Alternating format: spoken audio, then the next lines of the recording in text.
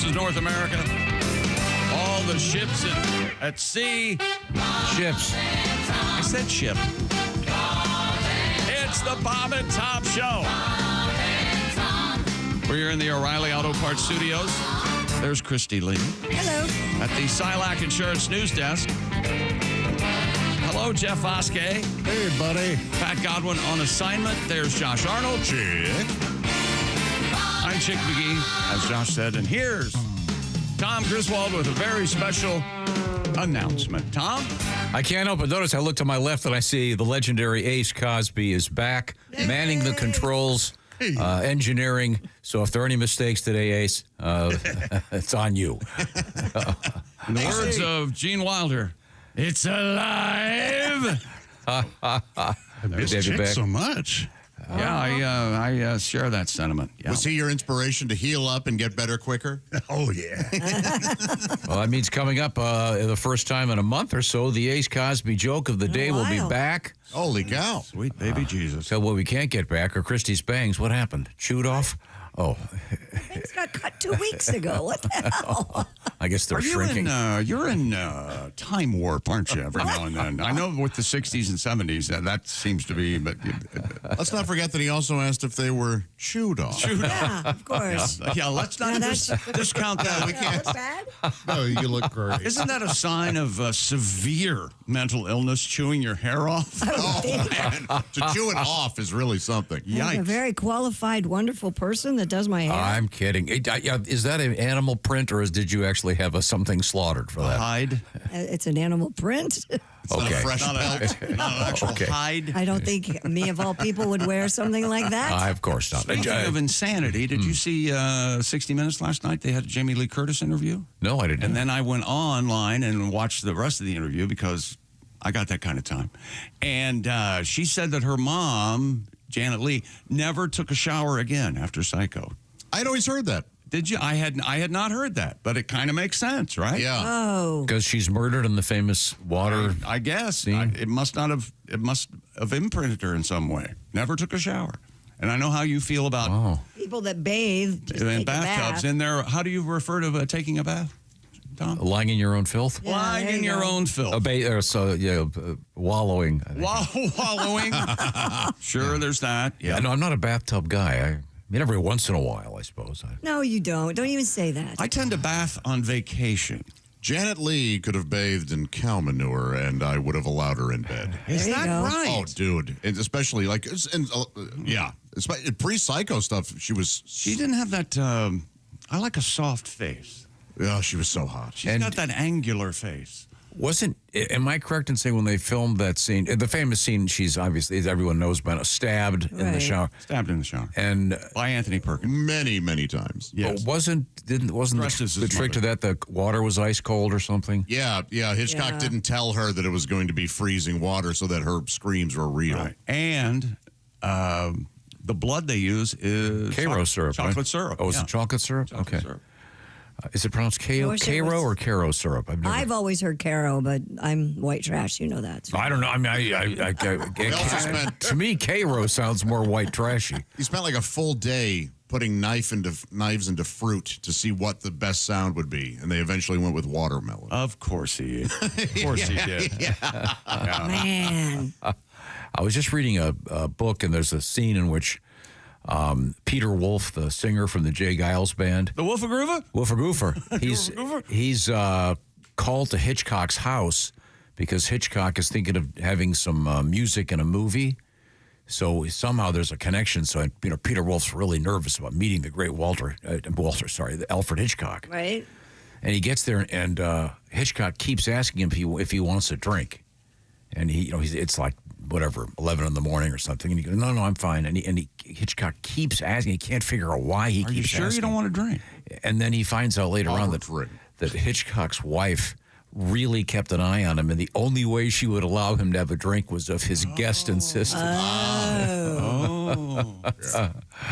So a very odd man. I don't see Hitchcock saying the name Pete. I don't either. Hey, Pete. I really don't see him How are saying, you, Pete? Are you the woofer goofer with the green teeth? How is Magic Dick? Is he okay? I love his harp playing, Yeah. especially on Whammer Jammer. blow your face out, Dick. If you've never heard that music, by all means, check that out. If you've never seen Psycho, oh, my gosh. Yeah. I watched Vertigo over the weekend. I don't know why. I just started. We were talking about it last week. Yeah, I just started watching it. Yeah. Anyway, coming up, we have lots of interesting sporting news. Kim Novak makes me feel some kind of way. Is that how the kids say it? Yeah. Sure. Yeah. Really? Oh, have you seen Kim? If you remember what Kim Novak looks like? Oh, yes. Delightful. Yeah. She might be too tall for me, though. I don't know. Is she still alive? Oh, I don't think so. I don't know. Let's.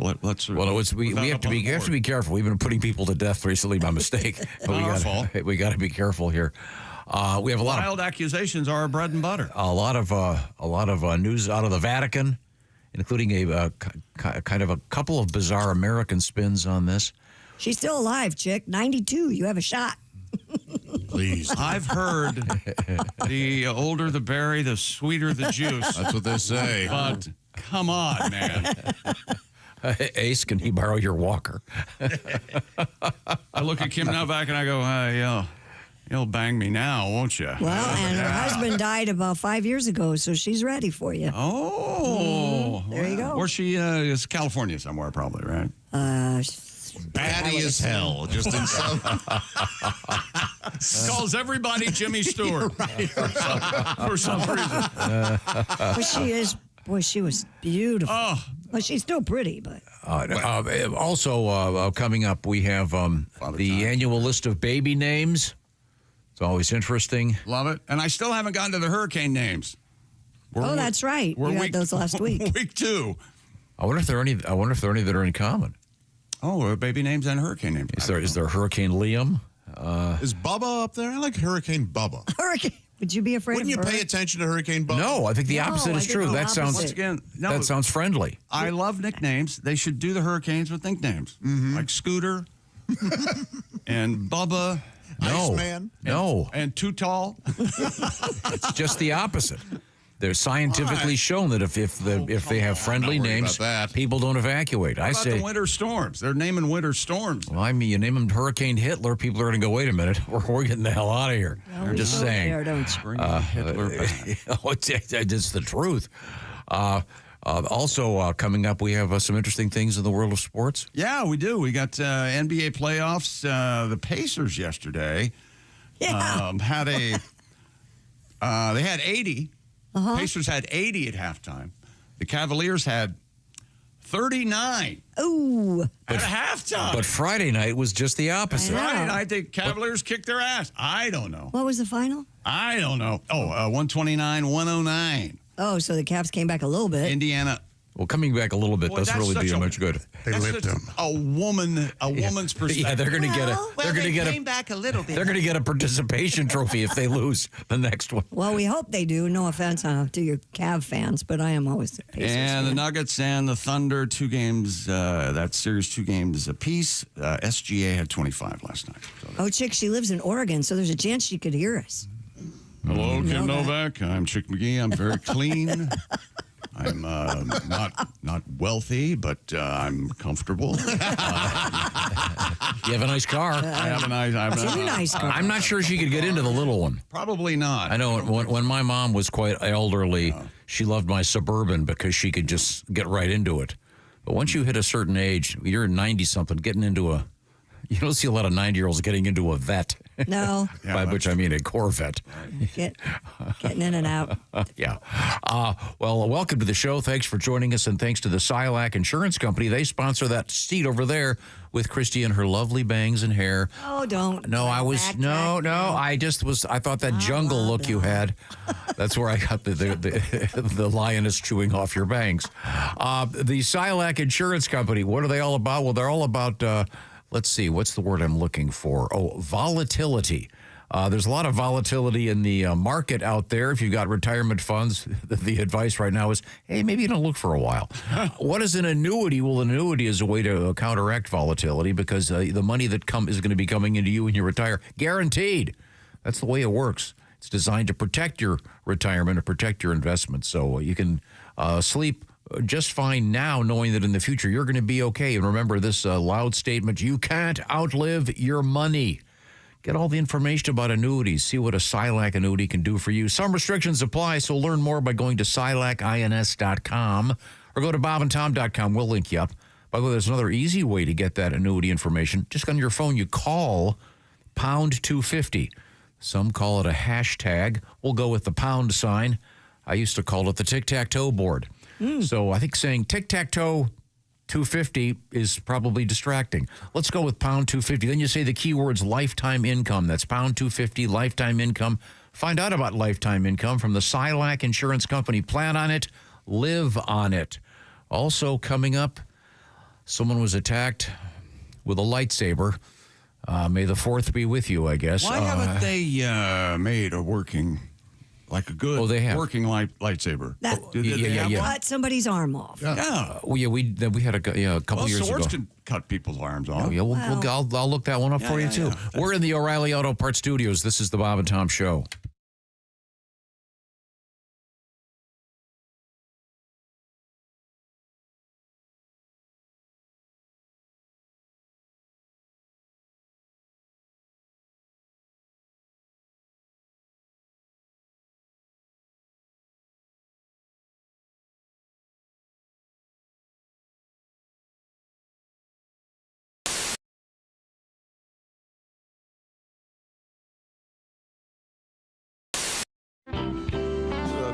Just got divorced. We know Paul McCartney went through the worst divorce in history. That's true. I would have been a great attorney for Paul McCartney. I'd have said, ladies and gentlemen of the jury, my client, right over there, 1964, could not crawl out of a car without every woman in America tearing her hair out, yelling his name at the top of their lungs. He could have had any woman in the world that year.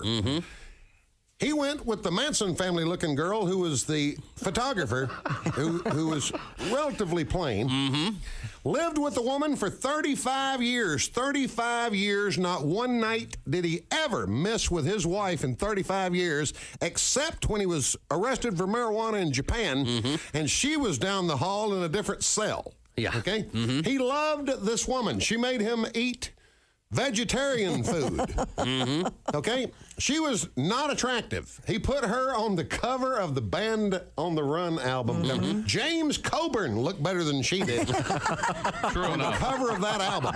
This woman couldn't hold a tune in a bucket. Couldn't hold a tune in a bucket. He let her play in his band for 10 years. He loved this woman, lived with her 35 years, never missed a night.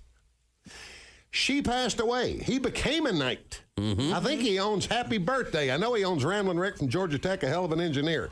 He's a billionaire. The Queen hit him over the shoulder with a sword and made him a knight. He is a sir. And that one-legged, wooden-legged woman wants you to believe that he's hard to get along with.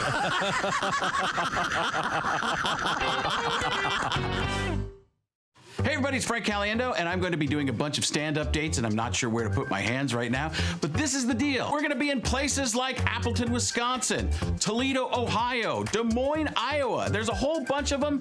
We'll let you know how to do that on the screen right here. And why did I say we? Is that my new pronoun? No. I have a bunch of other people with me. Those people are Patrick Keene. You've seen his teeth, probably on your dentist wall. They're tremendous, very good teeth. Willie Griswold. You know why he's with us. And of course, Al Jackson. And that's when they realized it's going to be a fun show.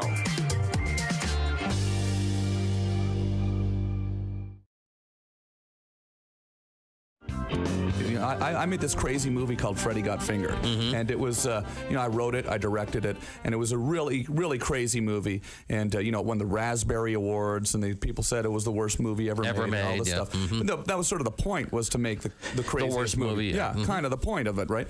So now what's happened is, and really what's been a really exciting thing about going and doing these shows is, people are coming out to the shows. They're bringing their Freddy Got Fingered DVDs, and it's sort of turned into a sort of a bit of a cult. Sure.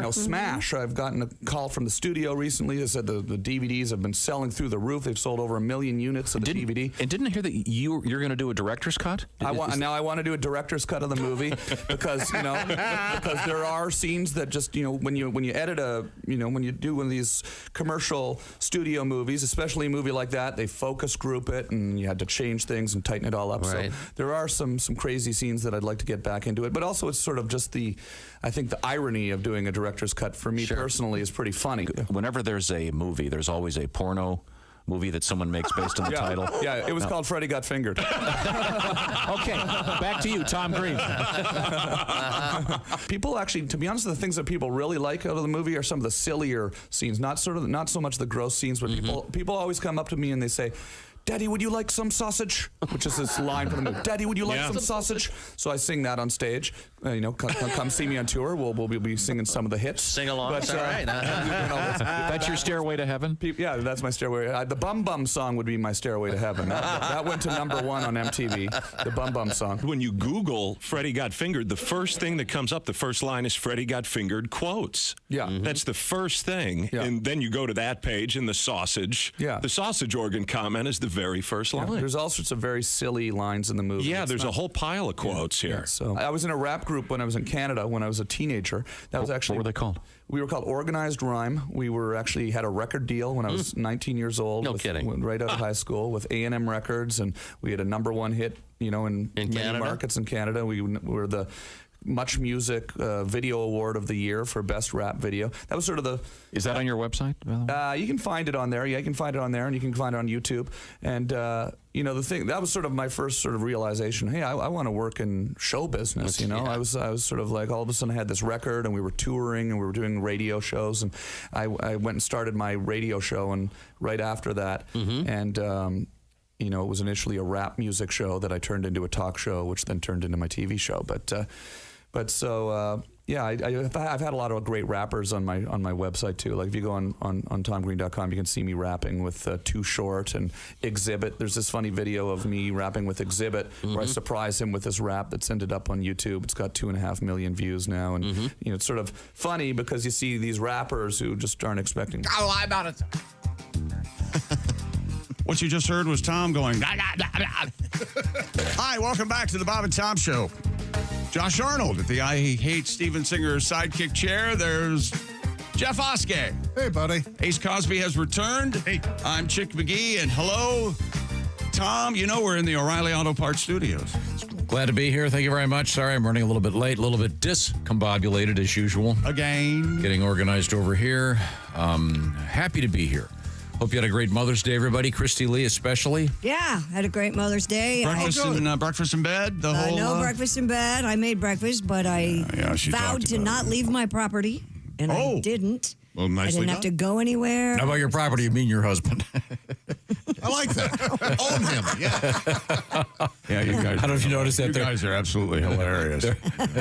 They're changing the rules in Washington. Now on, they own us. I brought dinner, so I didn't have to cook, and then my husband and I sat on our new patio or porch, whatever, and watched Nona's, which was the sweetest little... Oh, good God. A movie about food. About food and grandmas and Italian. And I bet Andy enjoyed the hell out of that. Well, let's see. We got an NBA playoff game. Are we going to watch? Or we can watch the We Vince turned it on at halftime, and what was the score? 80 to 39 or something? Vince Vaughn being all Vince Vaughn for 2 hours. Yeah. I love Vince Vaughn. No, Tammy Pescatelli is in it. No Our kidding. friend, yes. Zowie. Coming up, we have a story about lightsabers in the news, and you asked if anyone actually made them. Yes, they do. I'm not sure if they actually can cut through things. I doubt it. There's no way. But Well, why would that be any more dangerous than just a regular sword cutting through things, right? The light, if it were actually a laser type thing? Yeah, I'm not sure they can limit the way they go about 3 feet, then they stop. That's what I've always heard scientists say is the problem with the lightsaber. That's the trick. They can't get it to stop. It just They said the same thing about the atom bomb. Look, we don't know if this is going to stop. right. It may. That's our big concern. It may explode the atmosphere. Yeah. But there are lightsaber lessons you can take.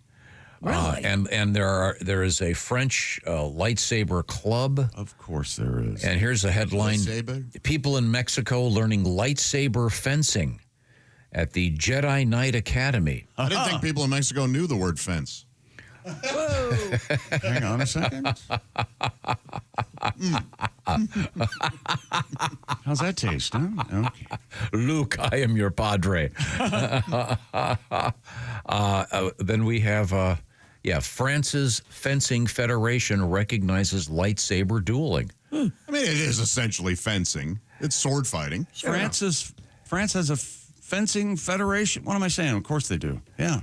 Why wouldn't they? Am I the only one that thinks that Princess Leia's hair looks like kind of Cinnamon a couple buns? or croissant in France? Yeah. They want to keep with the tradition. Yeah, they always have. We'll find out more about lightsabers, et cetera, et cetera. Right now, it's time to examine some of the letters that we get and find out what's on your mind. What do you got over there? Letters. Hello, happy people. Let's see. Listening to Tom talk about the Mile High Club. We talked about this last week. I get the impression that Tom's idea of kinky sex is leaving the lights on. Yeah. Mm-hmm. That is from a lady, Carmela. Okay. Well, now, and because we found out about you're very traditional. There was a place where, and is it still active? The one in Las Vegas? Vegas, apparently, yes. Where you can join the so-called Mile High Club by and it's just one couple at a time, right? Oh, yeah. There was one pilot, one couple. Really? Oh, I didn't know. Oh, yeah. Oh, okay. And you go up, well, you can add up to 2 more people, but you have to pay extra for that. Oh, so you can't have And a three-way if you want. You could, or a 4-way, but Okay. there's weight restrictions, so it can't be. Fatties. No fatties.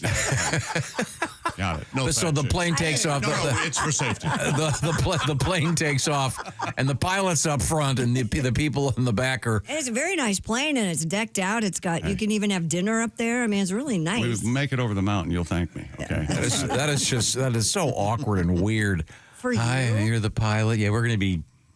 It's got to be the easiest money that pilot's ever made. Oh, And the heck pilot, yeah. would it be great if you're the pilot? You have nose plugs. Well, the last couple. Let me ask you got a this. little- Has anyone in your life, through all of your adventures, way back to Columbia there in New York City, has anyone ever known at the exact time that you were having sex with someone? Has anyone ever known that other than the person you're having sex with? So maybe like a it came roommate? upon his door and there was a tie around it. Oh, like a like roommate. a buddy of yours knew you were having No, but sex. the opposite is true, though.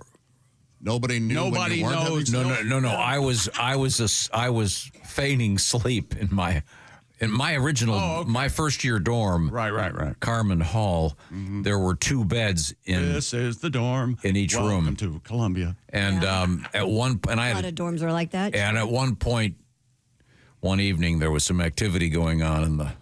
Did you watch? But no, I wanted desperately to go to sleep.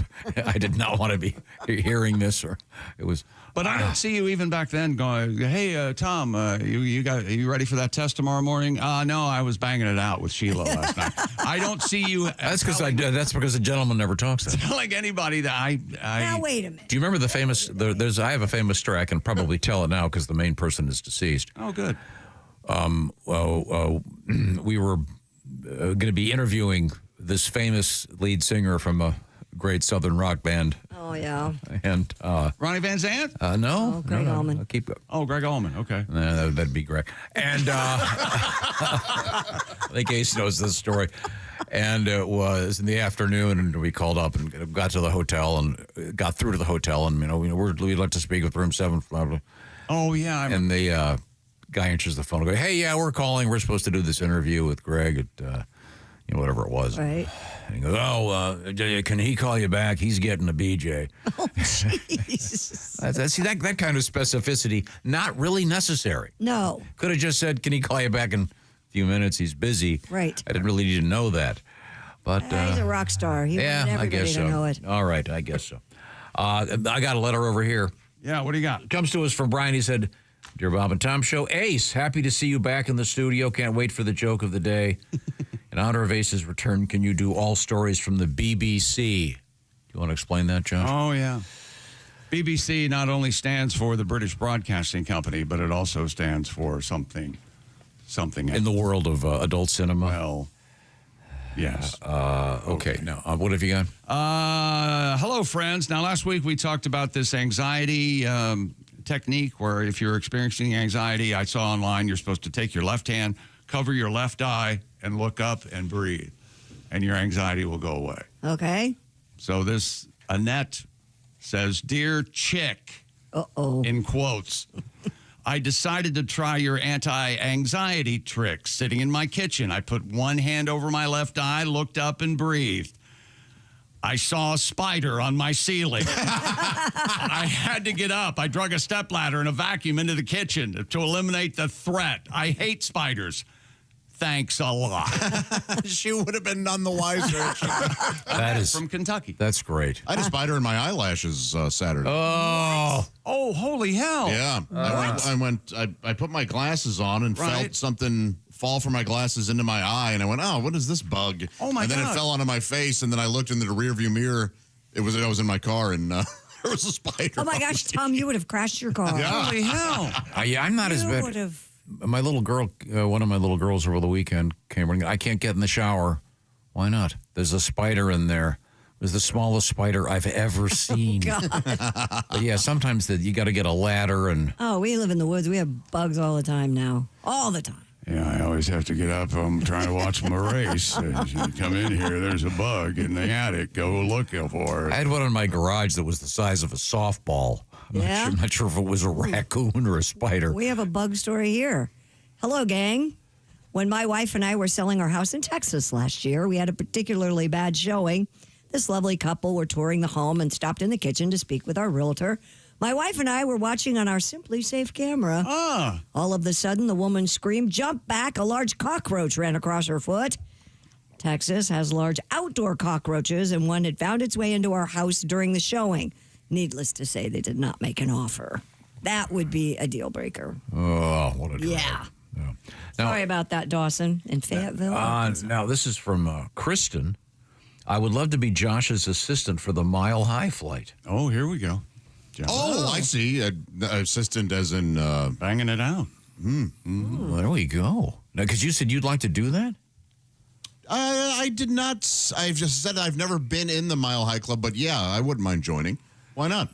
But isn't the whole idea of this that it's done stealthily on a commercial That's what I prefer. commercial flight and there are other people? Yeah, that's part of the thrill, I isn't think it? that's part of it. Yeah. You know, have to be a long flight over the Pacific with the lights all out on the plane. I don't know. I don't know. You both have to just time it to go to the bathroom at the same time. Well, we all realize, whether you want to admit it or know it or not, you are not capable of joining the Mile High Club. There's no way you can. Unless I can just do it in Denver. I've done that. Oh, yeah. Well, that's the biggest revelation. You got laid in Denver. All right. There we go. If you're just joining us, hello. This is the Bob and Tom program coming to you from the O'Reilly Auto Parts Studios. We're going to catch up in a second with the world of sports. We also have letters over there. What's going on? One more letter. This is from Eric. 99 men distract the gorilla. Okay. This is back to the online 100 men and a gorilla. One guy with the biggest feet sneaks up behind the gorilla and kicks him in the nuts. Thank you, Eric. We'll take a look at that. There you go. Yeah, why is that a thing? I don't know. Everybody was talking about that. It was a story. Thing everywhere. Yeah. It was on the NBC News. Yep. Okay. Because Chick brought it up. That's Sometimes why. these things capture the imagination. 100 gorilla, one man versus 100 gorillas. But it's also one of those things that there's no way to prove it. Right. It's like people like talking about it. I think. People have lost the art of conversation, so somebody has to come up with these topics. Who's a better baseball player, Babe Ruth or Ty Cobb? Oh, God. You know, you Well, can't. Ty Cobb, obviously. He was an awful person, but he was a better baseball See, there you go. You can talk forever. Babe couldn't steal a base. Now, what else is happening over there? Let's see. I love Simply Safe. This is from Brian. But what if I want someone to break in and touch my stuff? Oh. I've never thought of that. Then don't get Simply Safe. Yeah, that's Well, no, then you can see them as they're kinky. You turn the bell off, and your stuff, you can see them as they're walking in and assess whether or not you want to be assaulted by them. I'm not sure what's going on there. Now we have. You got one over there? No, I wanted to kind of catch up a little bit on some of the sporting news. Oh, okay. NBA playoffs. Pascal Siakam Rock'em Siakam. They call him the celery. The celery. Pascal. What? Oh, Pascal celery. What is that? That's the name of a celery, right? That's a celery brand? No, a strain, if you will, I believe. Wow. Anyway, he had 21. I have no idea. Celery? Nope. You're not up on your celery? I am not. I might have had a stalk or two. Nope.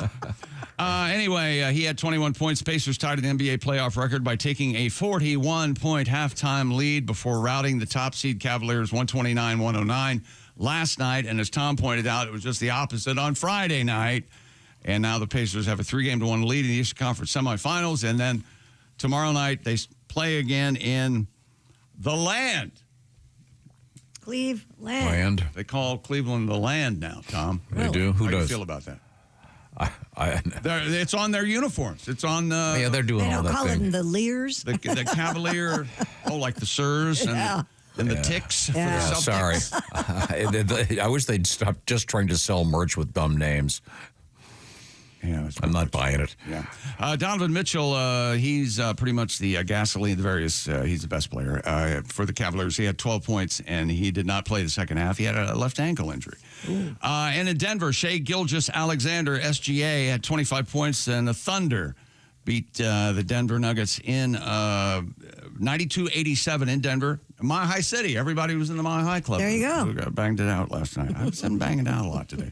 And that series tied at 2 games apiece. NHL, Dallas beat the Peg 5-2.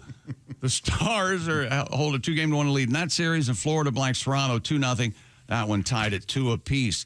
And the Colorado Rockies. Oh, man. Did you guys see this? Have fired their manager, Bud Black, who sounds like a super criminal secret identity. Bud Black. Bud Black is the night jerk.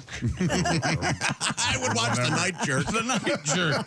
Hey, what are you doing? My day, decent guy. You parked my car, but you curbed the tire on purpose. I'm the night jerk. That's right. The Rockies are off to a 7-33 start, one of the worst ever in Major League Baseball history. And third base coach, this doesn't sound like a Major League Baseball manager's name, Warren Schaefer. No, it doesn't. He's the new manager of Colorado. Did you see they lost 21-0? Yeah. What? That's What? That's a football score. That is a football score. That's 3 touchdowns. Yeah. And we had a Pope installed last week. Yeah, Pope Leo. Online bettors spent at least $40 million gambling on who would be chosen as Francis' successor. According to reports, online bettors put down $30 million on Polymarket, while $10.6 million worth of bet were placed on another website. It was called Kalshi.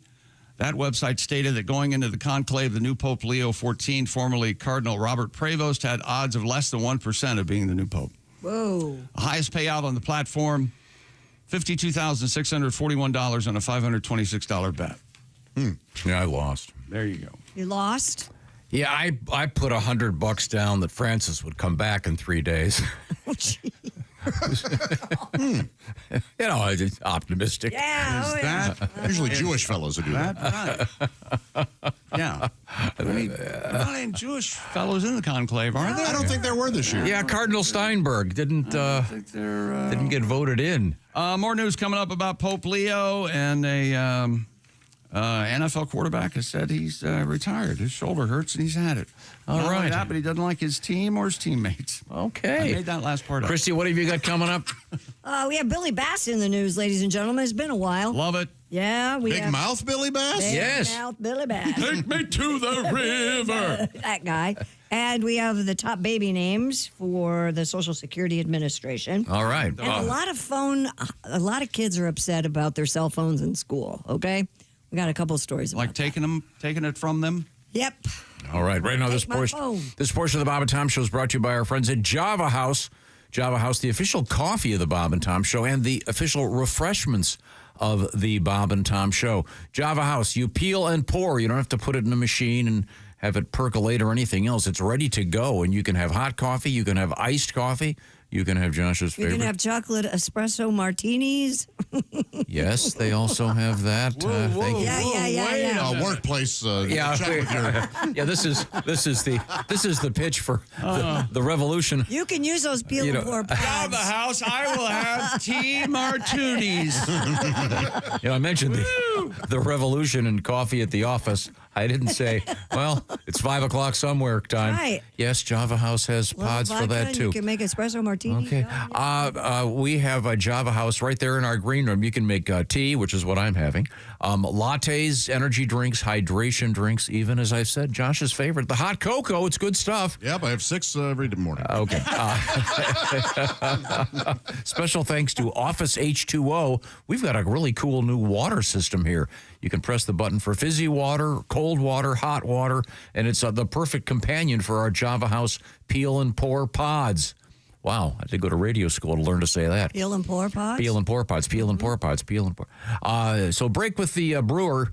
Let's get started with Java House by going to javahouse.com. Here's something interesting. The code word Bob and Tom will get you 25% knocked off your order. javahouse.com, promo code Bob and Tom, 25% off your online order.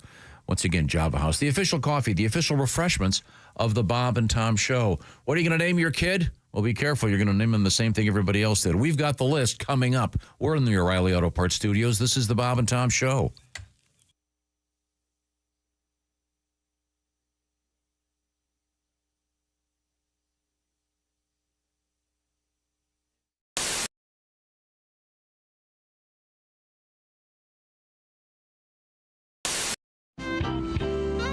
From what we understand, the art of the vazzling begins with a waxing. Is that correct? Yes. How much preparation have we had so far? Has the Well, she's gotten a Brazilian. Oh, okay. she's But done we that didn't do already. that here. Okay, Prove good. it. No, we didn't do that. Prove it. Marianne. The epilation has already taken place. Yes. And when was that done? Yesterday. You can go as low as you want to go. Or as high as you want to, right? For today's purposes, we're going a little bit above the panty line. And presumably there's some kind of glue used? Yeah, we're using eyelash glue today. Really? Okay. Do you mind? Should I go in there so I can see this? I think you should. Yeah, get right down. Eyeball Good that luck. thing, Do Tom. you mind, Hillary? Would you mind if I go in there? No, of course not. You don't mind if I come in? Okay. Yeah, All right. we need It's you. better than you pressing your face up against the window. Licking the window. Tom is heading in. The ladies from the Naked Monkey are about to. He's going to pet the monkey. What design are we doing today? We're doing the Bob and Tom logo. I'm attempting the. Are you really? Is that Nice. This is really nice. Now let me try to describe this so you can see. Above the panty line, a number of sort of are these rhinestones? Yes. Yeah. Rhinestones are those already glued on? Yes. They are, yeah. They're glued on in kind of an arc, and then she already has the word Bob above the panty line in little teeny rhinestones. Oh, really? And Very Tom, nice. all right. So she's pretty fast with this stuff. Yeah, she's very good. So have you noticed an upsurge in popularity and having Since this Jennifer done? Love Hewitt? Well, actually, just since you guys started talking about really? it. Ah. Okay. The T in Tom is not cooperating. Well, of course. What a surprise. Hey. That's right. Oh, my gosh. Guys, do you think it's a good idea? Well, I need to see the finished product. But I think.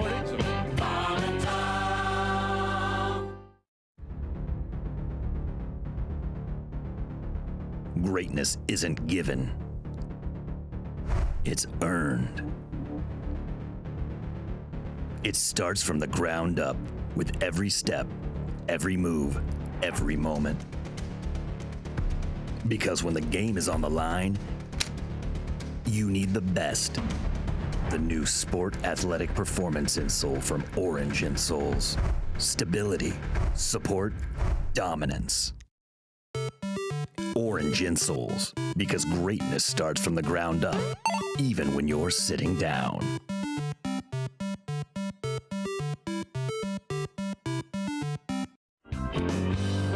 I tell you, I am single now. This came up. We'll talk about it more later.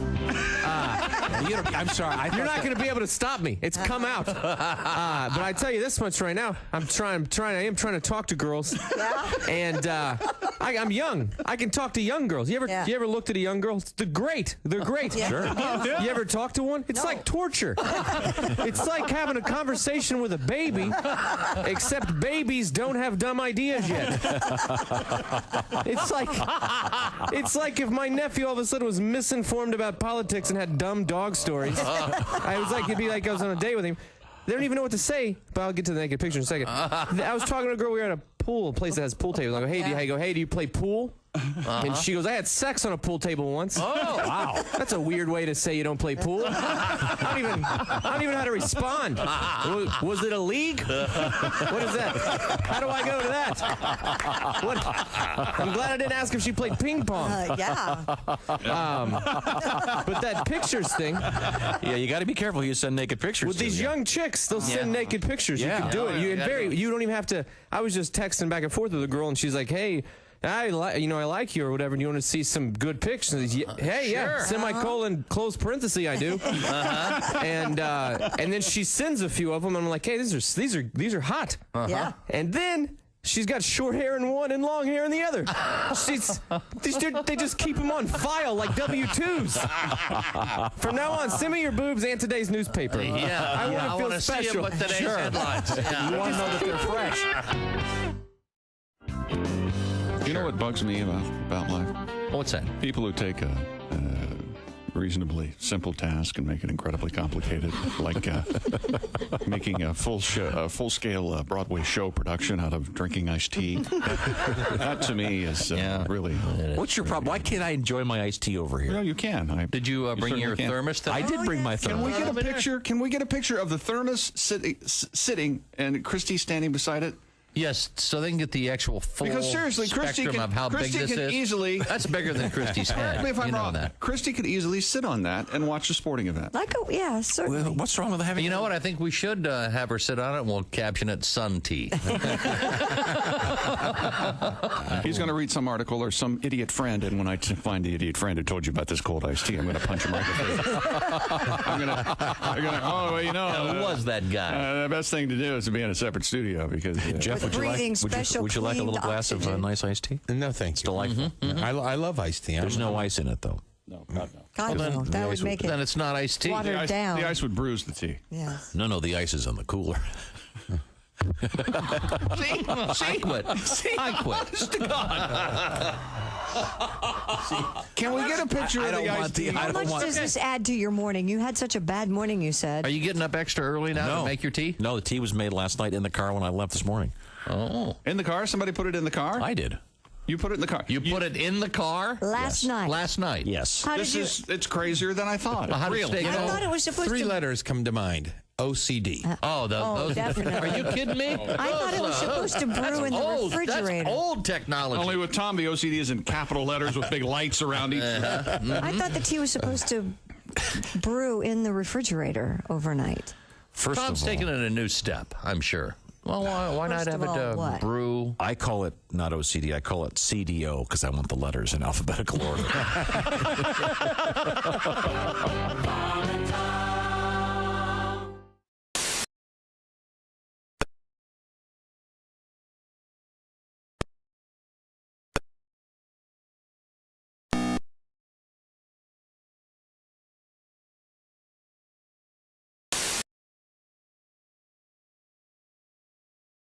Frack. Hey, welcome back to the Bob and Tom Show. Christy Lee at the Silac Insurance News Desk. Hey. There's Jeff Oskey. Hey, buddy. Pat Godwin on assignment. Josh Arnold's over there. Hi, Chick. Ace Cosby has returned. Hey. We are in the O'Reilly Auto Parts studio. Think O'Reilly Auto Parts for all your car care needs. Get the parts and service you need fast from the professional parts people at O'Reilly Auto Parts. Hello, Tom. And the debate continues. What is the best way to reheat pizza? And another vote for throwing it in the frying pan. Yeah. I've heard that. Yeah.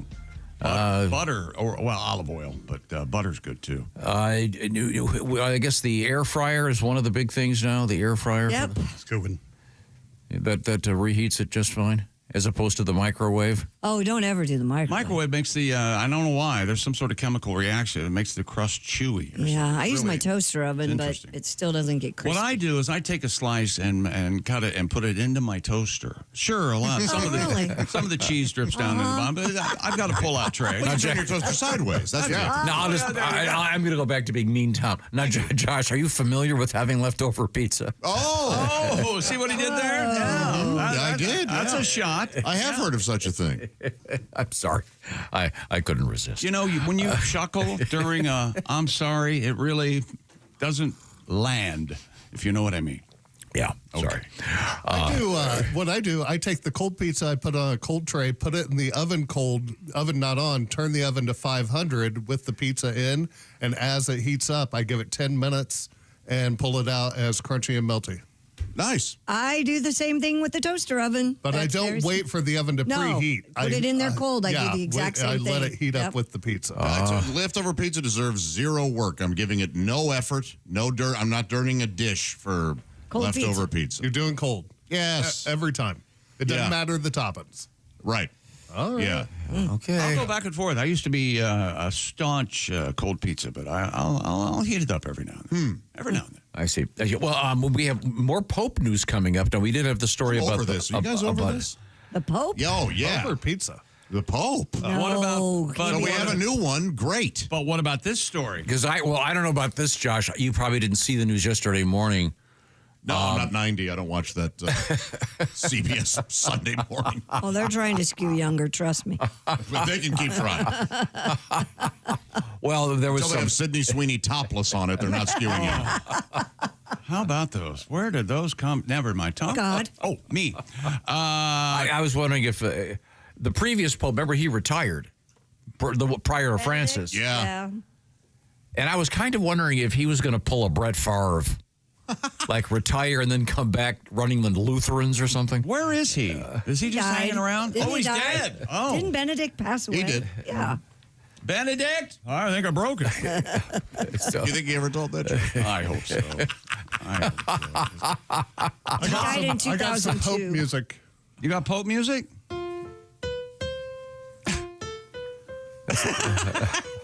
That's the Jetsons, I believe. Oh, it's when the Saints go marching. Okay. I like to think you came in yesterday and learned that. Oh, it took me hours. Once again, Patty G not here this morning. And is not needed, obviously. Yeah. I'm on fire. And Ace is back. He's got his walker, his broken leg, et cetera, et cetera. Good to see you, Ace. Coming up, the Ace Cosby joke of the day.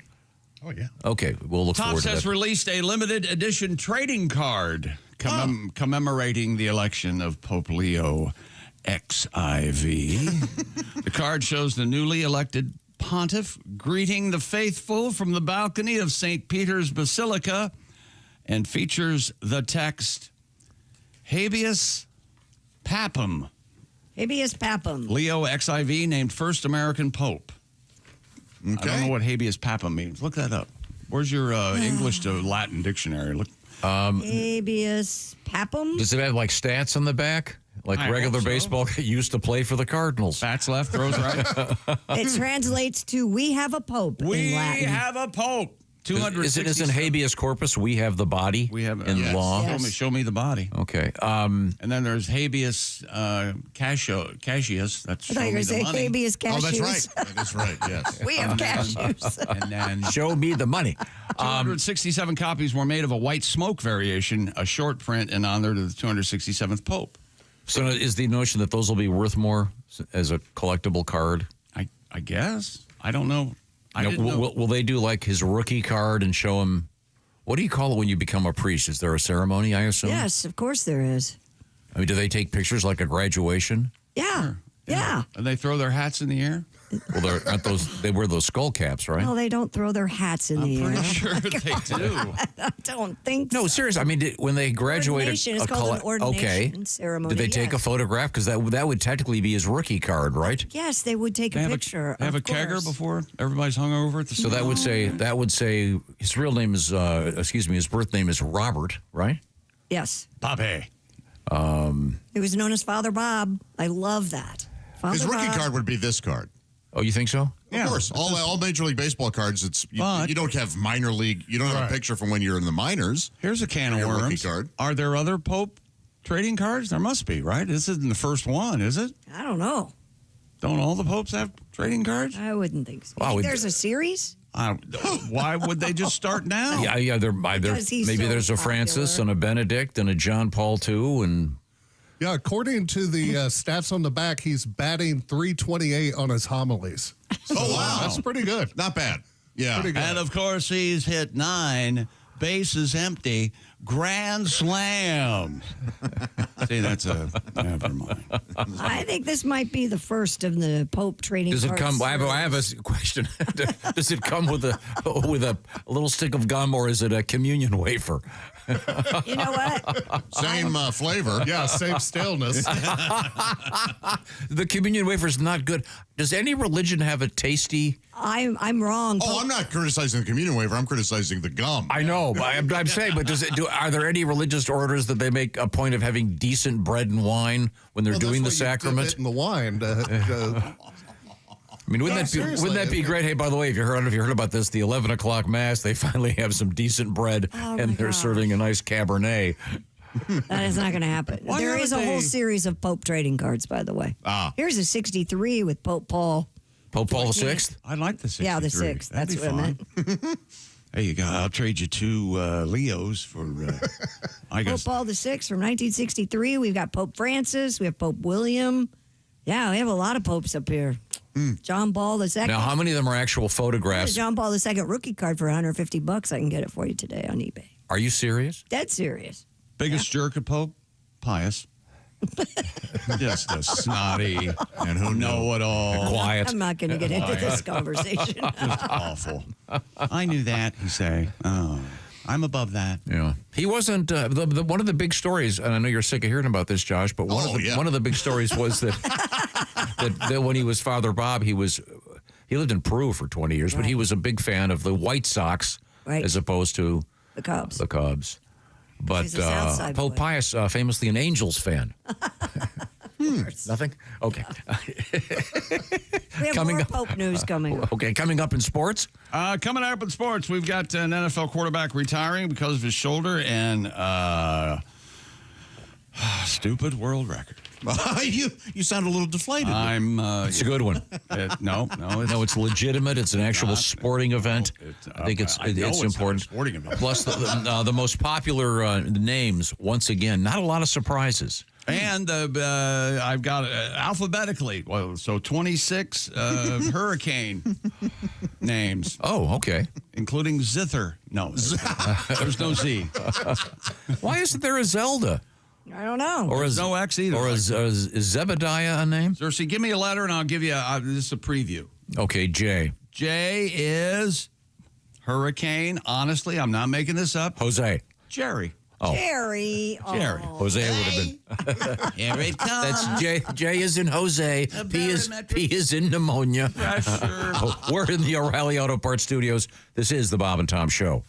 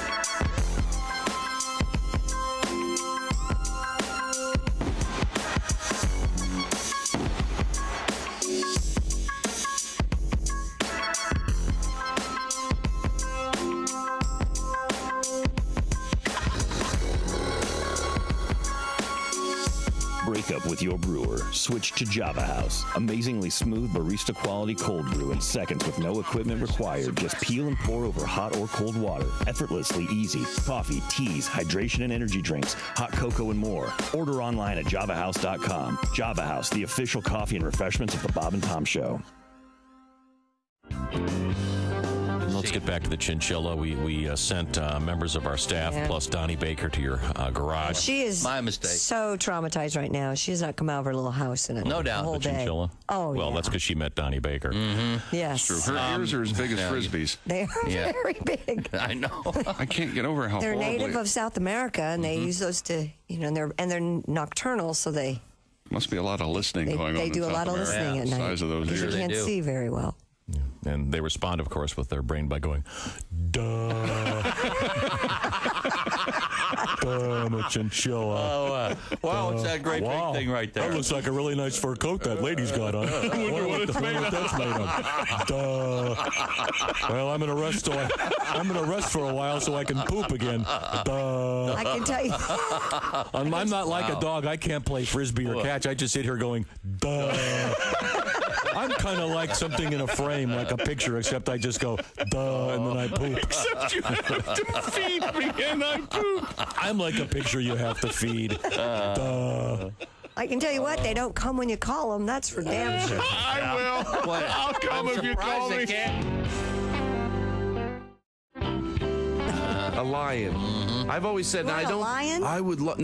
I know this is crazy that I thought about this. What now? I would never go into the wilderness and get and have a lion because they belong. Right. That's where they belong. But if somebody like maybe they worked at the zoo and there was a lion and it had to live in a house, but it had to be sedated all the time, and I How could about raised squeeze from it. a cub? I'm raised from a cub and Yes. know you. And... I would love a lion just because they're so cute. I would just bite them all the time. Their face, that little They nose. bite back, believe it or not. Yeah. You know, And their dogs. teeth are bigger. Nick has raised a very interesting point. What? Which is the essence of it. I think you said just because you like something, you don't have to have it. Well, I've always been, somewhat controlled by my finances, so there's a lot of stuff that even if I did want, I couldn't have. Oh, sure. I mean, I literally, and I have panic attacks. Well, I'll get done with the workout and I go, I want to go get one of those really nice, like $6 smoothies, and I'll think about it for like, should I treat myself? Am I worth Yes, it? Nick. You're worth $6. You know what says something? You think? I think in my head I'm probably the only one doing this. Right. I was at Whole Foods, and they had these like expensive lemonades. I don't know how to explain it, but the tops were the type where it had a metal top, and you would pull it open, and it would be a rubber seal like the old days. Oh, yeah, and it was like a little bit extra. But I had friends coming in from out of town, and I know this is crazy. I thought it'll look good in the refrigerator, And I was at Whole Foods, and I bought milk in the glass. I wanted it to look, I wanted it to look like my home. It was a home, like my mom's house. Right. Yeah. So I walked over and I went to buy it. It was $2 more than regular lemonade. Then I walked away. And then I went back. I went, what are you doing? You are a full-grown adult and over $2. Get the goddamn lemonade.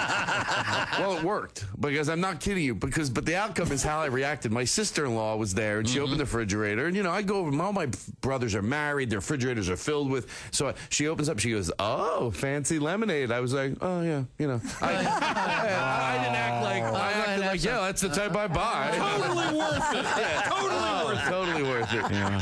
As I only half it's there, I left the other half in the rolls and it's spoiled. I'm having the Rolls Royce fixed. Well, that's why I'm driving this. I would have got the milk in the jug, but my lion ate it. So. Yeah, my lion likes it out of the glass. That's right. Yeah. We all do weird things. Hi, it's Josh Arnold from the Bob and Tom Show. Miss some of the show? Become a Bob and Tom VIP and subscribe to the audio and video podcasts. The Bob and Tom Show, on air, on app, and on demand.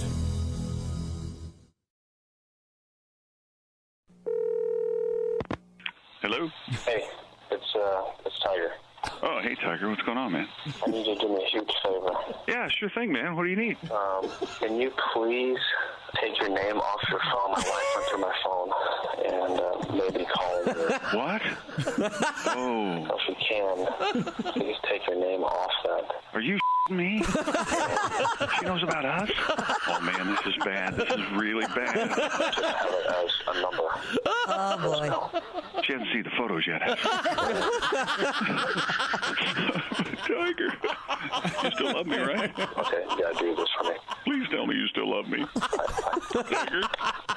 Tiger? Hello? Hello?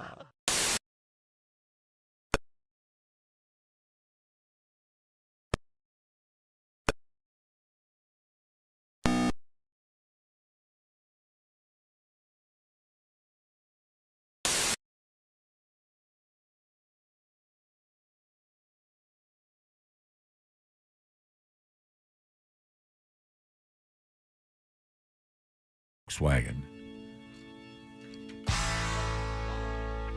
Welcome back to the Bob and Tom Show at the Silac Insurance News Desk.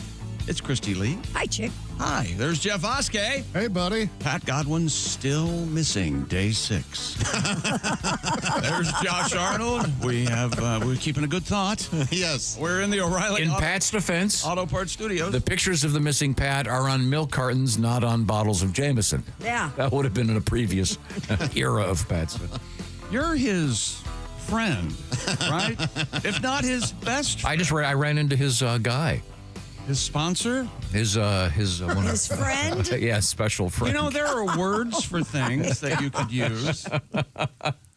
Ace Cosby has returned. Ace. Hey, I'm Chick McGee, and hello, Tom. How It's are you? called anonymous for a reason. No, he's fine. He's fine. He's fine. Where was He doesn't go to that.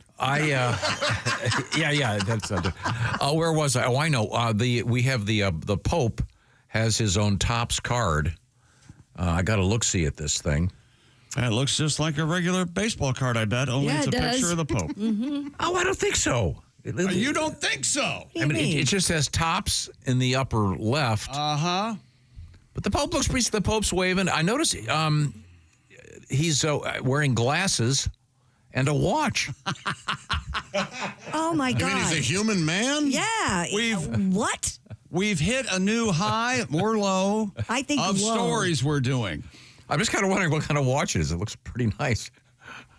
Oh, my goodness. I mean, it's the picture you've probably seen. It's the one he's on the balcony. The first, and he's kind of. You think he rocks a Rolex? No. Or that $800,000 watch? It's probably a Timex. It's probably a something Swatch. very simple. Yeah, I'm guessing. Tom Brady?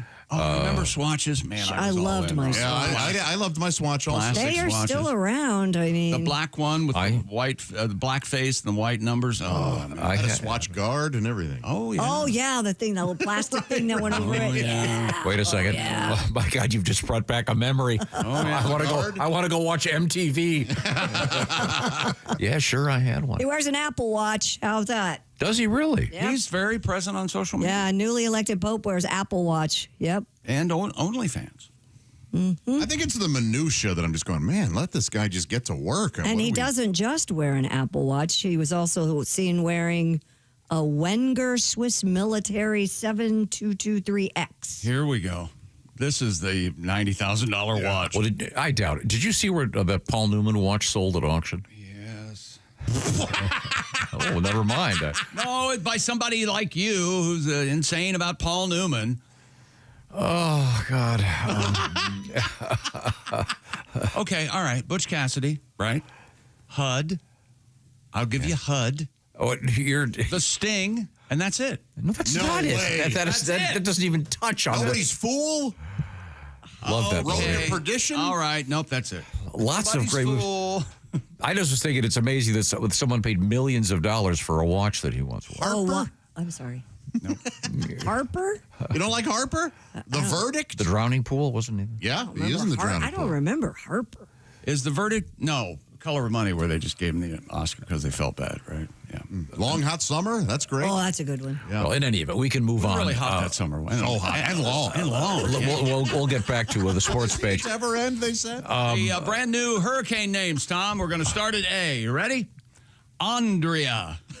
And they give me pronouncers for Tom, each one. don't worry, there are only 87. That's right. No, I have a question. I think this is a fair question. Ask away. Are any of the names gender neutral? Let's find out together. Andrea, Yes. All names are gender. You can name anybody anything you want. I could be called Nancy if There's you some want. weird Europeans probably. I bet there's a male Andrea somewhere singing opera. There's Adrian, of course. Andrea? I know Adrian, one of the finest. Adrian Brody?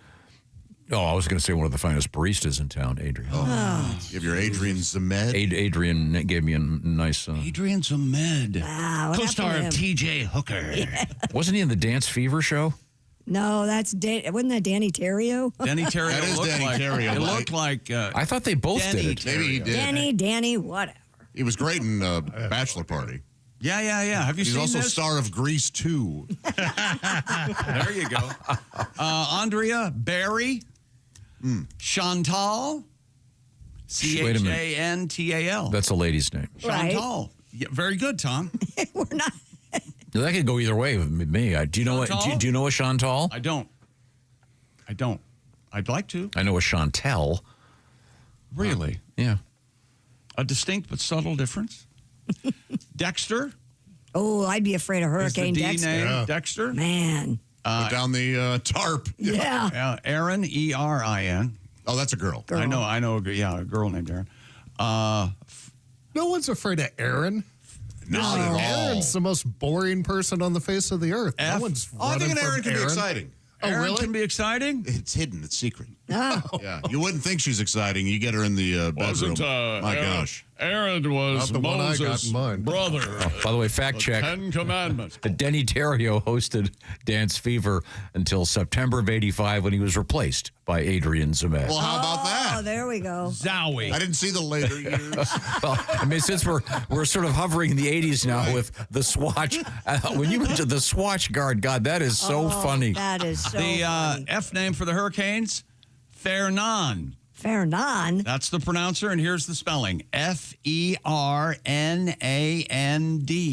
Is that like a nickname for Fernando? Fernan. No, it's a different name entirely. No, it sounds like a short form Just of because Fernando you to me. haven't heard of it. Sounds like somebody I once searched before they get on my plane. Yeah, I'd want them to take a look at it. Yeah. Do they? I have a question. Yeah. Do they exclusively pick names from Western culture of a certain? I don't think so. I think we might have socio-religious. seen that. You're not going to be happy until you ask an uncomfortable question. Well, I mean, there's a lot of a lot of ways to go. Oh, pardon me. Gabrielle? Again, that Gabby? Yeah, Gabrielle is a pretty name. It's I don't a know if beautiful it's name. Hurricane Gabrielle. yeah, it sounds like it's sweet and Okay. has a nice prom dress. I think this might be my favorite one on the list. Umberto. Oh, yeah. Humberto. Umberto. Very Italian. Imelda. That's the, old. The aforementioned Jerry. Hurricane Karen, Tom. Are you serious? Yes, sir. I would have thought they would have skipped that one. I would have too. As if Karen hasn't suffered enough. Yeah, no kidding. Right. Oh, Lorenzo. By the way, I saw I saw a Vanity plate over the weekend. It was Karen, and I thought, I wonder if they did that before or after, right, or if they're embracing the Karenness. Maybe she's embracing it. We don't know. okay. Maybe it was her name though, and Oh, I'm sure it was her name, but I'm these days, if your name was Manson, I don't know. Do you go with the You know plate? what? You certainly don't go with the family. When he's right, he's right. And I mean, and if there was a Hurricane Manson, I'm packing my stuff, and I don't live anywhere near the ocean. Well, technically, that hurricane wouldn't do any damage itself. It would have. Yeah, it would convince. Here's what I want you to it would do. convince Umberto to do it. Your name is Rex. Something like that. No, it's stupider than that. Tex, that's it. Karen, Lorenzo, Melissa. Sweet. Again, then I think of that great Allman Brothers song. Nestor. Nestor the long-eared donkey. Olga. Pablo. Rebecca with a K.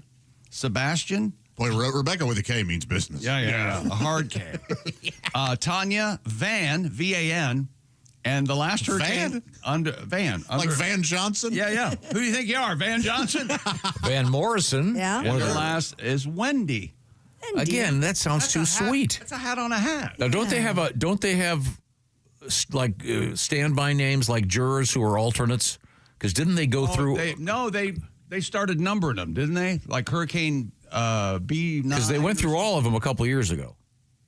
I know what you're talking about, and that's true, yes. I don't know if it's like giving an alternate juror or not. But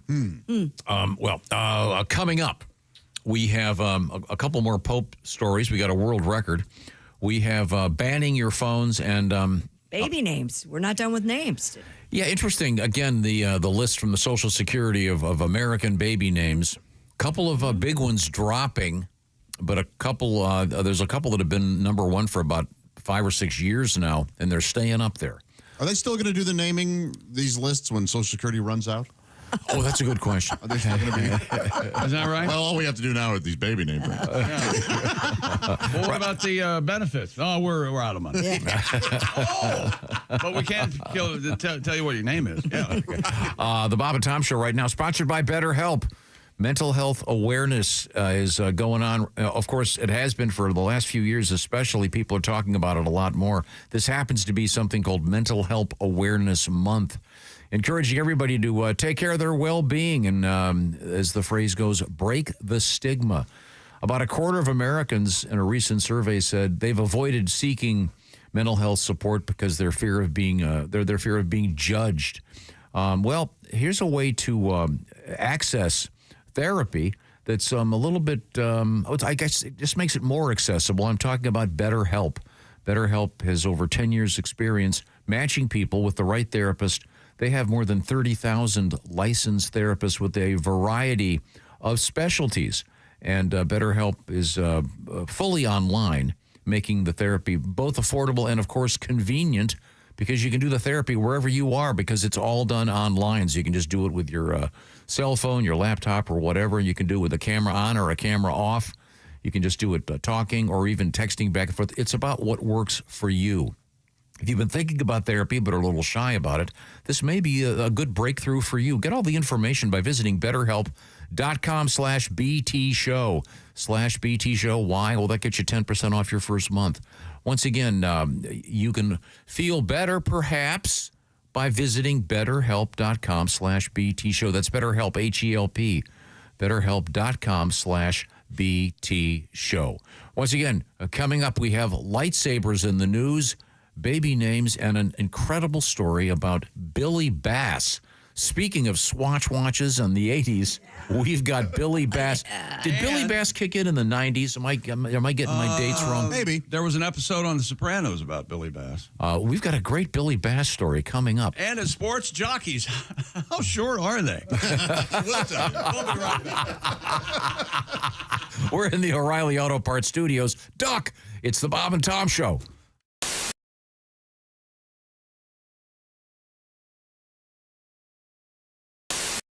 We have a punk version of The Way I Am. Why can't you do it? We don't have electric guitars. Oh, I see. We can imagine. I have to scream, though. Should I back off the mic a little Look bit? at the engineers and ask them. Give it a shot. Yeah, okay. Ask the they look boys like behind they're the bars. positive. So this is going to be an acoustic version of the punk version of The Way I Am. All right. This is All new. right. You scream with me, though, so I don't look like an idiot. All right. Okay. Screaming by myself. Go ahead, engineers. It's up to you. Shepard's not going to like this. I'll back off the mic a little bit. You have to imagine this is an electric guitar, okay? I've got and it. come to the show tonight, you'll see us headbanging. If you were falling, then I would catch you. If you need a light, then I'll find a match. 'Cause I love the way you say good morning. Take me the way I am. If you are chilly, then here, take my sweater. If your head is aching, then I'll make it better. 'Cause I love the way you call me baby. Oh, baby.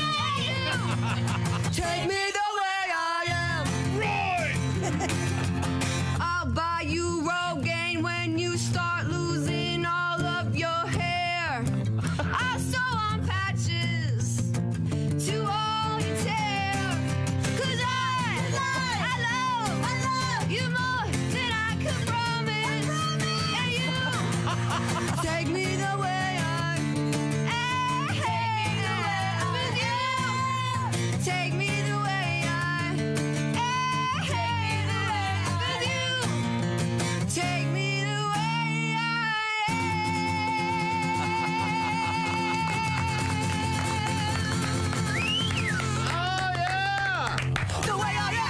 Yes.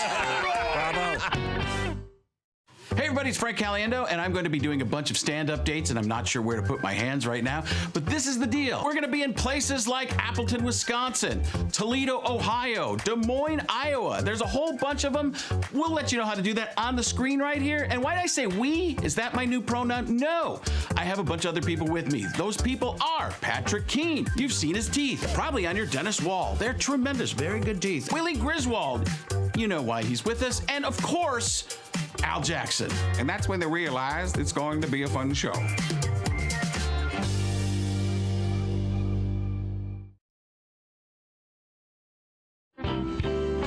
This is Todd Berry. Once again, Todd has just established that he's not into astrology, but he's very proud. And now I'm going to read an offbeat news item. I can back that up. My numerologist told me that astrology is a bunch of crap. How many times did she tell you? Yeah. Okay, I'm sorry. Go ahead. This is a woman fried 8 goldfish amid fight with ex. This is in Pasadena, Texas. Authorities say a Houston area woman who was burned up at her former common-law husband fried their pet goldfish and ate some of them. In front of what? Pasadena police say it's a civil matter and no charges will be filed. The 7 goldfish were purchased together by the couple during happier times. Now, this sounds like it's from The Onion. I know. I remember when we bought the goldfish, how much in love we were.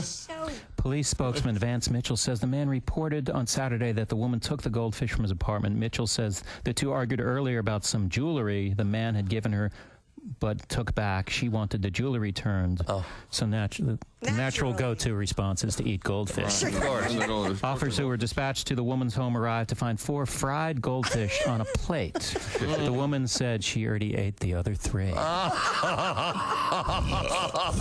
him. I mean, you do eat other kind of fish. So I guess, but jeez. Stay away from her. Wow.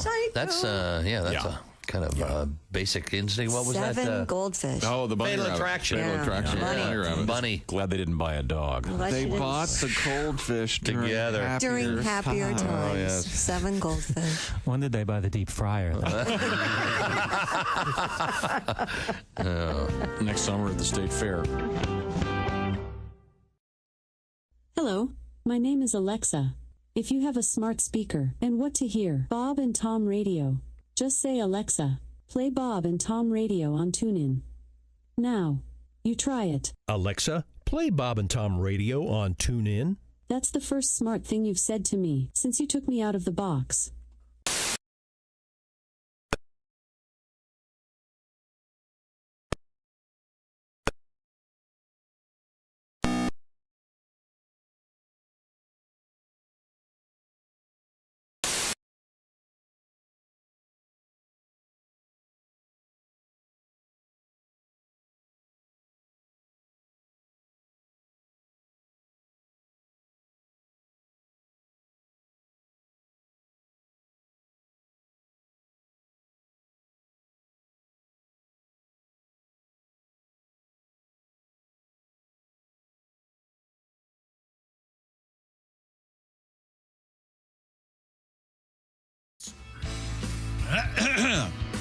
I am not ready. Hello. Well, at least you're honest. There's Christy Lee. Hey. She's at the Silac Insurance News Desk. I'm always ready. There's Jeff Oskey. I got a prom report. Prom report coming up. Oh, yes. There's Josh Arnold. Jeff went to his first prom. Ace Cosby has returned. Hey, it was really cool. Tell me, what did you and Bill Belichick talk about while the girls were on the dance floor? I'm Chick McGee, and here's Tom. They tried to keep Jordan Hudson out, her Bill Belichick's girlfriend, out of North Carolina practice, but then North Carolina denied that they tried to do that, and now I guess she is consumed with becoming Miss Maine. Oh, yeah. Did she win? They were going to announce on Sunday. It hasn't. The Lobster Queen? Isn't that the... She only received there was a popular vote, and she only received 176 votes. It was out of... Wait a minute, that's more than the Pope got. That is more than the Pope got. Bill Belichick's That's more of a 24-year-old girlfriend, Jordan Hudson, the most famous of 17 contestants strutting their stuff in Miss Maine USA pageants starting last night. In the online vote leading up to the contest, she had a mere 146 votes. Good for 7th place. Oh, she came in second last year. The public is able to vote for their favorite competitor for just $1, and the winner of the online competition gets the People's Choice Award and an automatic entry into the semifinals. Oh, okay. All right. So she could still. So there's still time. Of Miss Maine. There is still time. Okay. Yeah. Shouldn't Stephen King tell you who Miss Maine is? I mean, right? Oh, yeah. Isn't he all things Maine? Yeah. Right. Yeah. Leave it to him. Yes, Chrissy. I'm trying to see a date on this. Okay. Miss Maine, Shelley Howell of Bangor won the crown. Did you say Shelley? Yeah! This can't be correct. This has... Banger. That must be last year. Oh. No? Okay, well, we have it was to yesterday at 6:45, so yeah, she won. Yeah. well, She's out. Okay, well, let's get back to the sports page. What else you got? The New Orleans Saints have announced that veteran quarterback David Carr is retiring. Derek Carr? Derek Carr. The team said that Derek Carr is retiring due to a labral tear. And I didn't even know men had labral. Oh, the labral majora or the labral minora? Okay. Yeah, we need to know which one. In his right shoulder and significant degenerative changes to his rotator cuff. That does not sound good. Derek Carr, 34-year-old, played 11 pro seasons since being selected out of Fresno State by then Oakland Raiders in the second round of the 14 NFL draft. Do you own a pair of cuff links? No, but I would like a pair. I kind of feel like you're a guy who would have a nice pair of cufflinks. I have a shirt that requires cufflinks. Yeah. But I don't have a pair of cufflinks. You own right any, now. Tom? I do. My husband has a nice. Haven't used them in about 5-6 years. Oh, really? But every couple of years, there's something where I have to. The only time I've worn them, they were part of a rental tux. So you don't own any? Right. Yeah, sorry. Do you have any shirts that require? No, they all have buttons on the cuffs. If you got two pets, let's say like two puppies at the same time, would you be like Rocky and name them Cuff and Link? I do like that a lot because I think Cuff. Stallone still has those turtles. Does he really? The same turtles. Yes. They'll live a long time. Yeah. Whoa. How sweet is that? Wow, that is great. Yeah. I bet he pays more attention to those turtles than anything else in his life. Oh, he's got a bunch of daughters, I think. And he doesn't care. What a family. Nice guy. Yeah, sure. Now, speaking of that, can we get to this prom thing? What's the story? Oh, yeah, Jeff. So, speaking of cufflinks, my son lost his off of his tux that he rented over the weekend, so I'll be paying for those today. That's $80. Oh, I can't wait. I can't for a $4 pair. I can't wait to see how bad they're going to screw me on this. What was the $80 a link? What was the fee for the tux rental? This is a great story. It was way more than I thought it was going to be. Not what they told you, was it? No, they told me it was $199 special. That for some reason the total comes out to $320. Wow. I don't know how that works. Oh, no, you got your Got your get ready. Let me talk. Here. Our manager will explain it. You got your inner coat lining. You got the undercoat. Yeah. Absolutely. Yeah. It's $199. You got the puncture-proof tires. And right. If you don't wear it, it's $199. Yeah. Oh, you want to wear it? Well, that's the wearing fee is going to be $120. Boy, that's rough. But my favorite part, my son went with a bunch of his guy friends. They just all, that's how a lot of proms are now. Yeah. Like the girls go with the girls, unless you already have a girlfriend or a boyfriend. Right. And they've decided they were going to go to the fanciest restaurant in town, which has a revolving, it's up like, 20 floors, and it revolves around so that you can see the entire city. I've been to that. We've all been there. Yeah, I've been there that's so cool. Yeah. Well, apparently the inner core obviously does not rotate, and that's where the bathrooms are located. Right. So they all got seated. They decided they had to use the restroom. They went to the restroom. When they came back out, their table had spun so far they couldn't find their table. That's so funny. So they had to have their server show them which table was theirs again. But they had to walk around in a circle to find their server.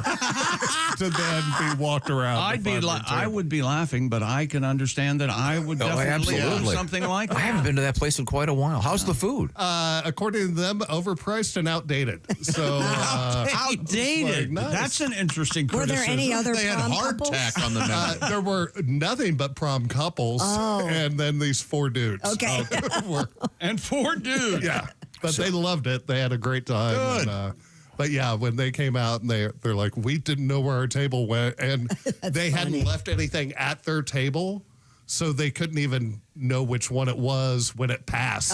That's an important loss of innocence that happens in a young man's life. It's happened to mine many times where I realize, I don't belong in nice places.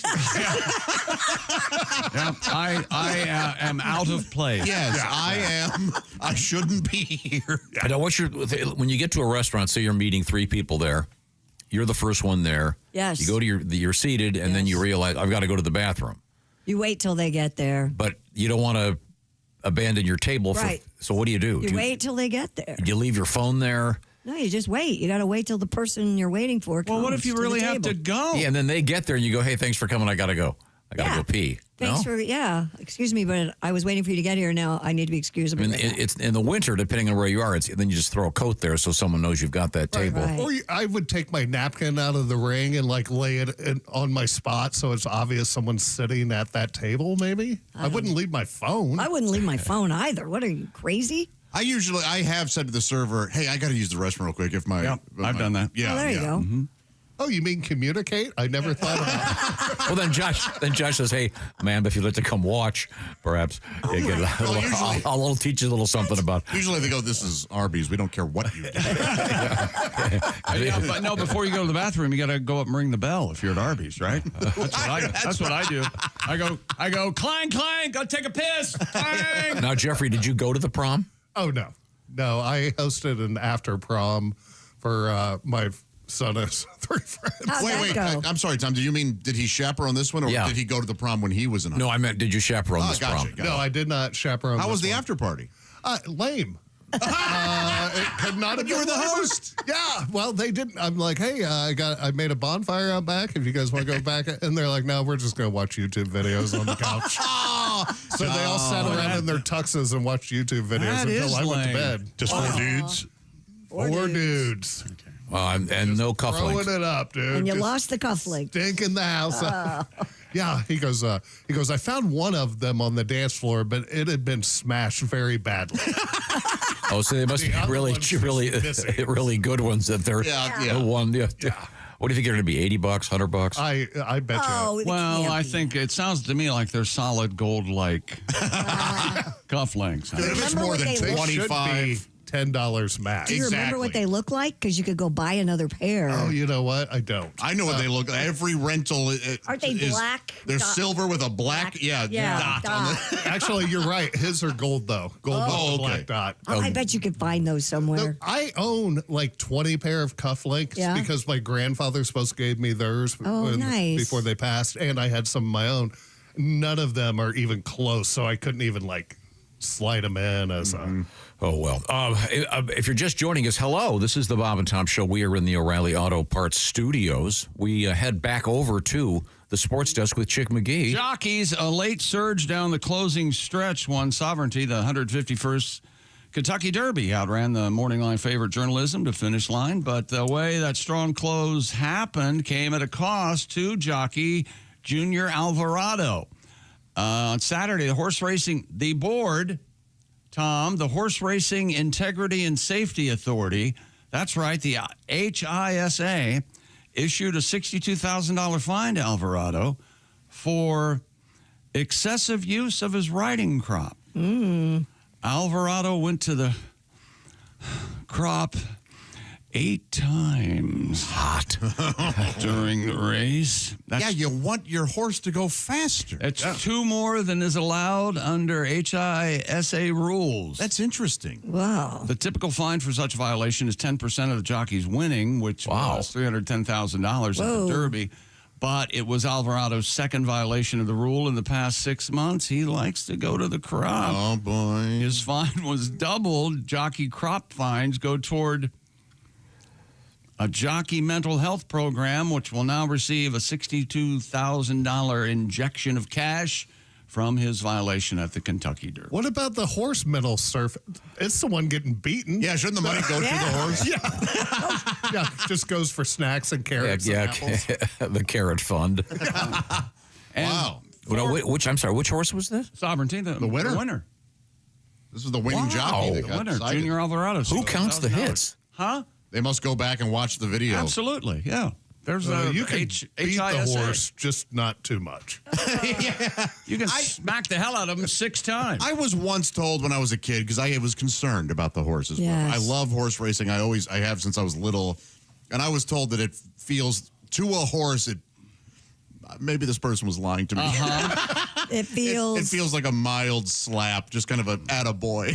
How do they know? The people who tell you that say that baseball bats don't hurt elephants either. Right, Yeah. exactly. Right. Yeah. How would they know? I don't Right? know. But a crop to us must be more painful than to a horse. I'm thinking a horse's hide is stronger than our skin. Well, that's like those shock collars that dogs wear. I've always wanted to test one of those out and see if I'm not allowed to, but I would like to. They have see vibrating ones how now much that the are a shock- lot. How much the shock? They're just would be. alarming. They're not Yeah, actually. they get their attention. Yeah. My dogs have those. Yeah, I have one. It's a Vibrates. it's a buzzer. Yeah. And, and he looks up and he knows where to go to his little space. Well, there's some dogs that respond to that. They don't have to get shocked. he doesn't. He knows that means you go to your place. Yep. He goes over there, looks up. I'm here, over here. How's it going over there? Can I come back over there now? No, stay over there. Bzz. Okay. Do your dogs, do they have the same place? Do they go to the same place? My dogs have You their say place. They say place. But they've mixed them up. Like, I'm going to sleep in your place. You got to sleep in mine. It's They look kind of like funny. these little trampolines. I have right here. Look at this. I have. Those little guys. My little cots. Yeah. Man, dogs love those. Yes, they do. They are sweet. Christy, do you own a crop? No. Because you're involved with. She's. This is Andy. This is Christy's new husband. She doesn't like. She don't like any of that. Oh no! This is all straight ahead, eyes closed.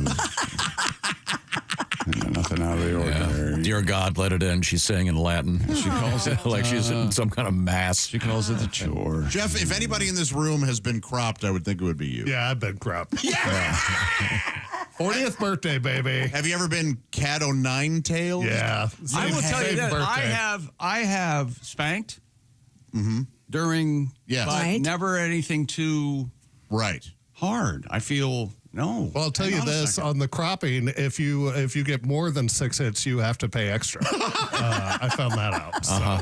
Tom, are you familiar with the cat o' nine tails? I am not. Is this some kind of? It's just like what it says. It's a stick with 9 leather straps on it. Aren't there little balls on the end of it or something? Are there? Jeff? You can have them both ways. Okay, yeah. No, it just kind of. It looks gentle, but because they just kind of turn it and. It'll leave bruises. Yes, but it doesn't. It must not feel as gentle as it looks. No, it hurts like hell. Is this something that was purchased for equestrian purposes, or no? For my 40th birthday, my best friend hired a dominatrix to beat me, and that's what gift. I. Did you get off real good? No, the exact opposite happened. I would have had to stick my finger in my belly button to make him pop back out. Like it was the. They got shy, yeah. Oh yeah, no, it was not hot. How long? Happy birthday. How long? 40, like 40 minutes? No, like 40 Lashes? Yeah, between a crop and a like they had multiple devices. How was the person dressed? Oh, hot. Like in that crazy dominatrix Yeah, leather like the thigh-high, like leather boots with like the short skirt and the no top, and it was hot. And a long jacket. Was there any promise of any kind of activity, or was no. This was strictly just punishment? No, nope. I'm not into that. It doesn't do it for me. But you were into the. I thought it'd be fun, like for my 40th, do something different. Yeah, that I've never that's done interesting. before. Yeah, I why didn't not? know that it hurt that bad, and it was going to bruise me that bad. And I was going to be in pain for days after, and couldn't not sit be down able for a to. Yeah, I don't know anything about it. I just heard the first 10 seconds and went, I'm out. Well, we're not surprised. Okay. Well, thank you very much. Coming up, we have a few more things from the world of sports. Yes, indeed. We also have a Billy Bass in the news, the famous singing fish. Oh, yeah. And I was thinking that was an 80s thing. Apparently it didn't. It said 1999. January 1st is when it came out, but... Wow. Boy, that seems late. But Yeah, maybe let me look that up. Okay, we'll find out more about Billy Bass in the news. We have OnlyFans news. We have, of course, more smuggling news, lightsabers in the news, and more. We are in the O'Reilly Auto Parts studios. This is the Bob and Tom Show.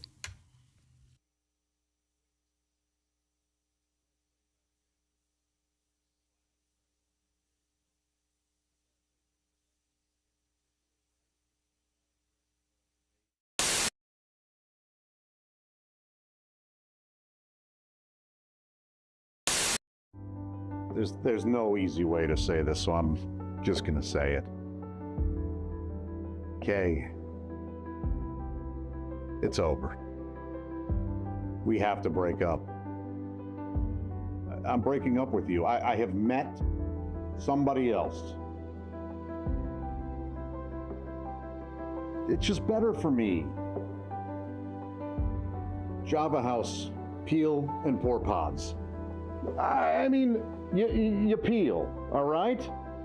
You pour the Java House cold brew into a cup of hot water, and in less than 10 seconds, voila.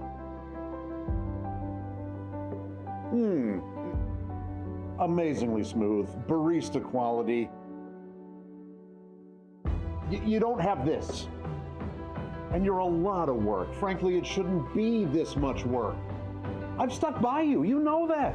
When you were broke, it's not easy to say, but I just have to tell you, you're gross. Java House offers me so much more, not just coffee, teas, energy drinks. I appreciate you taking this as well as you are. I was worried you'd be all steamed up about this. That's disappointing. Perhaps I gave you too much credit. It's over, and I'm keeping the cats. Java House, amazingly smooth cold brew coffee. Enjoy barista quality coffee in seconds with no equipment required. Just peel and pour over hot or cold water. It's effortlessly easy. In fact, the hardest thing about Java House, well, that'll be figuring out which one of their many great beverages to try next. You don't have to watch this.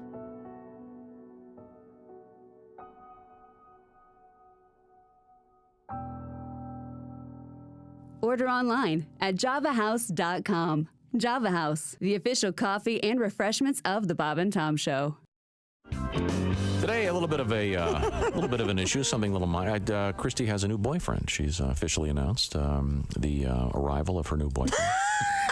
He just got here. Yeah. Well, I mean, she ordered him online. Yeah, come on. No, I mean, you've been seeing this guy, and now suddenly it's okay. We can go with it. Yeah, we're going with it. It's official. And the reason we had to go with it is because this guy's name is Tom, my name, and there was some confusion behind the scenes. Christy, I'm the only one named. I'm the original Tom. Well, no, but Christy was telling stories. She'd go, this weekend, Tom and I did something, and she would I'd have to tell about some exotic adventure they had, and I'd have to clarify that I had no part of this. There has been some speculation on the show that Tom and I might be seeing each other this Tom, but and it's not. It's totally Tom. not true. So you have boyfriend Tom, and then I will be plaintiff Tom. I think. How about Boss Tom? I like taking it off here, Boss Tom. But see, since he's your man, he should be Major Tom, and then I would be Minor Tom. Oh, that's nice. That way, since he's like the guy, you're major dude. Yeah. We'll have to settle on something. I kind of like work Tom versus play Tom. Or day Tom versus night Tom. But then sometimes you see him during the day. Like on a Saturday, you probably let him in, I assume, during the day. No, he stays chained to the tree, Tom. He's not allowed in. Sometimes we have lunch, I think there's a Starbucks in town that thinks that we're having an affair. It's great. Really? Yeah, it's great. Because you know how we meet at the same Starbucks occasionally. And, I see. You know, the people that work there kind of give you that look like, Well, that's because see, he's facing them, and you're when you look away, he makes funny faces with his lips. That's probably true. Hey, look. Yeah. Oh, yeah, that's I'm the sure standard. That's what it is, yeah. Don't ever do that again. Keep your tongue in your mouth. Sorry. That's a really creepy That tongue was like wiggle, a isn't it? What was lizard that? I missed snake. it. No, you don't want to see it. Let's just say Chick is the employee at Starbucks. Yes. And then I am facing them, sitting at the table. And I'm sitting you're with my sipping, back to You're them. sipping some annoying, annoying Please, exotic Don't drink. show me your tongue again, please. And as soon as you look away. You look away, and then he goes with his tongue, implying. Creepy pink thing come out of his face?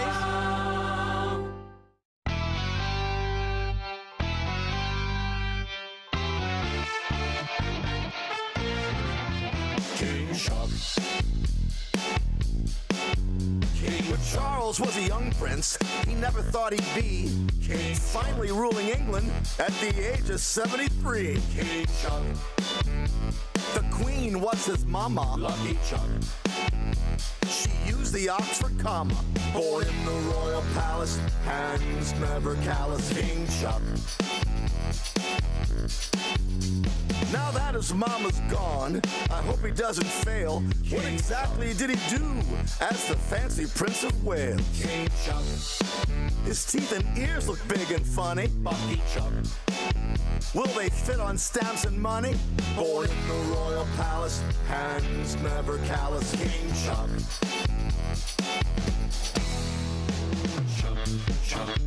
The Queen, she had her corgis.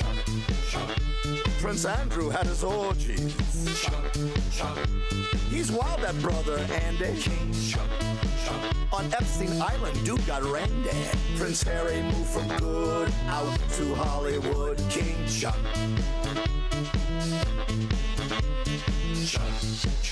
Charles loves the polo ponies and dressing up for ceremonies.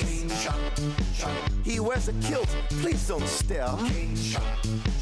He's not wearing underwear. Finally gets to rule cause he's got the family jewels. King Chuck. He married Diana, they had a castle and a villa. But all the time he dreamed about the homely one, Camilla. King Chuck.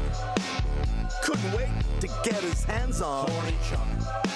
Said he'd like to be her tampon. Born in the royal palace, has the royal phallus. He's so old it won't be long, we'll have to write another song. King Will.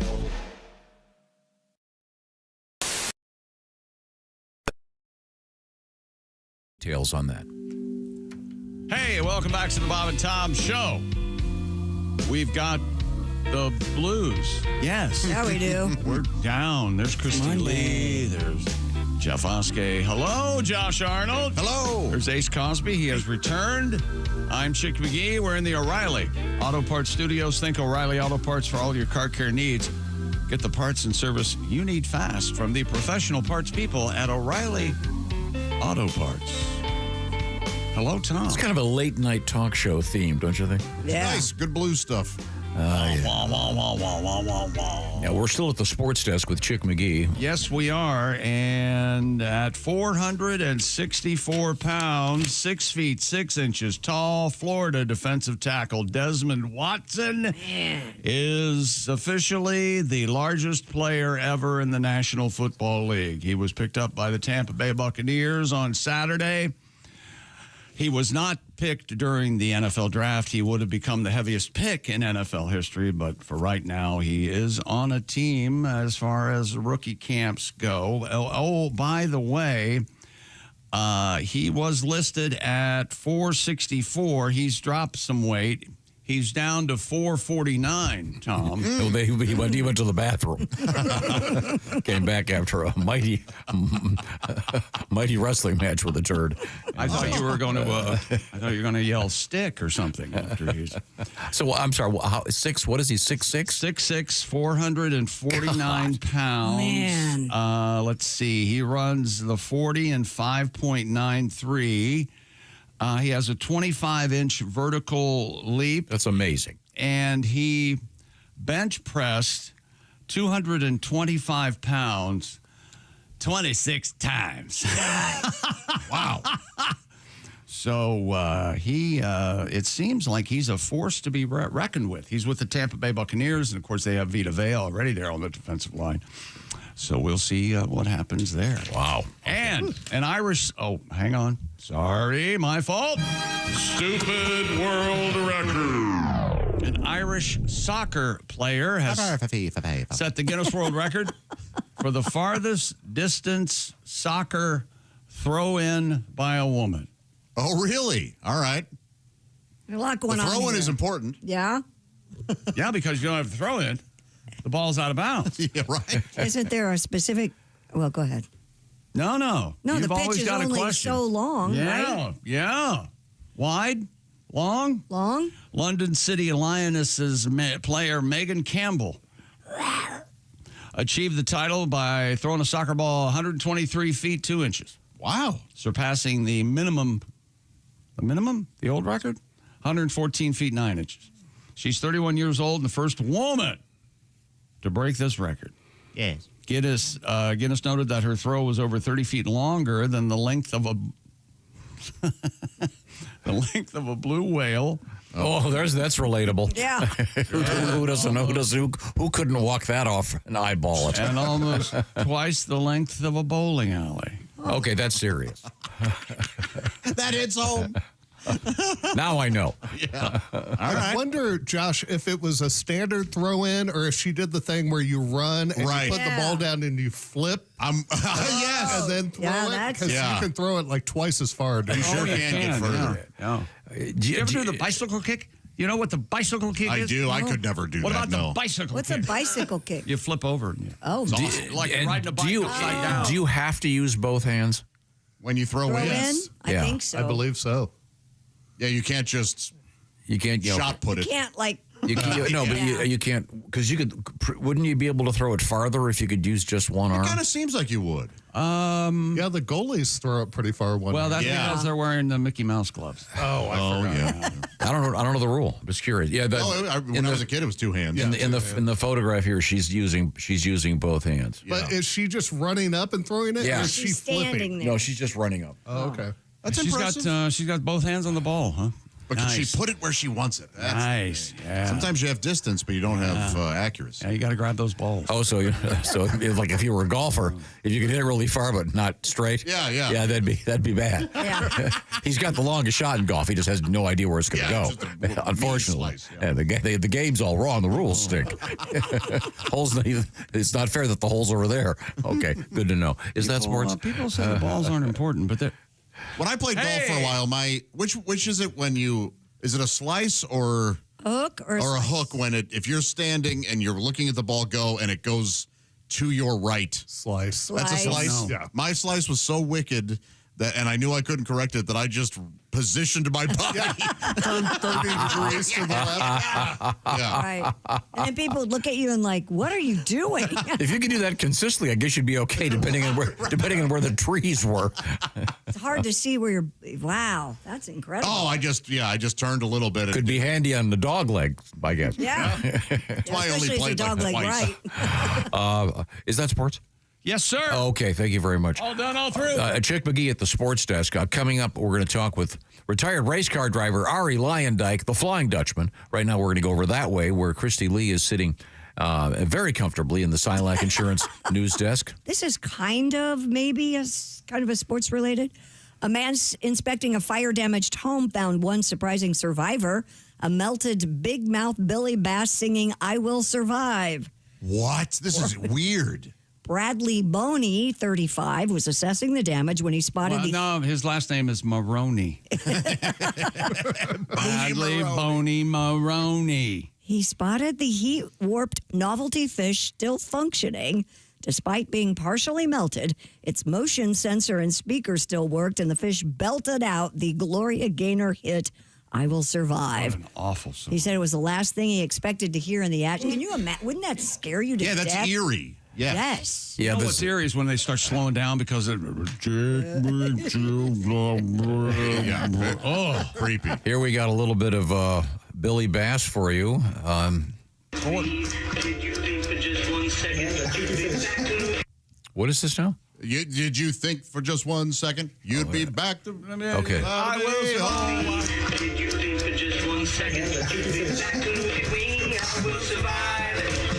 I will survive. Wow.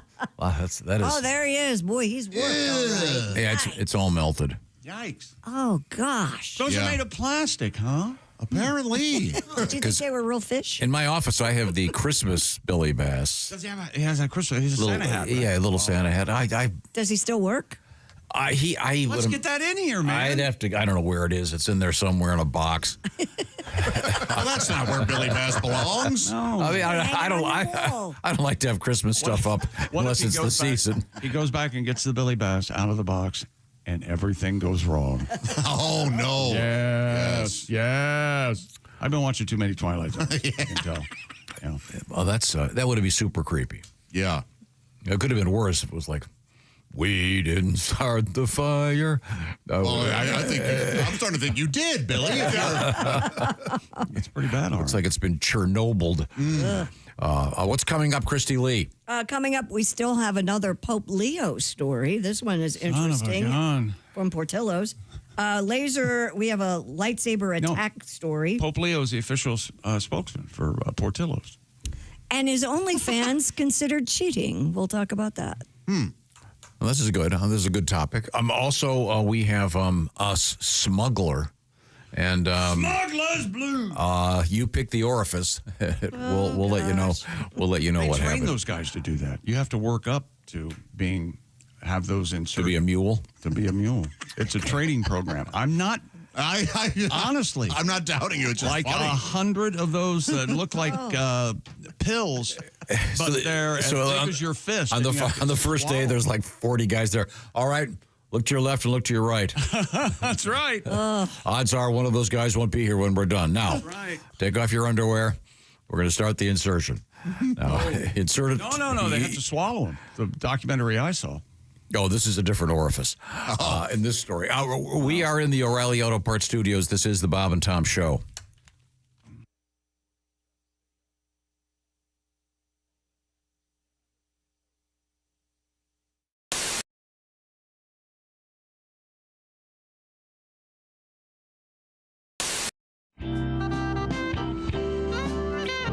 I get in a lot of awkward situations, I feel like. Recently in D.C., I threw up in the street, which isn't a big deal. That happens. I'm a pretty heavy drinker. But what was different about this time was as I was about to throw up, you know, when you're just starting to come up, I made eye contact with a woman sitting outside of a Starbucks. Yeah. And then I held eye contact as I vomited. Oh. So it was just very awkward because she just saw me kind of look over at her and then go, and I mean, what's going on in her reality? You know, she wants to watch that. Did you get her number? I did not get her number. I'm afraid. What if she go home and say, I was so ugly today I made a man vomit? I don't want her to think that, you know? So I had to go over and tell her it wasn't the case. That's a bad hair day. Yeah, if a man looks at you and vomits, it is a bad day. You need to visit your hairdresser ASAP. Wow. Yeah. That's a self-esteem killer. Yeah, it really is. Yeah, but I get into stuff like that all the time. I'm a sympathy monitor. I would have, if he'd made eye contact with me, I would have. Me too. You would vomit also? I would join you. Yeah. So when you smell vomit, you immediately vomit. Say goodbye. Let's move on. Yeah. So far we've covered soiling ourselves and vomiting in the studio. What next? All right, let's go into pussy lesions. No. No, Bob, that's wrong in the script. It's not pronounced pussy. There you go. It's written that way. I know it looks that way on the page. You know, if you read that wrong at the audition, wow, that's a different movie. Yeah, well, what's entirely. This, Mr. Abrams? I don't understand. Much closer to a Mr. Skin film. Yeah, I think so. I would say. Oh, yeah. So, now, were you a big drinker in college? Yeah, I in college, I think I drank a little bit more than I do now. In college, whenever I drank, I would pass out. It was like my thing, you know? That's how people knew me. Pass out guy? Yeah. It got to the point where even before I went out, I'd go ahead and draw a dick on my face. Because it was going to happen. It was going to happen. Your buddies were going to take care of it anyway. Yeah. Just take it right. Oh, boy. You know.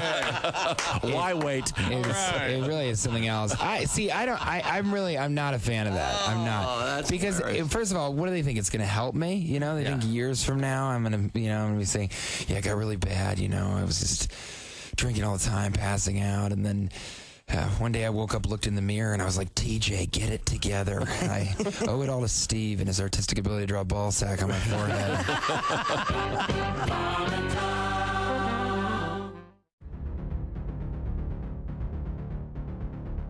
Greatness isn't given. It's earned. It starts from the ground up with every step, every move, every moment. Because when the game is on the line, you need the best. The new Sport Athletic Performance insole from Orange Insoles. Stability, support, dominance. Orange Insoles, because greatness starts from the ground up, even when you're sitting down.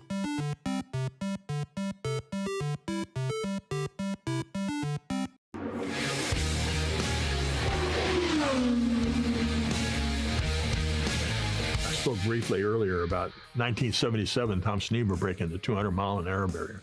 That particular year, in 1977, Evel Knievel, the Daredevil, motorcycle Daredevil, was sponsoring Gary Bettenhausen's car. It was owned, and mechanic was Grant King from here in town. So on the first day of qualifying, Evel Knievel comes to watch his car to qualify. Well, everybody knew that the 200-mile-an-hour barrier was going to be broke that day officially. And I mean to tell you, there was a race day-sized crowd at the first day of qualifying. It was packed. And I was there, thankfully, and the excitement was just such. I mean, it had unofficially been broken. John Cock had gotten over a tad, and Mario in practice, but that didn't count. You had to do it in qualifying. And everybody knew Snever was probably going to be the guy to do it because, technical time, he was great in qualifying. He was driving for Roger Penske. That was going to be the guy to do it. So the crowd is just on edge waiting for him. And all of a sudden, here comes Snever. And the crowd is just on the edge of their seats. Well, at the same time, Evel Knievel was in the garage area looking at his car, dressed in a red, white, and blue leather jumpsuit with a collar up over his ears, kind of like Elvis, you know. He had a cane with a $30,000 diamond in the handle. That was confirmed to me by one of the crew members. Told me that later. He goes, oh, yeah, he was telling everybody, $30,000 diamond. Anyway, so they start bringing Evel Knievel out to pit lane so he can watch qualifying. Well, this coincides just serendipitously with Snever going out to qualify. And he takes a couple practice laps, and as he does, here comes Evel Knievel out of the garage area, walking down in between the grandstands. Snever comes flying by, takes the green flag, dives into turn number one. Man, the crowd is holding their breath. He gets closer. Knievel gets closer and closer to the pit gate. Just as he comes out of four, he comes down, Snever, boom, he completes lap number one, dives back into turn one. And all of a sudden, Tom Carnegie cracks open that mic, and as only Tom Carnegie could do, he goes, it's a new track record, 200, and that place exploded. It startled me. It was so loud, the cheer that went up. Evel Knievel thinks it's because the crowd spotted him. And he goes walking out on the pit lane going, what a jerk.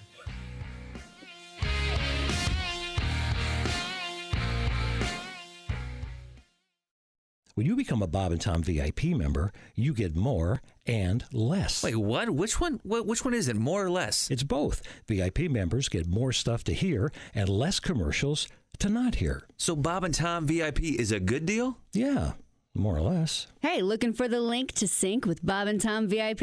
Yeah? It's right there at bobandtom.com.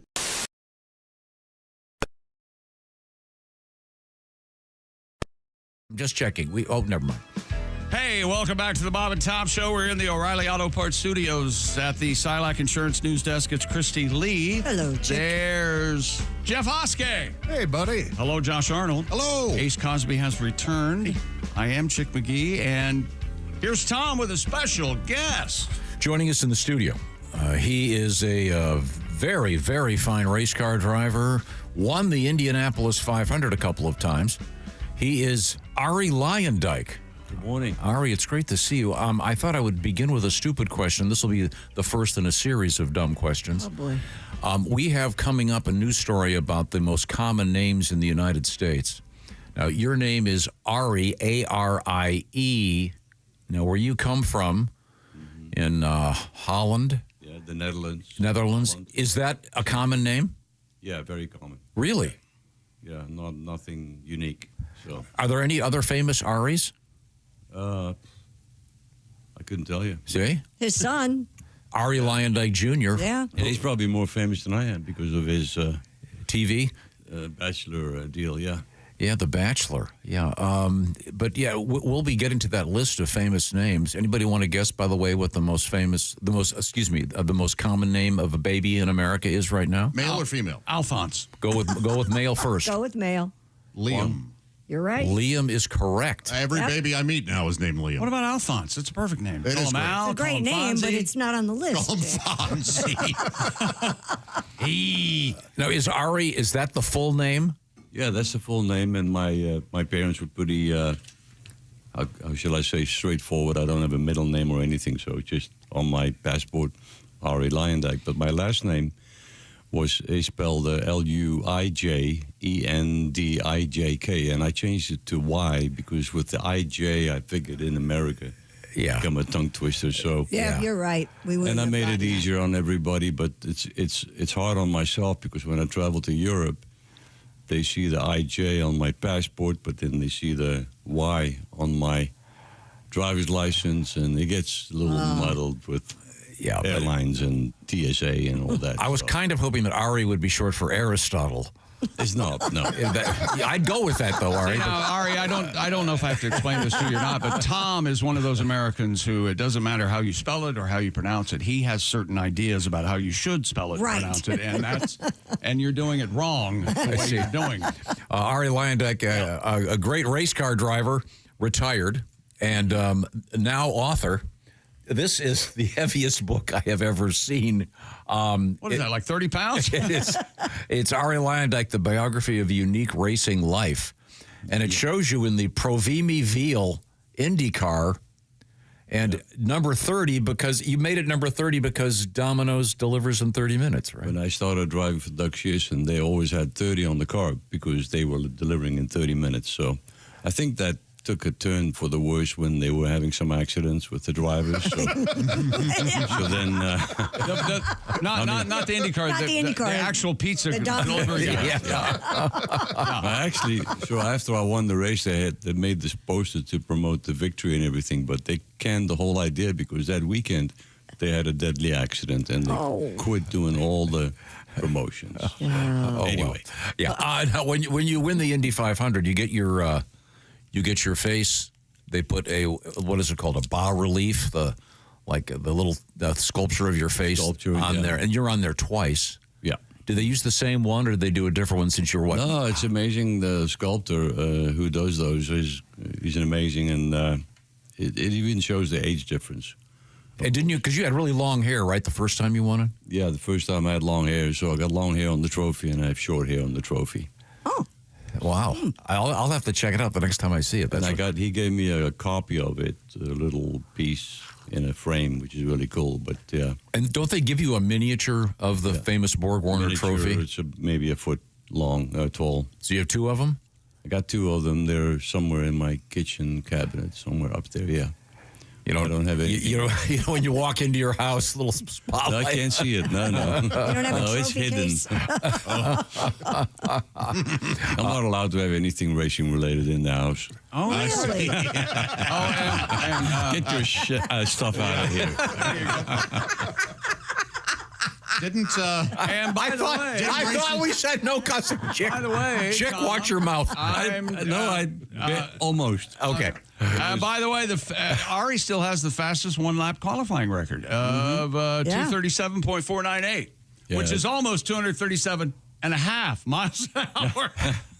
That is amazing. I think back of those days and I go like, man, I could never think of even doing it now. But there's so many things I don't do now that I did back then. So. Oh, yeah. And we all have. Yeah. Oh, yeah. Yeah. Oh, yeah. I Again, imagine those things aren't allowed in the house either. or on the road. Once again, this is a beautiful book. This is what they refer to as a coffee table book. Mm-hmm. Lots of great photographs. Pretty good large coffee table too. But it is a sturdy beautiful coffee book. table. Yeah. Oh, it's gorgeous. And we've got tiny little Ari. Yeah. All over the place. Oh, mini me. Oh my gosh! Look at this. What now? This looks like some sort of a little tiny race car. It is a tiny race car. Yeah. If you look at those things now, that's where I started in Formula V, and that's where my dad used to race, and that's what I started in. But no, the book has a lot of great pictures in there. There's like 600 pictures in the book. It's easy read. I don't go deep into anything. Except, never mind. I don't do that. He doesn't do that. It's not really one of those biographies where you delve deep into certain issues and your soul. Personal. No, nothing like that. It's really an easy read, and I'll be in the museum this afternoon at 4:00, and people can come over and. The Provimi Veal car's in there, isn't it? Yeah, the Provimi Veal car, the RCA car. Yeah, it's very nicely done. The Indiana. Now, do you go to all the Indy 500s? Yeah, so I go to every IndyCar race. So for the last 10 years, I've been working with IndyCar as a race steward. So I sit up in the race control with the guy who runs the show, Kyle Novak. He's the race director. And then my partner and I, Max Pappas, who used to race IndyCar as well and NASCAR. Max and I now have been doing this for 10 years, and we're the race stewards. So we're the guys that look at on-track activity between the guys, if they run into each other, and then we have to analyze and see if we have to give them a penalty or not. Rather not. So our goal is to hand out the least amount of penalties as possible. Now, do you speak English all the time now? Do you ever talk?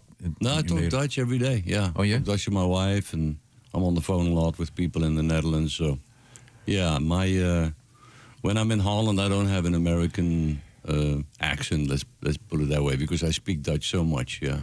Can you curse on the radio in Holland? Yes. You can? That's why I asked. They don't have restrictions? And I'll tell you, I mean, it's crazy when you go to the Netherlands. It's a complete opposite world. But our first show we did together, Linda Vaughn was the one who got me. Yeah, you were on this show. Sure. Yeah. On your show in 1985. So we're talking 40 years ago. But I'll get to that in a bit. But in the Netherlands on a TV show, they can say the F word, they can say any word. Nothing gets bleeped out. If a woman walks on the beach topless, they'll show everything. They won't fuzz it out. So they're very easygoing in the Netherlands when it comes to that. And I don't think it's caused any demented children. Well, no one's caught on fire from watching TV. Our guest is Arie Luyendyk, famous race car driver. And Christy Lee, give me a little taste of the most famous, or the currently the most popular names in the USA. Arie is not one of them. Arie's not. Josh did guess Liam for the boy. The most common name for girls, Olivia. So now, is this Liam? Is that William and then they go with Liam? No, it's Liam. Just Liam. Liam. Okay. Yeah, Liam and Olivia topped the list for the 6th year in a row, according to the Social Security Administration. After Liam, the most common names for boys are... Artie? No. Noah. Tim? Oh, we have a Noah here. Yeah. Oliver. We have an Oliver here. Hello, Oliver. Theodore. Now, see, Theodore, that's making a big comeback. Big comeback, yeah. Wow. And they're usually not Teds, they're Theos. Theos or Teddy. Oh, okay. Yeah. Christy, let's just say you were in love with Theodore. Would you call him Teddy Bear? I I'd go with Theo. I like that. You like Theo? Yeah, Okay. that's kind of cool. Make him appear more than he is? Okay. Well, we'll get back to our list in a second, and we'll get back to Mr. Arie Luyendyk, but right now we're going to talk about the quality of the sound in your head. And Father's Day is bearing down on us, and what would make a better gift than Raycon's everyday earbuds? I can't think of anything. Raycon, because Dad deserves to relax, recharge, enjoy his favorite music, his podcasts, radio shows, and maybe the radio show has a podcast, hint, hint, in crystal clear sound. And Raycon's has 32-hour battery life, multi-point connectivity that lets you pair 2 devices at once. And Raycon has a quick charge function. Just 10 minutes of charging yields 90 minutes of battery. And Raycons also come with active noise cancellation, often difficult to find at an accessible, dad-friendly price point like Raycon. And Raycon's everyday earbuds available in a variety of vibrant colors to match your dad's vibe. And Raycon also offers a 30-day happiness guarantee return policy. What do I have to do, chick? Well, go to buyraycon.com/Tom and get up to 15% off site-wide at raycon.com. That's buyraycon.com/Tom. One more time, buyraycon.com/Tom. Coming up, we have OnlyFans in the news, Lightsaber news, chimpanzees in the news, and we'll talk with racing champion Arie Luyendyk. We're in the O'Reilly Auto Parts studios. This is the Bob and Tom Show.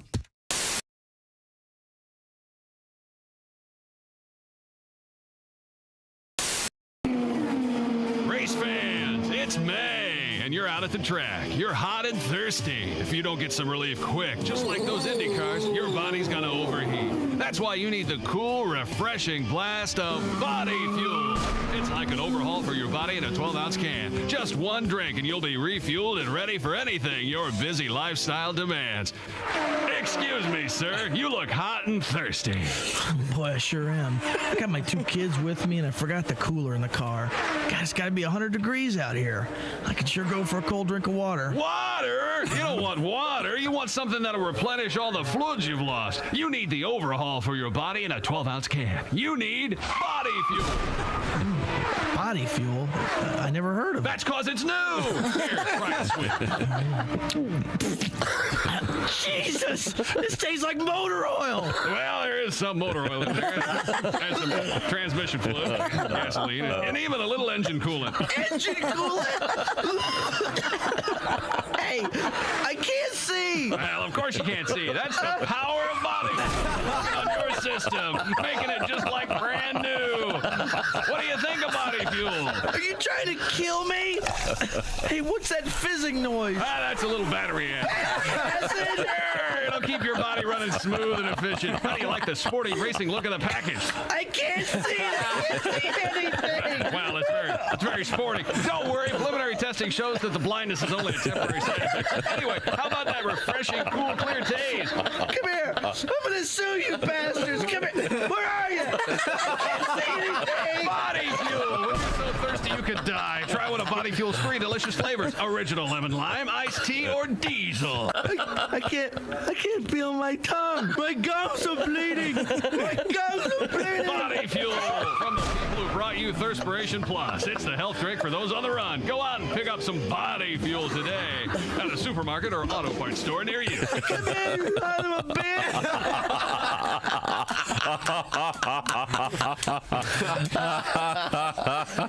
Hey everybody, it's Frank Caliendo, and I'm going to be doing a bunch of stand-up dates, and I'm not sure where to put my hands right now, but this is the deal. We're going to be in places like Appleton, Wisconsin, Toledo, Ohio, Des Moines, Iowa. There's a whole bunch of them. We'll let you know how to do that on the screen right here. And why did I say we? Is that my new pronoun? No. I have a bunch of other people with me. Those people are Patrick Keene. You've seen his teeth, probably on your dentist wall. They're tremendous, very good teeth. Willie Griswold. You know why he's with us. And of course, Al Jackson. And that's when they realized it's going to be a fun show.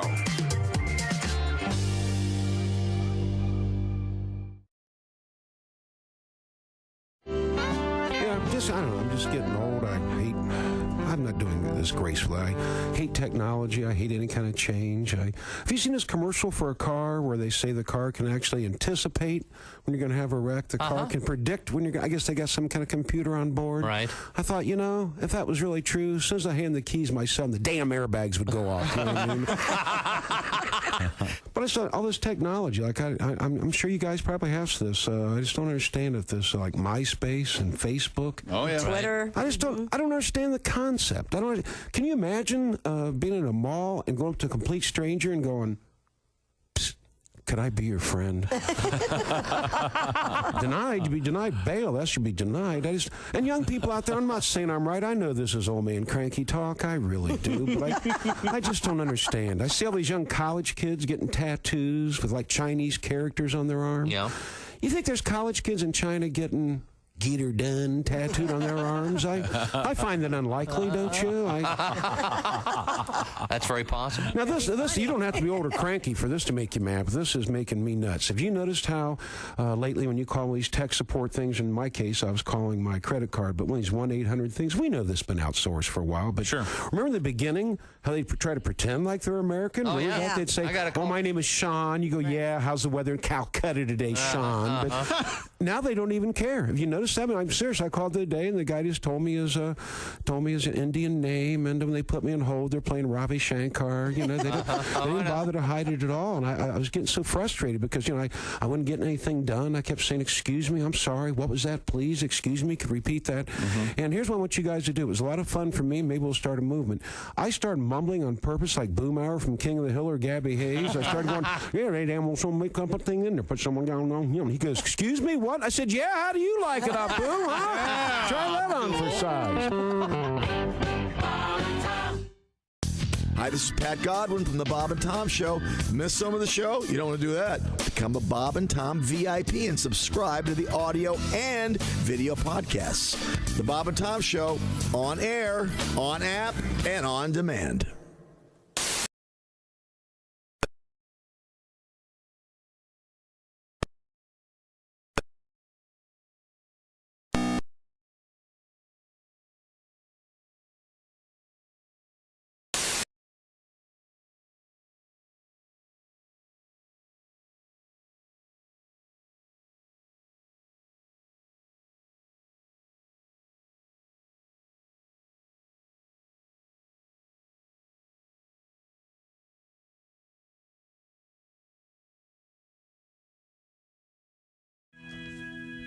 Hey, welcome back to the Bob and Tom Show at the Silac Insurance News Desk. It's Christy Lee. Hello. There's Jeff Oskey. Yes, sir. Hello, Josh Arnold. Hi, Chick. Ace Cosby has returned. Hey. I'm Chick. We're in the O'Reilly Auto Parts Studios, and here's Tom with a special guest. Joining us in the studio, race car driver Ari Luyendyk, the elder of the driving Luyendyks. Ari Luyendyk Jr. was featured on The Bachelor. Yep. Mr. Luyendyk is now an official in the world of IndyCar racing, and he's got a brand new book.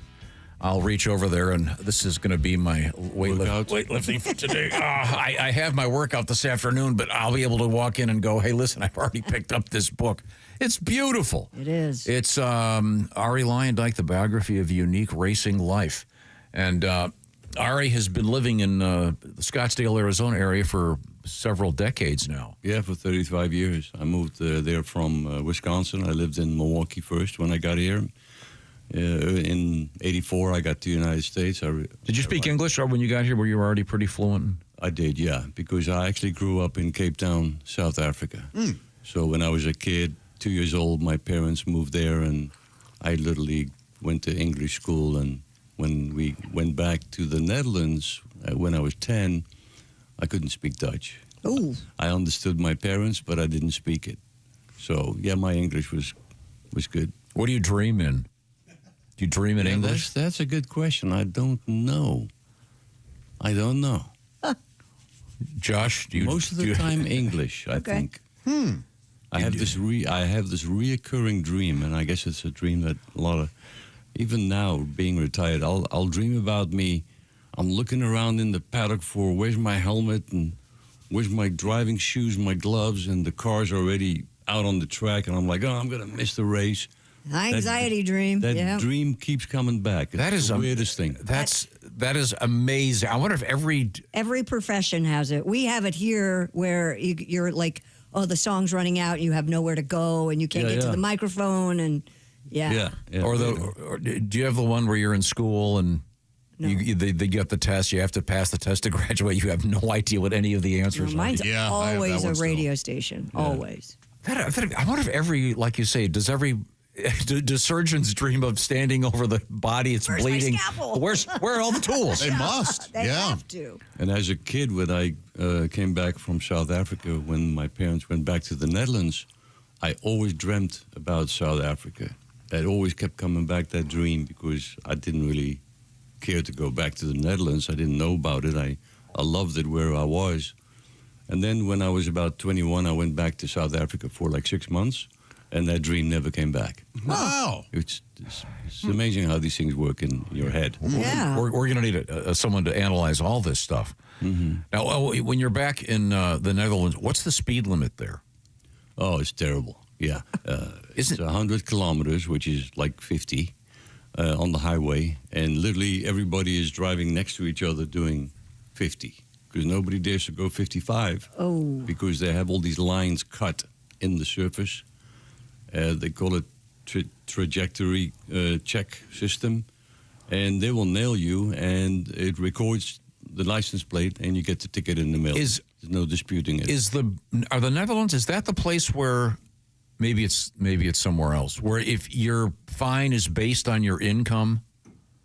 Where is that? Yeah, I don't know. Is that No, that's either multiple countries in Europe that do it that way. I think that may be Sweden. Some guy just got like $170,000 speeding ticket. Yeah, he was the CEO of some huge company. He got a ticket that was 6 figures American. Yeah, that's Sweden, I think. Ah, okay. When I was I visited the Netherlands. I visited Amsterdam, and when I wasn't almost getting hit by a trolley, I was almost getting hit by a bicycle. Bicycle, yeah.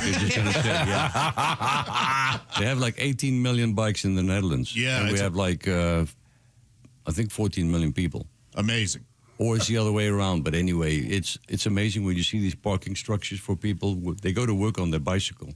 They'll park it in a parking area, especially for bikes, and then they jump on the train to go to work. So the system is really good there. As far like one time I was in the summer in the Netherlands, I would take my bicycle, go to the train station, park it underneath in the special area, and then jump on the train, go to the airport, get on the plane, come to the States. So great. And never even drove a car. I hardly drive a car when I'm there. Where'd you carry your suitcase? Oh, carry on. No suitcase. Just carry on.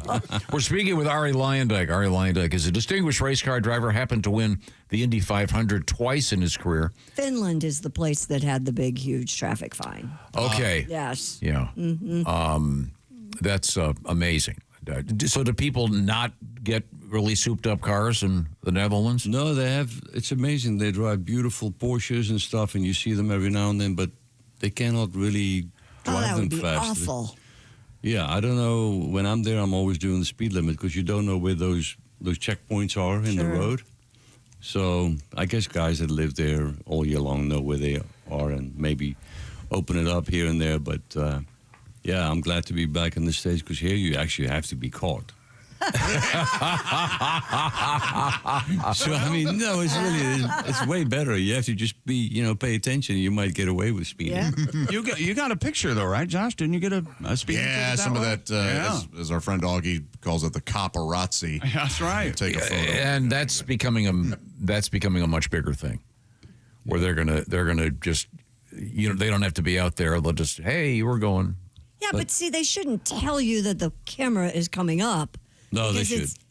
Yeah. I mean, if they really want you, because it's easy. On my way to work every day, I just slow down for the camera and then, The one that pissed me off was when I got pulled over and I got a ticket and the officer said, yeah, our plane got you. I'd like the evidence, please. Show me that the plane got me. Yeah, I've never seen a plane. There used to be a specific corridor near here where there was a plane all the time. Really? Oh, yeah. Oh. Yeah, I'm not going to say Bob got nailed, but but in Phoenix, if you get one of those tickets in the mail, it has your picture and everything. You don't really have to pay it. I've heard there are some places where you kind of... You just let it go. No, because my kids, I get them all the time in the mail for the kids. And then if you get, they ring your doorbell and then they go like, you're served. Then you're nailed. But you just have to take your chances and go like, okay, I'll wait to see if I'm ever going to get served. Oh, okay. Makes life exciting. Yeah. There's a lot more tickets than serving agents. Yeah. Good point. But I think if you go to get your license renewed, or I think in some cases, some of the stuff, actually you can't get a passport anymore. So it sometimes it'll catch up with you. So we'll see. I don't know why we're talking about this. I blame myself. Ari Luyendyk is our guest, distinguished race car driver. And he now has his life story. Did you have fun putting it together, looking back, looking at all the photographs? It was fun, absolutely, yeah. I first published a book in the Netherlands last year in 2024. And then we did it in Dutch, of course. And then I'm like, man, why didn't we just do it in English? Because everybody in the Netherlands speaks English. And who had to translate it? So then we had a translator, and the first chapter came out not so good, and I said, you know what, I'll just do it myself, because I wrote the Dutch version myself. And so I just did that, like on a cruise back from Rotterdam to the States, 15-day cruise. I had enough time. And are all the stories the same, or you figure, hey, I'm doing it in English, I'll lie on this one? Actually, I toned it down a bit because, like, as I told you, we can swear in Holland as much as we want, and we can use any kind of word. So I did that in the Dutch version, and I toned it down in the English version. When you were first driving, were you always communicating in English with your radio back to the people who were telling you about what's happening? Well, for the first probably 15 years of driving, I never had radios in the cars back then. It was only in Indy cars where I started using radios with the pit crew. They had boards, pit boards. Yeah, some guy standing out there with a little sign. Yeah, +5 or -10 and so many laps to go, and that's all you had back then. But the races I did in Europe were short races, 100 miles maybe, so... No, you had to think a lot more for yourself, and you didn't get a lot of advice, basically, on the radio. People telling you, like, watch out for this, watch out for that. So, but you still have a track record at the Indianapolis Motor Speedway. Right, yeah, the qualifying record still stands. It's I said it in 1996, but, of course, since then, they always kept slowing down the cars, and then they start creeping up again, and then they slow them down again. And now they've added 150 pounds to the cars by the hybrid system that is put on the cars, and the more weight you put on the cars, it's just going to go slower. So, well, the hybrid, does that mean it gets better gas mileage? Yeah. Well, it's when does the electric motor kick in? Yeah, the hybrid thing gives them extra horsepower when they need it, so they have a certain amount of seconds to engage it, and then they have to recharge it, and then they can engage. Have you driven a contemporary Indy car? No, I have not. No, I don't want to either. Would anyone let you, do you think? I don't think so. Yeah. They look at the color of my hair and they go like, nah, don't put him in. I'll just leave his blinker on. Very good. All the time, my wife gives me hell because we drove here in an RV, so we've done that now in the last couple of years. So it just took me 3 days to get here, and I'm always leaving the turn signal on because I can't hear it. What's the fastest you've gotten the RV up to? As fast as it goes is 85. You got to take the governor off that thing. I know. I need to have that worked on because I know I can go a lot quicker. Yeah. It's a small one. It's a nice Sprinter. Sprinter van. Yeah, those are nice. If you're just joining us, hello. This is the Bob and Tom Show. We are broadcasting from the O'Reilly Auto Parts Studios. Our guest is race car driver Arie Luyendyk, two-time winner of, among other things, two-time winner of the Indianapolis 500. He's got a new book out called Arie Luyendyk, the biography of a unique racing life. It's a big, beautiful coffee table book. And we were talking about some news with Christy Lee over there at the Silac Insurance News Desk, talking about names. We had an interesting story about the most common names in the United States for babies. I do think it's really interesting that Liam has been the most common name for 6 years. Well, there's a lot of Liams that are popular amongst the youngsters. So this means you could have a kindergarten class right now. You're going to have 4 or 5 Liams in it. But we've determined not a lot of Aries. No.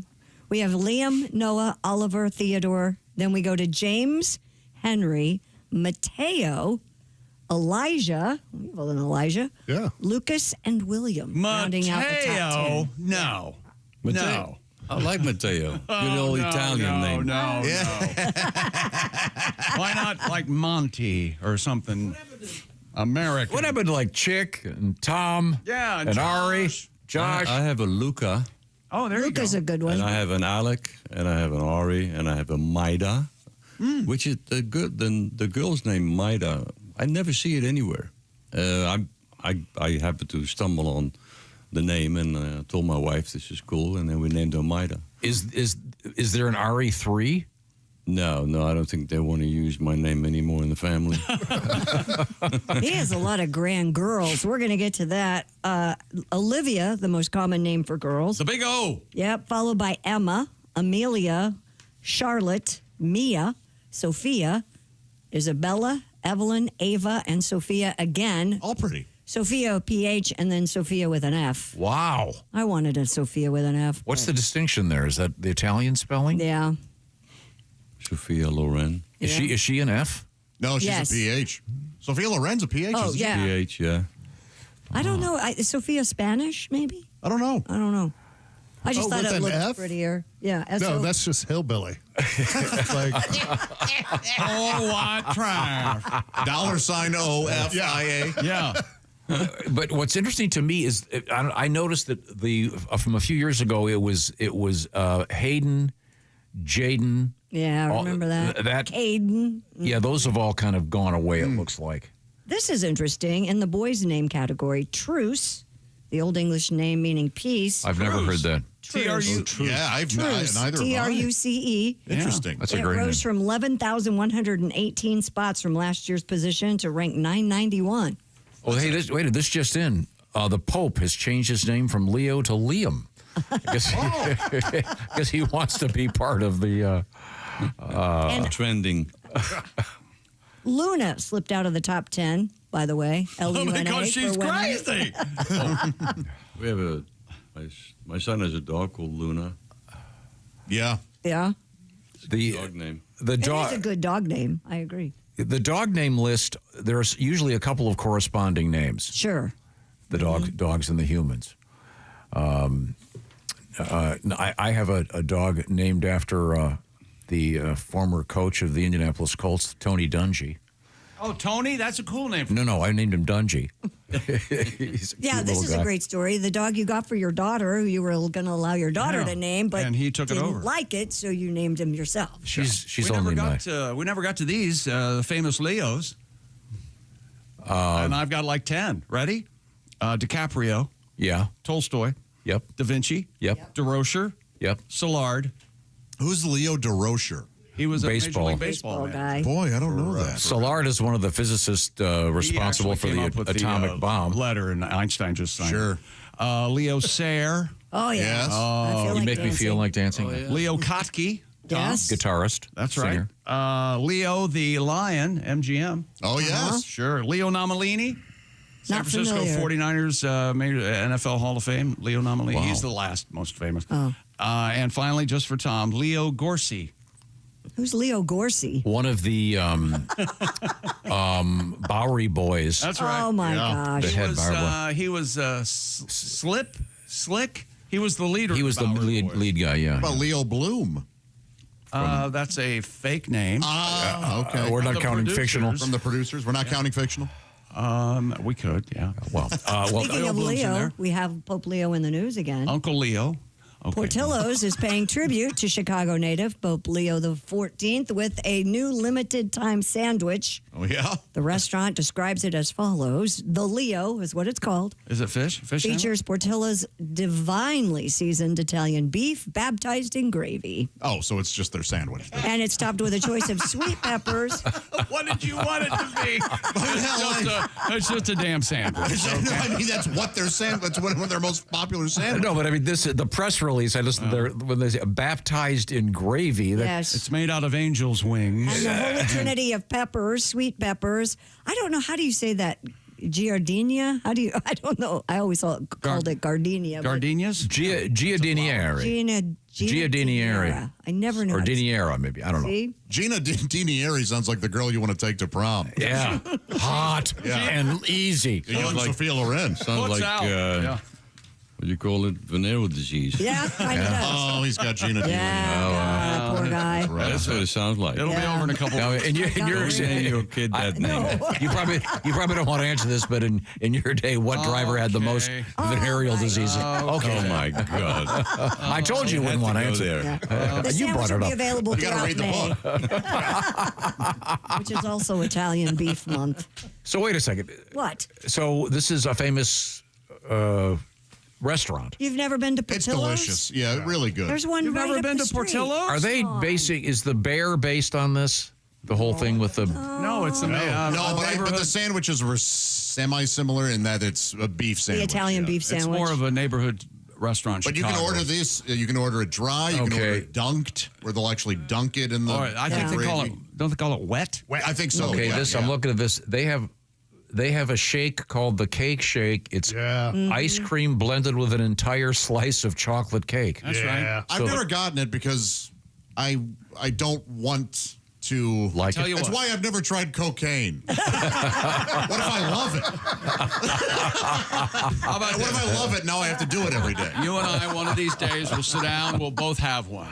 Cocaine or shake? Both. The shake. Do the shake first, or you won't want the shake. Oh, really? Okay. All right. Don't do cocaine. He's You'll right. Get the shakes. Or how about this? Yes. You just put the cocaine in the cake shake. Well, if they're taking a ice cream and a cake and making a shake, they're doing the Lord's work. So Yes, let's let them continue.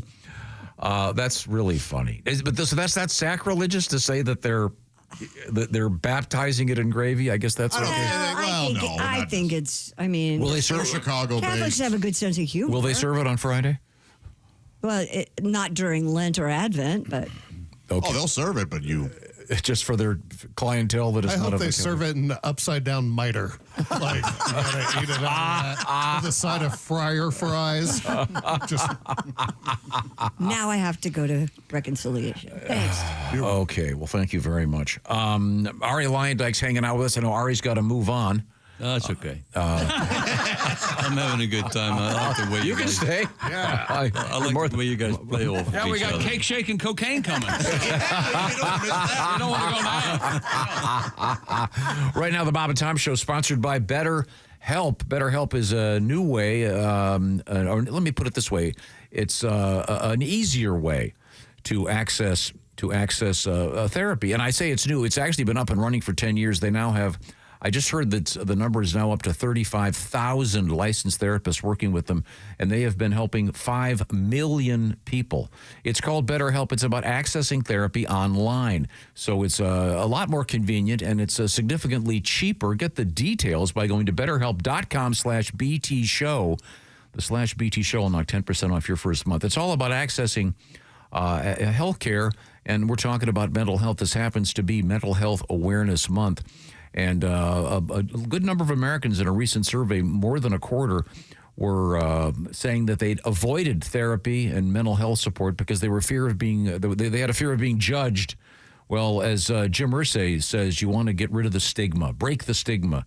And that's what this is all about. If you've been thinking about it, this is an interesting and an easier way to access therapy. And perhaps one of the hurdles was going into a building you're not familiar with and talking to someone you don't know. This way it's done with a little bit of a distance because you're doing it online. Get the details from betterhelp.com. That's BetterHelp, H-E-L-P, betterhelp.com/BT show. We are in the O'Reilly Auto Parts studios, and this is the Bob and Tom Show.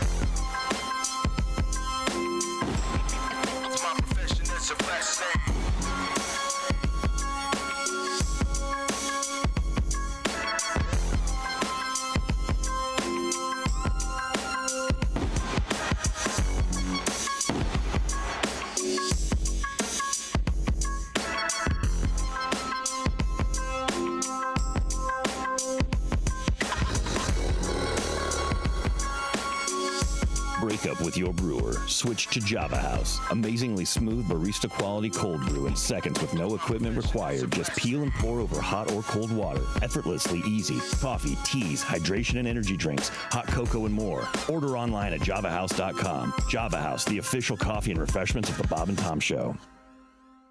Hey guys, Jess Hooker here from the Bob and Tom Show. Looks like the weather's going to hold out, and I am going to do the IndyCar 2-seater experience. A little nervous, but I think I'll be okay. I've been coming to the race since I was about 5, so this is a dream come true. I'm ready to get in one of these cars. I just don't know if they're going to let me go ahead and drive one. Do you think if I asked to let me sit in front? Maybe?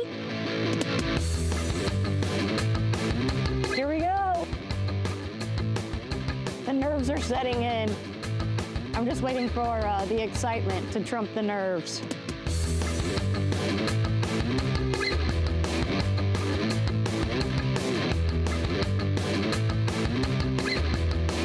All right. Down and forward. Got it. Keep going. All the way down. Oh, geez. Yeah, We're in here. You don't have to hold on to anything. The car will hold on to you. Mentally, it feels like maybe there should be a handle somewhere. Maybe like one of those Fisher-Price car wheels. That'd be cool. Steering wheel. We thought about putting a horn in there so you could honk at the driver, make it faster or whatever. What's your name? Jeremy. Okay, hi, Jeremy. Just like to know who's making me safe. I'm not sure if it's sweat from nerves. I probably should have emptied my bladder. There's a lot of things going through my head right now. I love my family. Holy hell, it's running, guys. This ain't no game. Holy hell. Oh my God.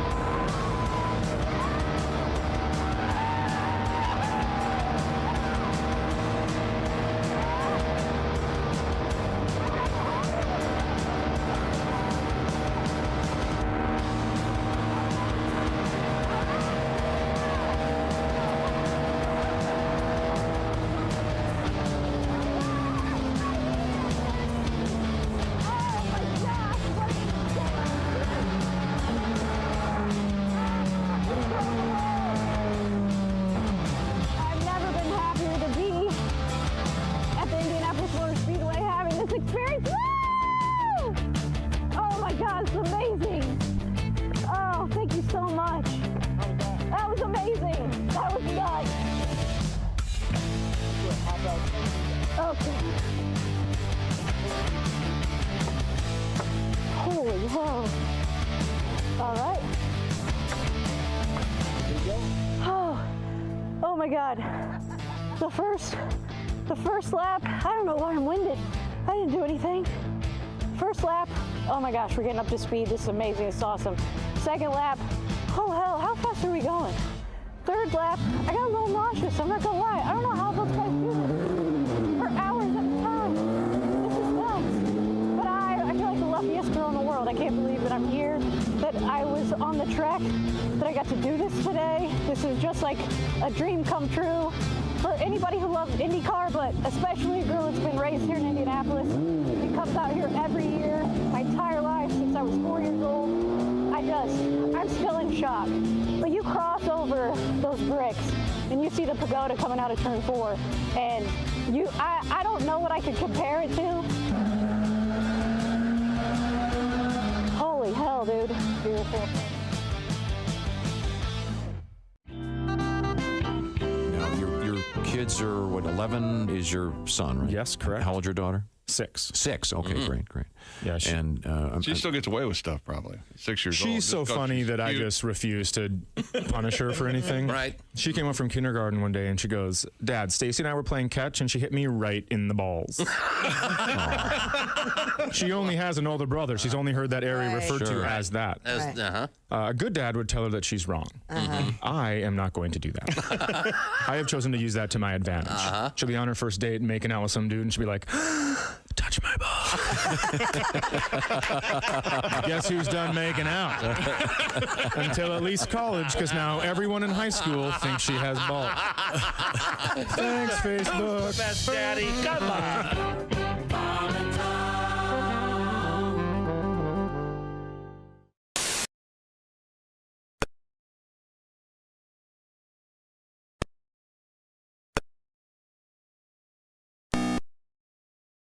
More coming up. Hey, welcome back to the Bob and Tom Show. Josh Arnold, Christy Lee, Jeff Oskey, Ace Cosby has returned. I'm Chick McGee. And hello, Tom. We have a special guest in the studio. We do indeed. We are joined by race car great Arie Luyendyk, the Flying Dutchman. And Ari has a new book out there, The Biography of a Unique Racing Life. And if you're interested in Ari's book, by the way, it can be delivered to you. They will need a truck. This is a large volume. I'm just going to go over here, lift this baby up. You got a bad right arm, so do a few curls with this thing. There it is right there. It's beautiful. My favorite kind of book. Lots of pictures, Josh. Yeah. Oh, wait a minute. Hang on a second. Oh, boy, that smells good. Oh, that new book smell. You don't get that. You don't get that if you get the book. You don't get that if you have a Kindle. On a Kindle or audio. Yeah, wouldn't that be funny? Wouldn't it be funny if the new Kindle? That'll be in 20 years. That'll be part of it. I hope so. I bet they do have like car air fresheners. Or you just hit a button. New book. Yeah. New book smell. Wow. Little vape smell. Arie Luyendyk grew up in South Africa and Holland. And your story about going to Holland for the first time when you didn't really grow up there, it reminds me of the Van Halen brothers. Because, they were from the Netherlands. And they had kind of the same thing when they went back there. There's a really good book by Alex Van Halen about...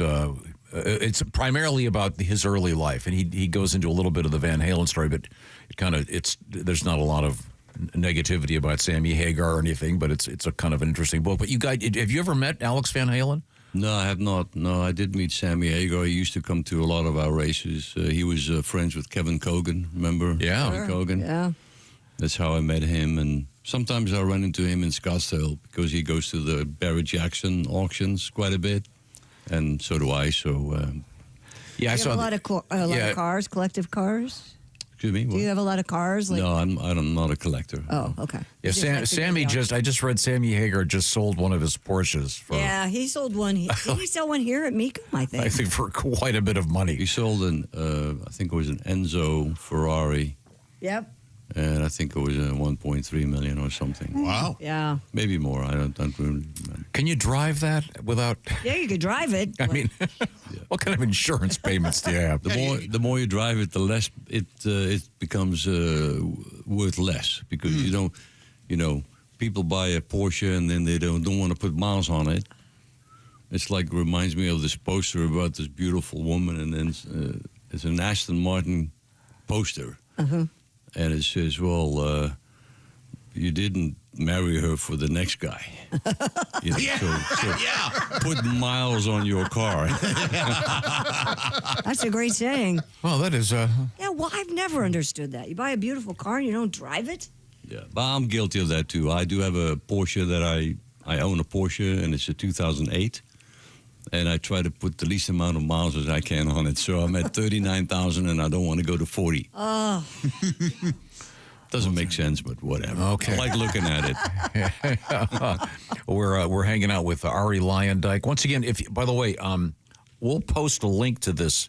You can actually get his book if you go to official Arie-Luyendyk.com.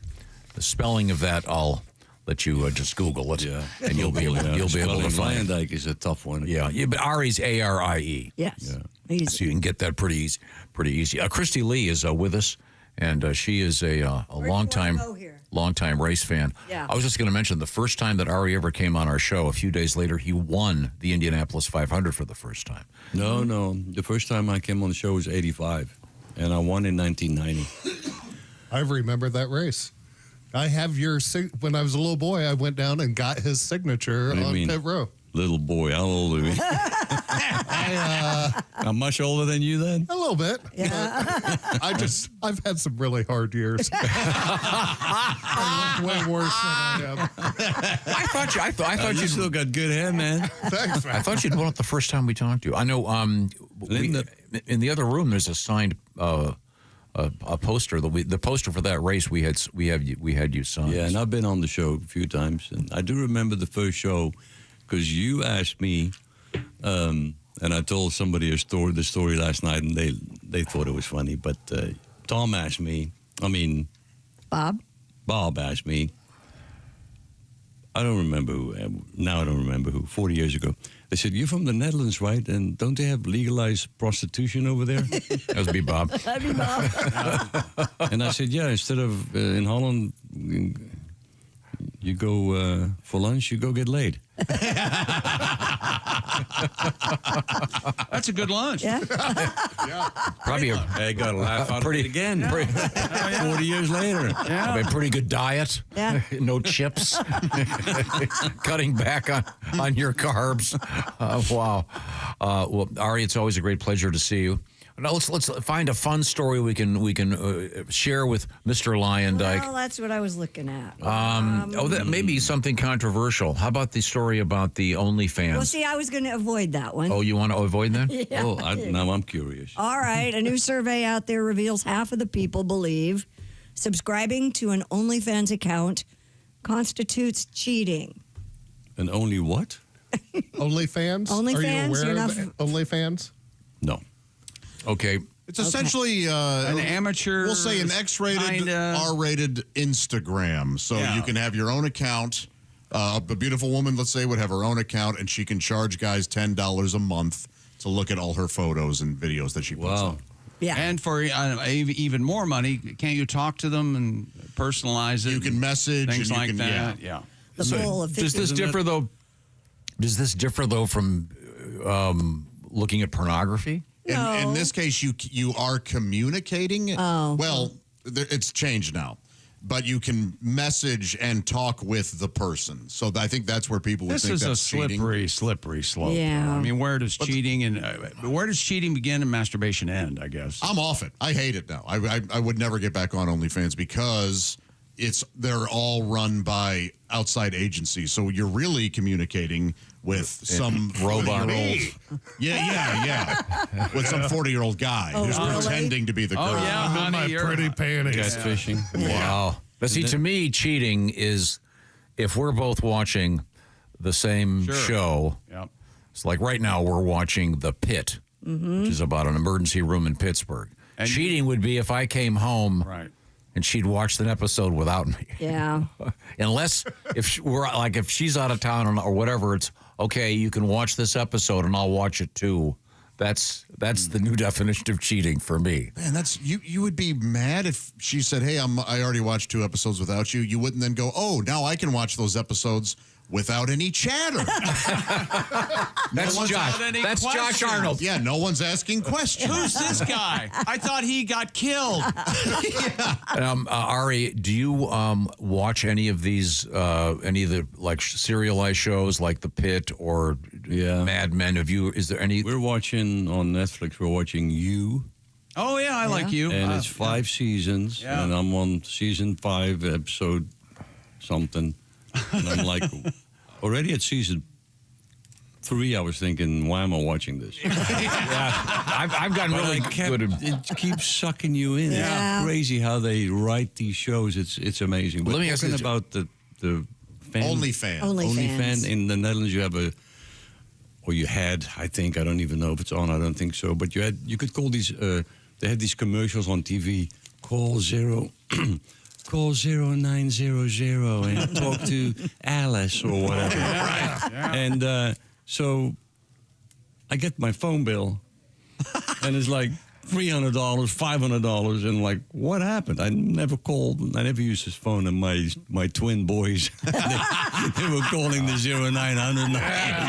Alice must be very happy. 0900, the whole list, the whole page. Before you go, one last question.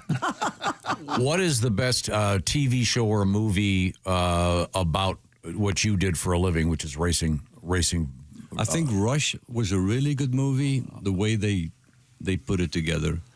There was just a movie recently about Ayrton Senna on Netflix, which was horrible. Absolutely.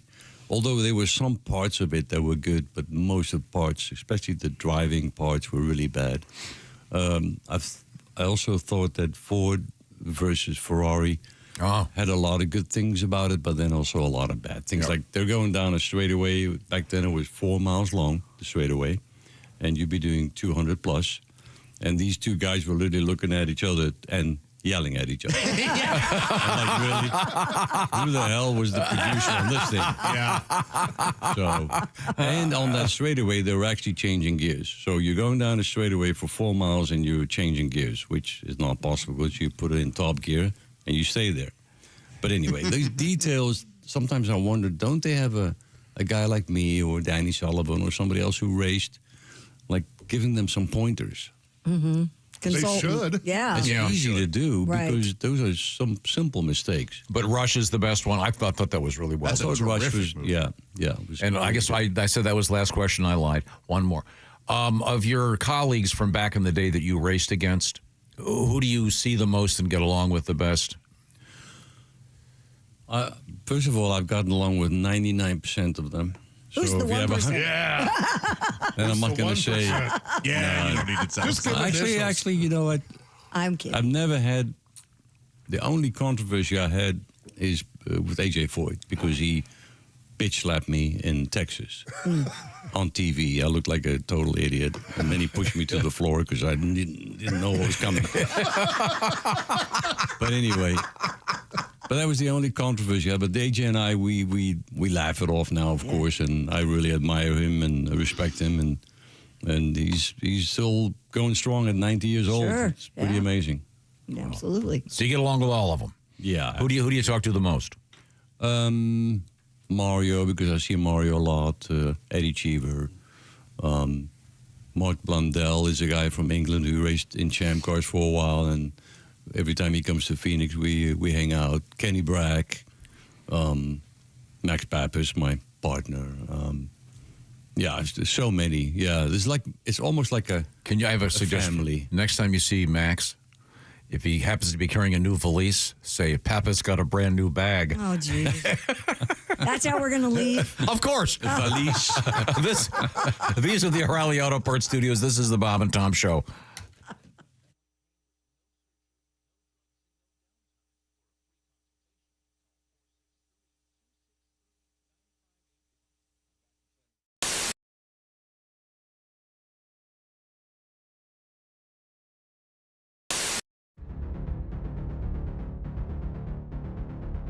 Greatness isn't given. It's earned. It starts from the ground up with every step, every move, every moment. Because when the game is on the line, you need the best. The new Sport Athletic Performance insole from Orange Insoles. Stability, support, dominance. Orange Insoles, because greatness starts from the ground up, even when you're sitting down.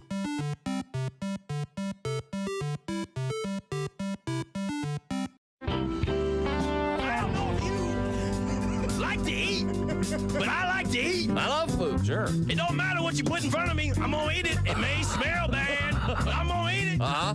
This is what that song is about. Okay. 1, 2, 1.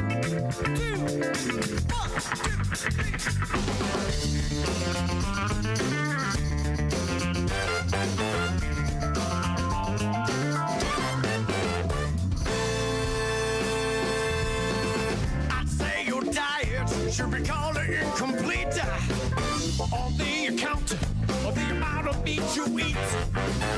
I'd say your eyes are bigger than your belly. I'll have you get down. Ricky Simmons on the telly. I got to know where your appetite is at. Tell me, baby, you gonna eat all of that?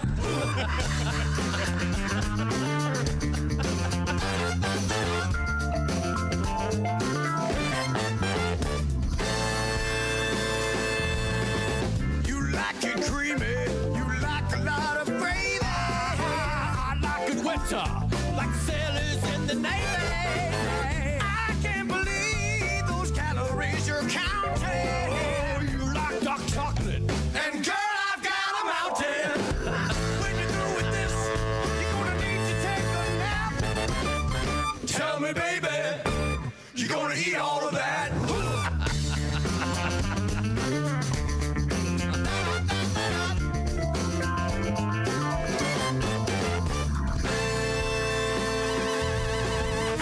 Munch a bunch, munch a bunch, bunch, and a munch, munch a bunch, munch a bunch, you gonna eat it all. Munch a bunch, who's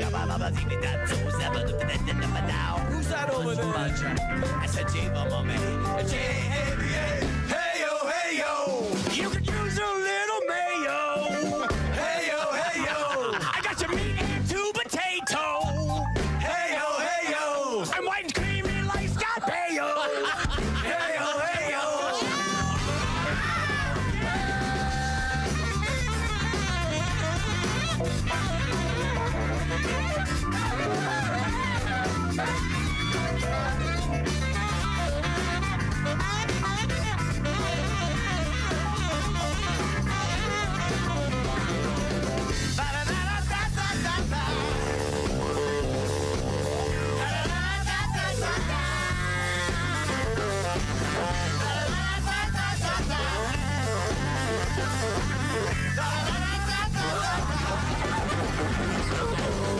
when you're through with this, you're gonna need to take a nap. Tell me, baby, you're gonna eat all of that.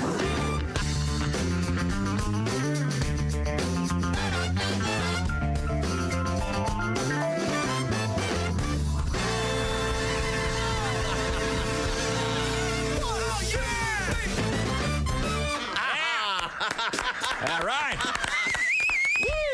That is the band. They are called Here Come the Mummies. Maybe.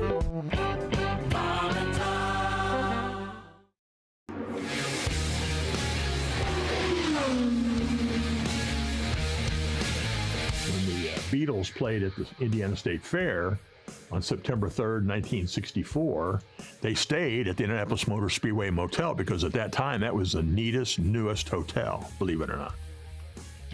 And John Lennon wasn't feeling well, and so Dr. Henry Bach, who was the chief medical guy at the Speedway, lived on 15th Street, but they call him, and so he went to the motel and gave John Lennon a shot with a hypodermic needle.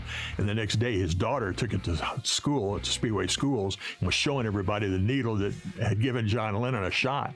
Ringo got hungry at 2 o'clock in the morning, and was asking a state trooper who was kind of, they had a detail of troopers that were keeping everybody away from the motel.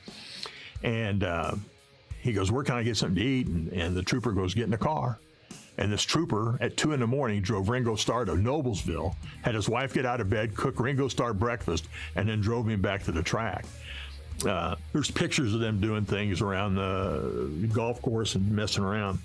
But when they went to go to the track, they came out of the Speedway onto 16th Street, turned right, came down to Georgetown Road, and drove right past the American Legion where I work now. Well, word had gotten out they were doing that. Well, I grew up at 30th and Georgetown, and word had gotten out that the Beatles were going to be coming down Georgetown Road.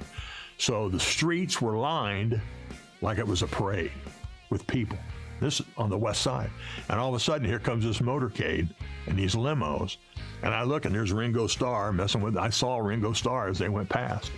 And they went to the fairgrounds and did a show at the Coliseum in the afternoon where Jerry Baker introduced them. And to hear Bake talk about that, and then there's a pirated recording of that show, and you hear Bake introduce them. And you know, they walk on stage and they have to plug in and set up and boom, hello, hello, you know, setting up. It's not like today where it's all pre-produced and all set up. And then that night, they did a show at the grandstand, and Bouncing Bill Baker from WIBC was the host. So, but they drove right down Georgetown Road, right by the track, because that was the newest motel in Indianapolis, and having the Beatles there.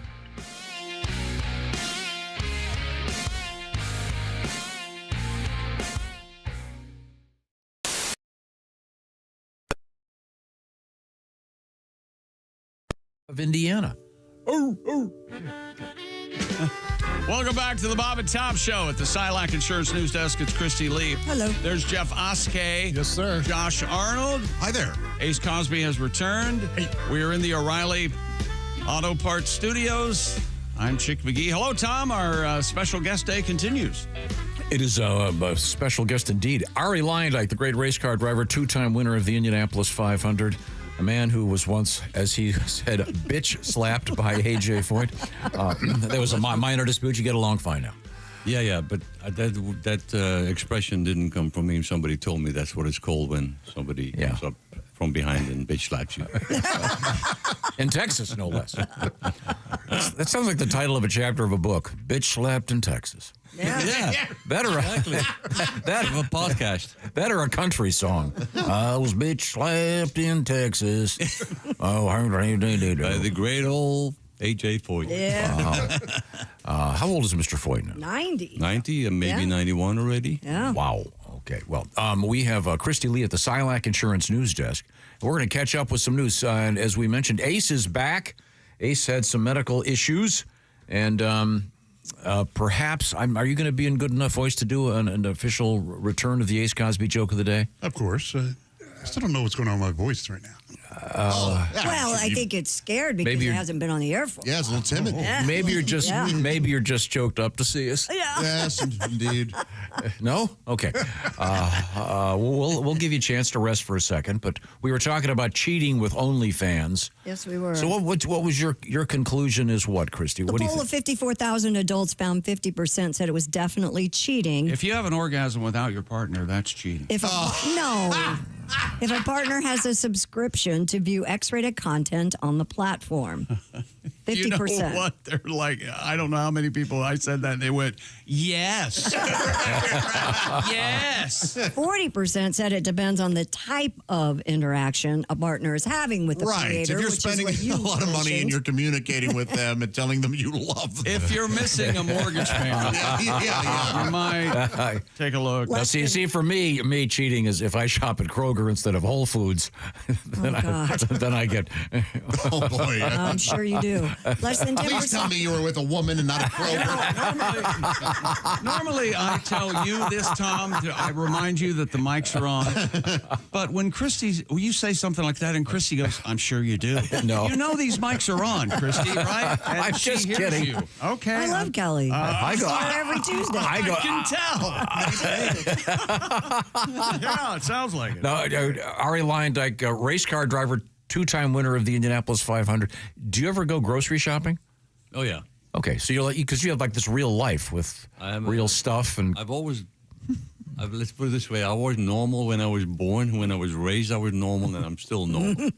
So yeah, I make the bed with my wife. I do laundry. I go grocery shopping. Whatever it takes to make. No, he's a person, Tom. Just like we all are. No, he isn't. We all have I lives. always find it really interesting when a guy is like tapping himself on the back, like, "Yeah, I did groceries, man." That's right. I'm like he achieved something. I take care of my kids. Look, hey, listen, Mr. Luyendyk, I know how to self-checkout at Target. So Yeah, there you go. That's my favorite thing. Self-checkout? I love the self-checkout. I have switched. Can you I'm go a to Costco? big Oh, fan. yeah. Because Costco is really great to go shopping, but it's not great to be around 9,000 people getting the same thing. Most nerve-wracking parking lot anywhere. Ever. Yes, I agree. Costco parking lot. It's Thunderdome. It is. Yes. It's a minefield. Yep. Yeah. That'd be an interesting Basically, that's study.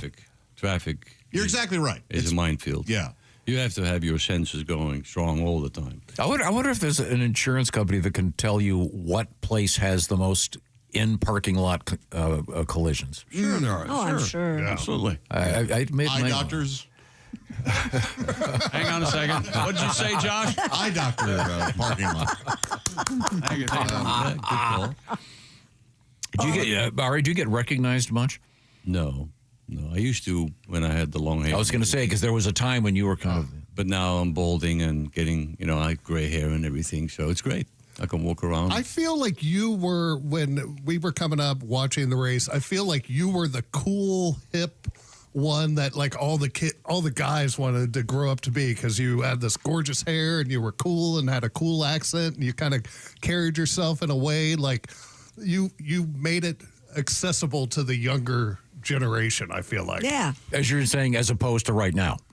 Well, I never behaved my age, and I was told just last Sunday that I still don't behave my age. And I plan on doing that until I die. Yeah. Getting old is not for sissies, and you got to try and enjoy life. As long do you as still want to drive fast, like on roads?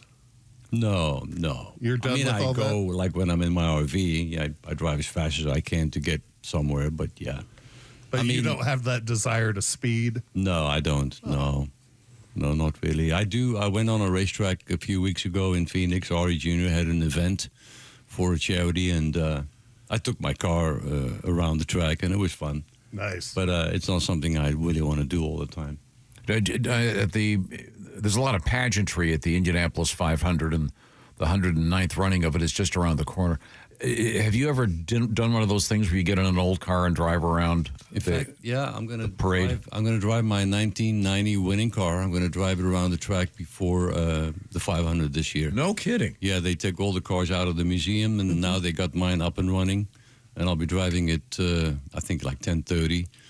There'll be like 10 or 15 old Indy cars. Yeah, they do vintage Indy gets involved in that, yeah. And then we drive around one lap. You don't race? No, just slow, waving at the crowd. Cool. I don't need to wear a helmet even. That was my next question. I might do that anyway. Otherwise, my hair gets messed up. Yes, yeah. I feel you.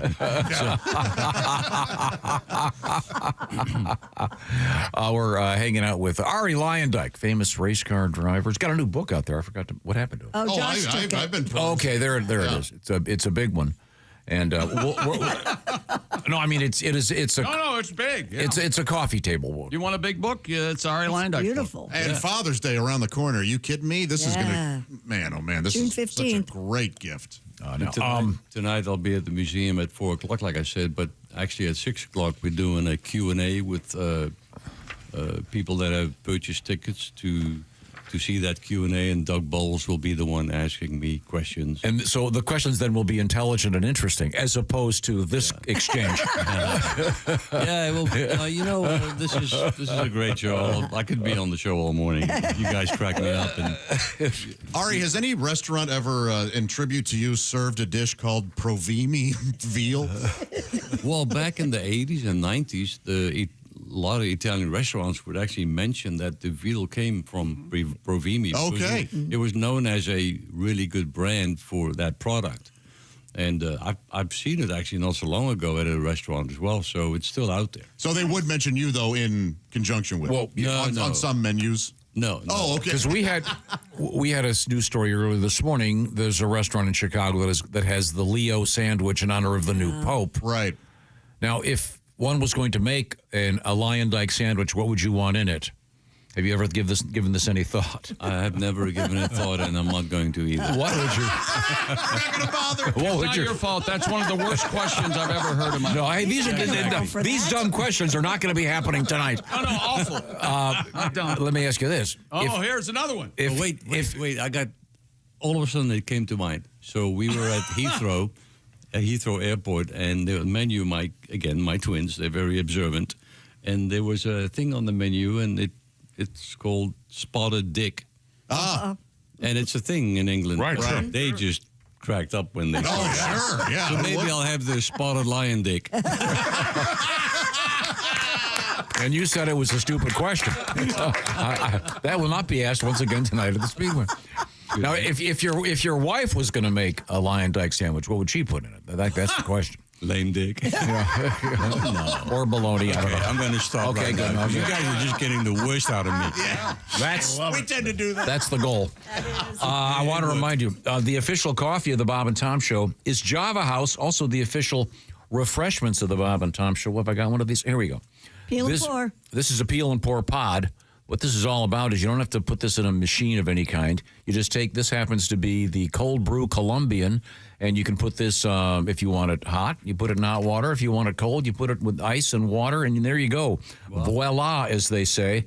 And the idea is it's the fastest way to, and the cleanest way to make yourself your coffee or your tea. And they have lots of stuff, including lattes.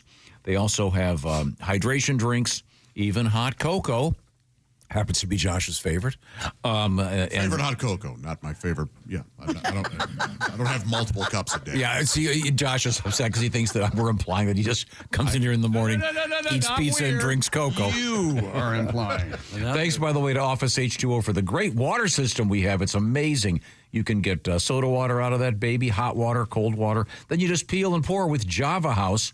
And Java House is going to be sponsoring our special Carb Day broadcast. And we'll be telling you more about that coming up. And Java House is going to be part of that as well. They'll have some samples, et cetera, et cetera. So break with your brewer. This is great for the office, great for your house, great for traveling. JavaHouse.com. The promo code Bob and Tom will knock 25% off your first order. That's Java House, Java, JavaHouse.com, promo code Bob and Tom, all one word. To get 25% off your order online. Java House, once again, the official coffee. Java House, the official refreshments of the Bob and Tom Show. We're in the O'Reilly Auto Parts studios. This is the Bob and Tom Show.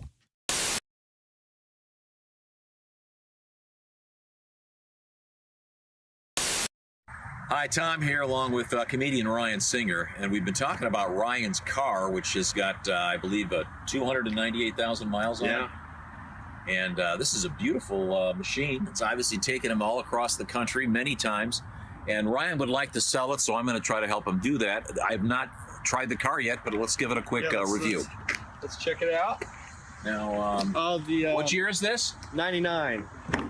The driver's side handle's broken off, so you either can go in through the back seat or Wait a minute. I think I can get it. You want me to open it? Wait a minute. You have to open it from the inside, I think. So, yeah. But as long as you have a friend with you most of the time, no problem. I'm have them open the door for you. Kind of warm today here. Does this thing have AC? Yeah, AC works. Nice. And nice. Maybe I'll take that out so it's not beeping unless you want to crank it up. And there's a CB. I don't have it hooked up yet, but you got a CB. Nice. A CB radio. This you can see. CB, the original social network. You can see. What's your CB handle again? Monster Hunter. Monster Hunter. So forever in the same 3 to 5 mile radius at the exact same time. Maybe we'll chat on channel 19. Yeah. Okay. Okay. This is a test. Monster Hunter testing the CB. I'm getting a lot of action right now. Well, does the CB come with the car? CB comes with the car. Not a lot of drivers around chatting right now. That's the problem. Freeway's only about 300 yards that way. I think there'd be quite a lot of action. Yeah, they're probably it's probably a slow day out there, you know. Okay. The radio does work. CD player, as you can see. That was a CD right there. Nice. That's nice. Little Captain Beefheart is in there right now. Oh, wow, that's sophisticated. Yeah, and so it's got an auxiliary plug for an iPhone or an Android or something like that. Did you install this radio? This is aftermarket? Yeah, I installed the radio and the CB because the factory stopped working. Glove box opens and locks. There's a GPS. Hey, I'll even throw that GPS in there. It's a Garmin. Nice. Yeah. So now, can we get a shot of the actual dashboard to see the mileage? Oh yeah, let's see what we're at. That's 297, 870 miles. So by the end of next week after the tour, I'll be over 280, 298. Wow, so this is about to approach 300,000 miles. Motor sounds great. And this is a 99. 99. This is a Camry LE. A Camry LE. Four-cylinder. Four-cylinder, four-door. Okay, well, let's continue the tour, shall we? Okay. Once again, we're taking a tour of this beautiful 99 Camry, 298,000 miles on it. Let's head back here. Nice. It's got the electric window thing to keep the ice off the back window. Gas door. Nope. Good looking trunk. Yeah, trunk's got a lot of trunk space in here. Yeah. Oh, we don't need. Here. Oh, Jesus. We don't need. Trunk's got lots of room. Lots of room. Everything that comes in the trunk comes with the car. That's the deal. It's that's a weird. It's a weird tick on the engine. Yeah, you need to turn that. That's Ryan Singer's car. Now, if you'd like to make an offer on that, how does this work, Ryan? They can reach me on my website, ryansingercomedy.com, or email ryansingercomedy@gmail.com. Make me an offer. I'll take the best offer I can get. And this is for real. This car is for sale, and it comes with everything in it, except probably the chick you had locked in the trunk. Yeah, or the luggage. The luggage in the trunk. Hey, it's Josh Arnold. I'm going to let you in on a little secret. During these commercial breaks, I get to enjoy some quiet time here in the studio. That's right. That's because while everyone else is in the break room waiting in line for that dirty old coffee machine, I'm enjoying some Josh time. Yes, just me and my Java House Peel and Pour pod. That's right.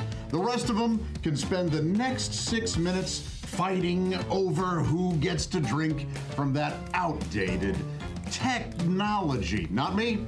I just grab my favorite Java House pod, peel back the lid like so, pour it into my hot water here, and the rest of the break is just Josh and his amazingly smooth coffee.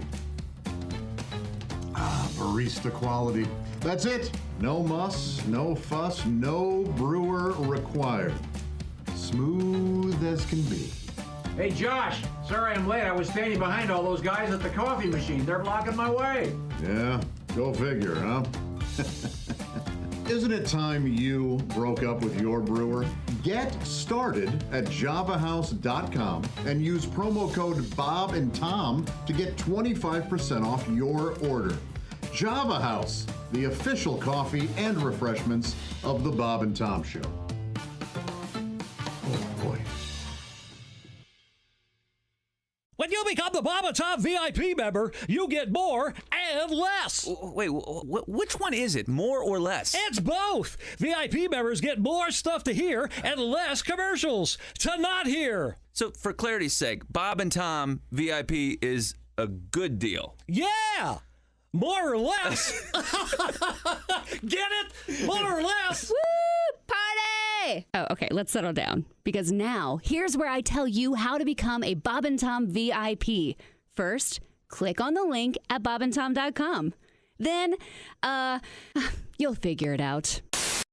Hey, welcome back to the Bob and Tom Show with the Silac Insurance News Desk. It's Christy Lee. Hello. There's Jeff Oskey. Yes, sir. Hello, Josh Arnold. Hi, Chick. We are in the O'Reilly Auto Parts studios. Think O'Reilly Auto Parts for all your car care needs. Get the parts and service you need fast from the professional parts people at O'Reilly Auto Parts. Ace Cosby has returned. I'm Chick McGee, and hello, Tom, with our special guest. Our guest is Arie Luyendyk, race car driver, two-time winner of the Indianapolis 500. Ari, this is kind of a treat. We should give you a little by way of background. Ace has had a medical situation that has arisen, including, among other things, breaking 2 of the bones in his leg.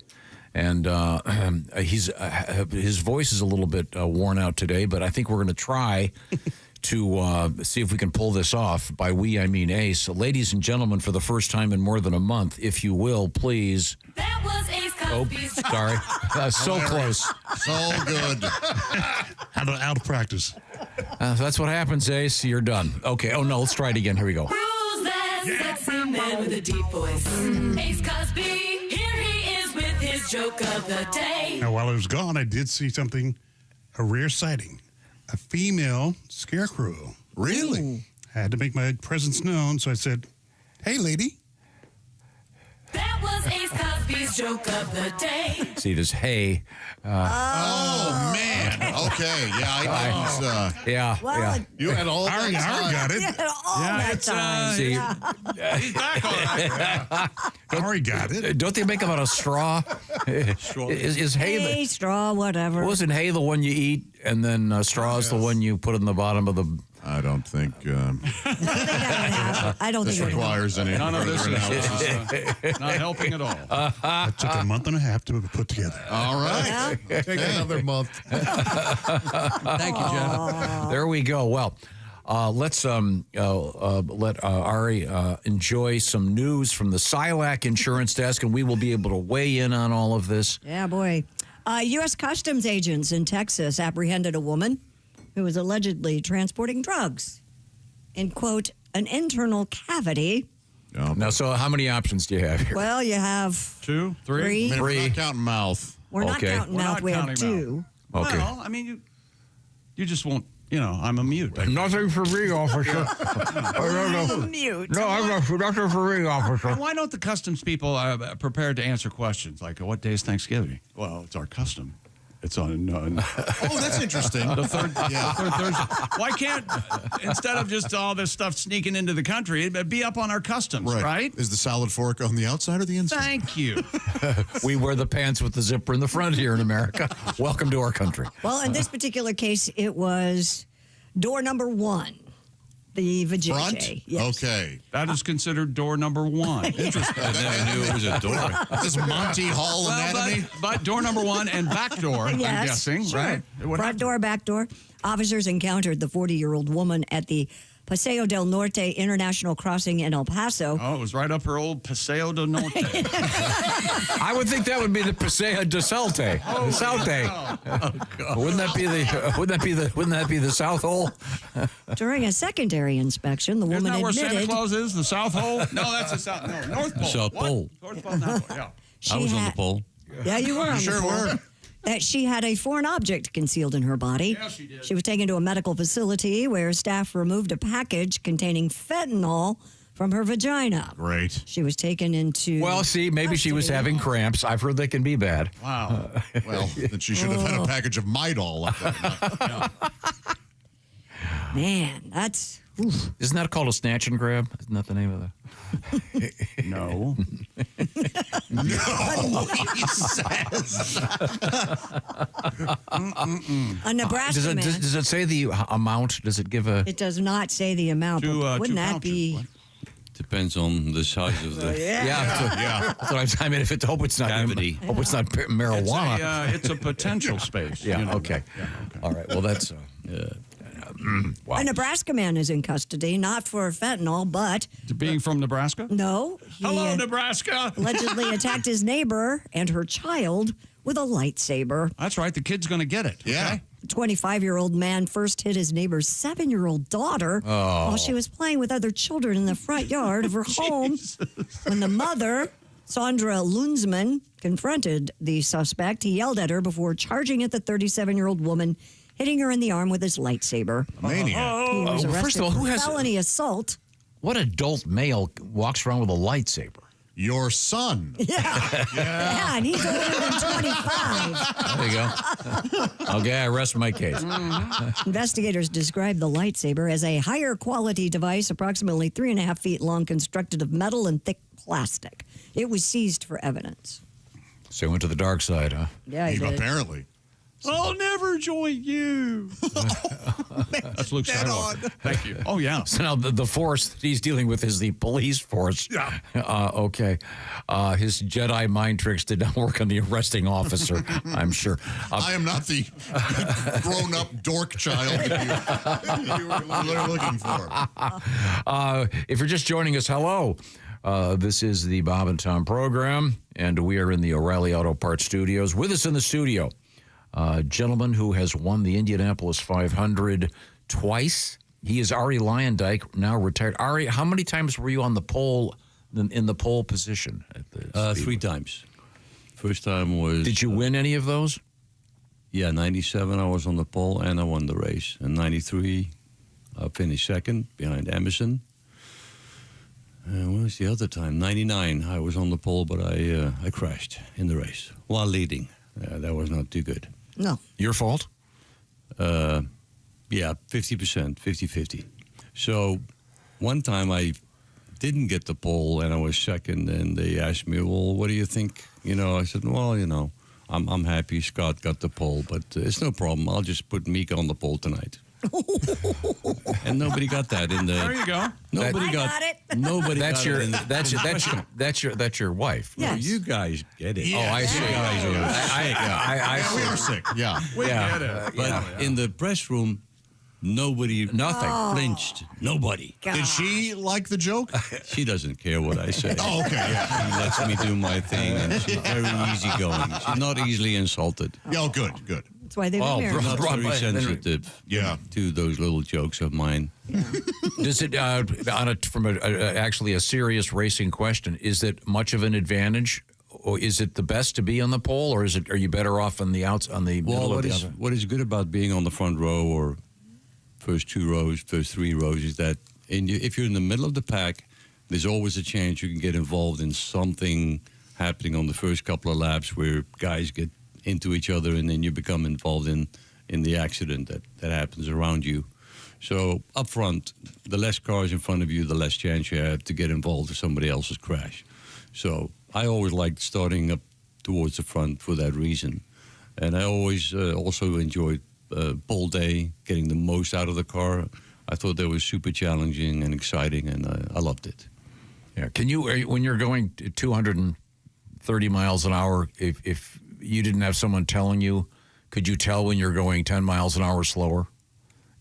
Oh, yeah, but even a mile an hour slower, if you're up to speed, and let's say you're doing 235 average, and now you're doing 233.5, you notice it. Really? You gauge it coming off of the turns. You look at your RPM, where you're at, and you feel it. And the sound of the engine, you can feel it's a little bit less in RPM, so you know you're a bit slower. Yeah. Wow. It is very exciting. It's kind of hard to explain what it all takes to get the most out of the car, but it has to do with aerodynamics. Obviously, Indy has long straightaways, so you want to run least amount of downforce as possible. But you also have to get through the turns, and then when you do it that way, you have to compromise. And so if you don't have enough downforce, then you go slamming into the wall. Or flying, one of the two. Well, yeah. I've never flown at the Speedway like Mario did at one point, and I think Elio did at one point, but that looks to be very scary. Yeah, I bet. No matter who you are, that's scary.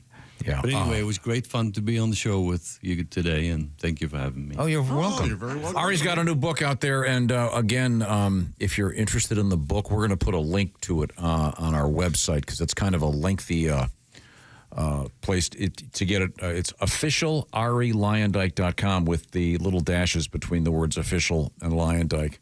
And if you just Google ARIE and start writing LU, they'll give you the correct spelling of Ari's name. Yeah. It is a little bit tricky. Yeah, I've had a lot of people call me bad names. Yeah. Luyendyk. Oh, yeah. Me too, but you it can doesn't. run with it. Luyendyk. Yeah, we got it. Sometimes people know, how do you spell it? I go, well, you spell lion and then dyke. And then you put it together. Right. Except, there's no E in the end of Dyke. Well, by the way, what does Luyendyk mean in Dutch? It's actually, it's lazy on the dike. Oh, okay. We had some kind of a family symbol. You see a person leaning back against a dike, to hold the water. Yeah, the water. But it sounds like a leisurely afternoon. Yeah. Sounds like a nice name. It fits my character. Yeah. Leisurely. I would have lied and said it means a family that slays lions and dominates the world. We don't have those in the Netherlands. I was going to say there are not a lot of lions in the Netherlands. The average person's not going to know that. No, they might be lousy with lions over there. You know why there aren't any? Because the Luyendyks 300 years ago got rid of all of them. This has been extraordinarily helpful. We had a lot of lion migrants. I'd like to say a special hello to our friends at the Silac Insurance Company. What are they all about? Well, they're all about not worrying about something called volatility in the market. Because with annuities and the Silac Insurance Company, the authorities on annuities, of course, that money is going to keep on coming. You can't outlive your money. You set it up and you'll find out that when it's time to retire, that money's going to keep coming in. Get the details from the pros at the Silac Insurance Company. A lot of volatility lately in the market, and you may be looking at your various retirement funds going, this is where the beauty of the annuity comes in. See what I'm talking about? You can actually just go to silacins.com. It's SILAC, by the way, SILACINS.com, or go to the Bob and Tom website. We have a link there, or just make a phone call. Call pound 250. Say the keywords lifetime income. That's pound 250. And you'll get some information about annuities from the Silac Insurance Company. Plan on it, live on it. We're coming right back. Thanks again to Arie Luyendyk. We're in the O'Reilly Auto Parts Studios. This is the Bob and Tom Show.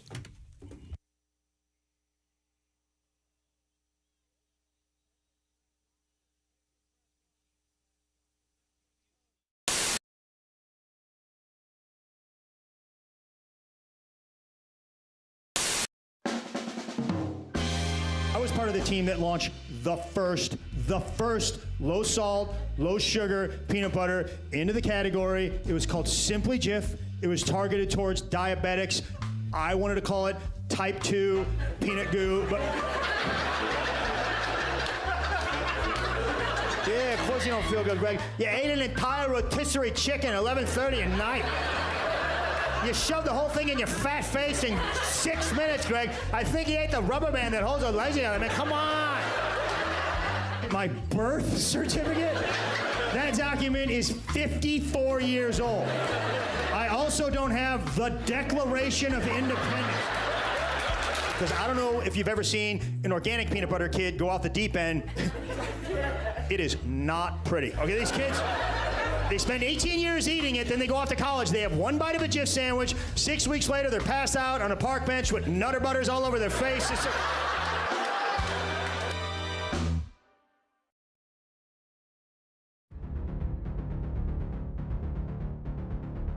Greatness isn't given. It's earned. It starts from the ground up with every step, every move, every moment. Because when the game is on the line, you need the best. The new Sport Athletic Performance insole from Orange Insoles. Stability, support, dominance. Orange Insoles, because greatness starts from the ground up, even when you're sitting down.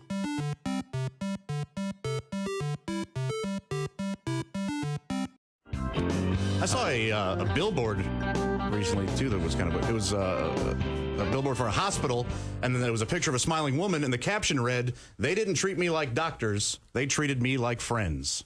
Like, well, it's great for her. I mean, she must have really good friends. Yeah. Me, when I have to go to the hospital, I want my doctors to treat me like doctors. Okay? Sure. Yeah. To hell with my friends. Yeah. My friends don't know how to treat me. Yeah. I had sunburn once. You know what my friends did? They slapped it. Yeah. Sure. When I told them it hurt, they just slapped it harder and more frequently. Yeah, All absolutely. right, I want doctors who are going to properly diagnose my condition, not my friends who are going to tell me I have a fatal case of the queers. Yeah. I want doctors, all right? Yeah. Doctors who are going to bring me medicine, not beer that's been kind of peed in. Yeah. I want doctors who are going to provide me with proper treatment. What? You need new friends, pal. Yeah, really. What's this peeing in the beer routine? Doctors who are going to provide me with proper treatment, not my friends who are going to shoot me with Roman candles as I struggle to get out of a hammock. It's always funny on YouTube.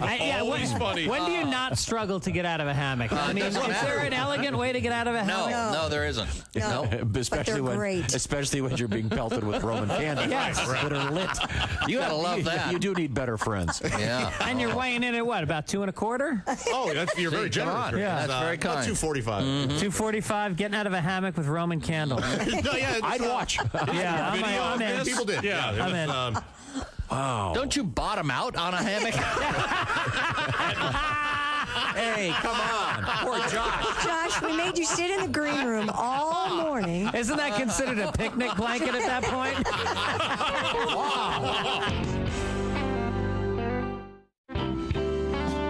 You think you lost money in investing? My whole people lost money in investing. Bernie Madoff came along and set us back 10,000 years. I hate that guy so much. I hate Bernie Madoff so much. Not for what he did, because I don't care about the rich. I hope they lose their money. But no, for how he looked physically. Did he have to look so Jewish while he was doing that? He's already the image of a Jew that's in every redneck's paranoid mind's eye. Just some crook-nosed Jew on top of a pile of gold coins, swimming in it like Scrooge McDuck. Like, I'm gonna take the Gentiles' money. Like, I always trip out when I see somebody that so fully embodies a stereotype like Bernie Madoff did. Like, when you see a nerd who's actually wearing a pocket protector, like, they don't even make pocket protectors anymore. Believe me, I know. That guy had to go out and hand mold the plastic resin to fit into his nerdy little pocket. Or when you're driving in traffic and somebody cuts you off and you look into the car and it is, in fact, an Asian woman, you're like, are you kidding me? Are you serious? Are you seriously going to be Asian right now? There are people watching you. Have a little bit of self-respect and don't be Asian. Like, when I'm walking along and I see a quarter on the ground, I don't pick it up. It kills me not to. But I don't do it because there's people watching. There are people watching. You don't want to reinforce the stereotype. That's correct. You got man. keep it real. Moshe Kasher is our guest. I live in LA now. I live near Hollywood. I live across the street from a 99-cent store because comedy makes dreams come true. Yes. Yeah, they now sell a 99-cent pregnancy test. Have you seen that? No. Yeah. How bad does one's life have to be? Like, how far down the socioeconomic ladder do you need to flop before the 99-cent pregnancy test seems like a viable health option? The 99-cent pregnancy test when you kinda have to know.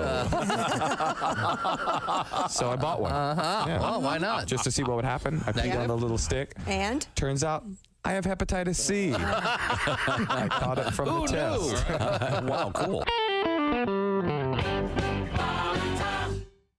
I did a show at this dance club. I don't know if you can tell by looking at me. I don't like to dance. The lady running the show, she was like, why don't you shake what your mama gave you? I was like, I don't know how I'm supposed to shake scoliosis and a low self-esteem, but there were black lights everywhere in that venue, on stage and backstage where I'm standing.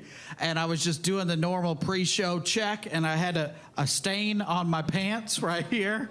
I know, I felt the same way. What had happened was, you know when you put your pants in the washer and you dump the soap in, it all landed right here, and that shows up under a black light. I didn't know that, and neither did anybody else.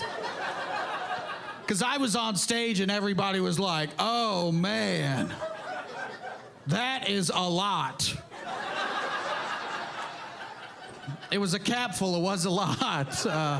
That's 2 loads, so. If you think that's a dirty joke, it's because you're a dirty person. It's a laundry joke, it's a clean joke. Block.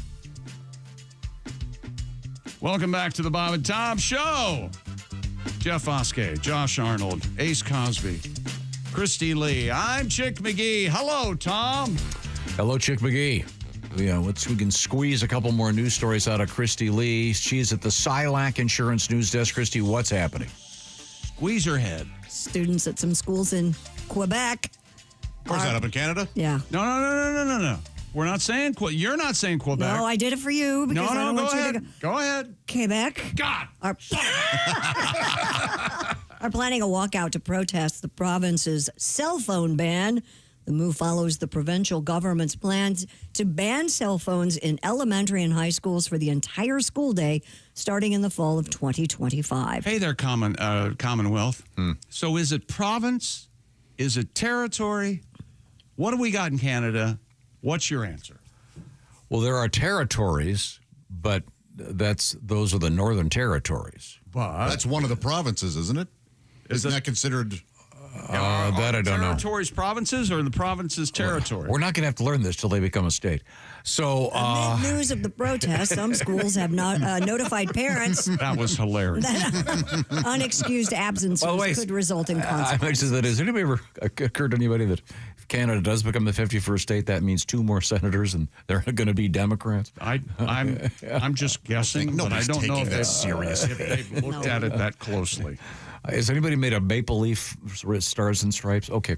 These are all fair questions. They did a study. One school did get rid of cell phones, and by all accounts, the kids love it. Of course. Well, I have that story, by the way. Oh, Josh. okay. Yeah. Or Bob? I don't. Wait a second. So, real quick, though, the kids are going to walk out this week. Right, to protest for the coming school year. What I find humorous is they didn't do this in January. You want to know why? Why? Because it's freezing. You can't walk out. Probably still fairly cold right now. Yeah. School officials in the UK say students became nicer after their smartphones were banned. According to SWNS, Excelsior Academy in East London implemented. Wait a minute. Excelsior Academy? Yeah. Well, it's London. You give them a break. Do they have a big stone in front of the school?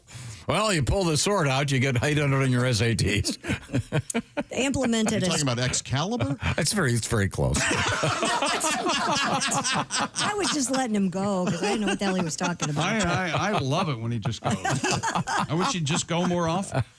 Implemented a strict ban on phones around September last year. Head teacher Omar Daria told the news service that, quote, at first it was a struggle, but the impact in the classroom has been nothing short of miraculous.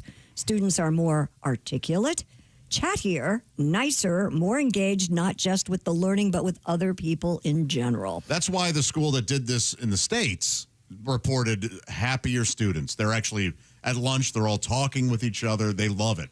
They've all noticed how hot Mrs. Stillman is. Oh, dude, she is. Did you guys looking. in high school, did you have a conveniently placed payphone somewhere in the high school? No.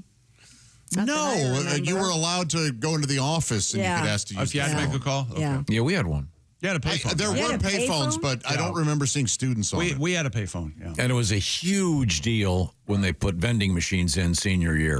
Same exact They did not have them, and all of a sudden, oh my God. There are only like 4 or 5 events I remember in my life, but 2 of them are vending machines and the Steward hot sandwich machine when it was installed in the gym. The Steward hot sandwich machine. Were you allowed to have snacks in your class? No. No. Yeah, same. So it was like... We weren't allowed to wear shorts. Oh, no kidding. Just pants, baby. Wow. Right. Yep. Government statistics showed the average standardized test scores, by the way, in London jumped by an entire grade from a C to a B in just 1 year after the ban. Those are a joke anyway. I can't believe they were ever allowed in the first place. I can't either. I don't understand. Yeah, I would have thought that the second they came out, they would have been like, you can't have these in my classroom. Exactly. Yeah. Like I the agree. fact they're allowed is what's shocking to me. Yeah. It really is shocking. It'll be interesting to see what happens. Are they going to start banning them everywhere? Well, I don't have kids in school anymore, obviously. You do. Do they allow the kids to have their phones? I think there's certain limitations, yeah. Between classes, my kids are allowed to use them, and on lunch break and like personal break time. So does that mean the hallways are relatively quiet then? Everybody's on their phone, probably. Plus, hasn't this ruined the note passing? Oh, yeah. That was always so exciting to have a note pass. You want to bring that note up here and read it to the class? Man, when a girl gave you a note, it was a thrill. Do you like me? Check yes or no. So awesome. Mr. Arnold looks like a horse's ass. I always hated. They never said that about me. I hated when you'd be like, "Will you go with me? Yes, no," and they would make their own box and just say maybe. Yeah. And you're like, just say no. Quit leading me on. Like if I got a maybe, I always check the maybe. They need to work a little harder. What's that? I want them to know they're not wasting their time, but a little more effort would be good. There's a song that one of the lyrics is maybe pretty much always yes means. Maybe pretty much always means no. Yeah. Yeah. I forget what lyric. Yeah, that's kind of true. I'm doing some anecdotal research. Oh, okay. Oh boy. Yeah. I was at a restaurant yesterday, and it's one of those restaurants where they have. Now, were you there to eat lunch or anecdotal research? That's a fair question. I was there for shall we say brunch? Oh, for Mother's Day. All right. Mother's Day, yeah. And were you aware that your designated mother that you were having this meal with was there? Another fair question. Well, in the beginning, she wasn't.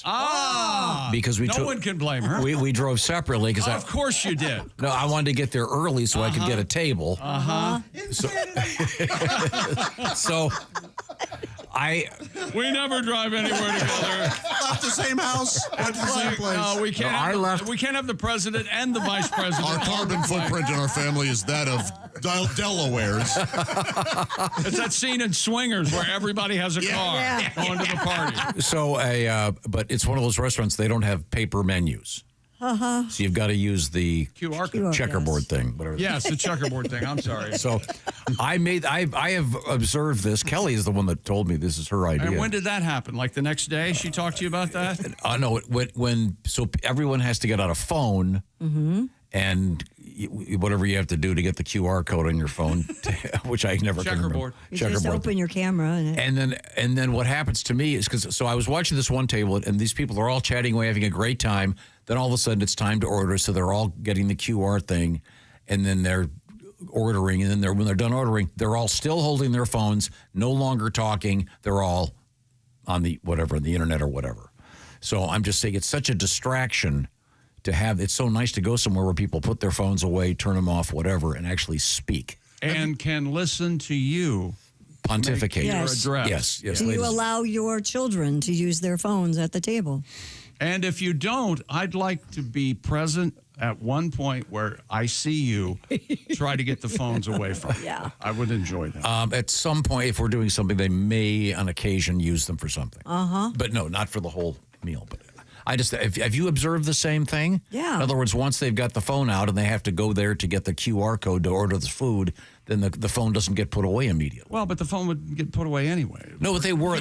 No, I was quite literally watching this large table of people, and they were all talking, blah blah blah, and the next thing you know, they're all staring at their phones. I haven't done it, but I've seen where like a group of friends will go out and they'll all put their cell phones in the middle of the table. Yeah. And the first person to reach for theirs, you pick up the bill for the whole table. I'm always afraid of that because you can stack them or whatever. Yeah. I'm always afraid I'm going to accidentally airdrop some picture. Well, I'm enjoying my penis. I think that's the mushroom salad. Oh, no, it's Josh's penis. Your contention is that if it wasn't for the QR code, no one would look at their phone? No, but this is suddenly forcing them to. And I understand what you're saying. Do some research. Let me know. Why don't you start your think tank? I'd like to be like on the fringes of the think tank, if I could. You'd be one of my consultants? Well, like I don't want to be in the think tank. I want to be. But I want you to think. That's the whole thing about a think tank. I could think about if you would send me stuff. I would think about, but I wouldn't want to be at the meetings. Of course. Yes, yeah. Yeah, you want to be like a board member. Right. You occasionally get a newsletter or whatever. Like the minutes of the meeting, and I can comment on that. Yeah. Okay, well, I'll consider that. Thank you. I think you're very welcome. I appreciate it. I think that's going to pretty much do it. I think it does. Are you a fan of the QR code menu anyway? I don't come across them that much. I don't either. Yesterday, I went to a restaurant for the first time in a long time. They had menus. They gave us menus. I don't go. And Why don't you go to places that have menus? Well, some places do. Yeah, they don't have QR codes at Arby's. No. Why don't you stop going to Cracker Barrel? Cracker Barrel has a nice menu. Called "Excuse Me, I'm sorry to bother you." I told you that was the wrong name for a restaurant. But I say if you're going to have the QR code, you should have pictures of the food. That's all I ask. You may as well go all in. Yeah. If you're going to have it. Go for it. Yeah. Let me see what this is going to look like because I have no idea what this is. There's a lot of French words and stuff that sounds really complicated. Oh, yeah, I'm not eating there. No. Okay. If you're eating here, you're eating at the O'Reilly Auto Parts Studios because this is the Bob and Tom Show.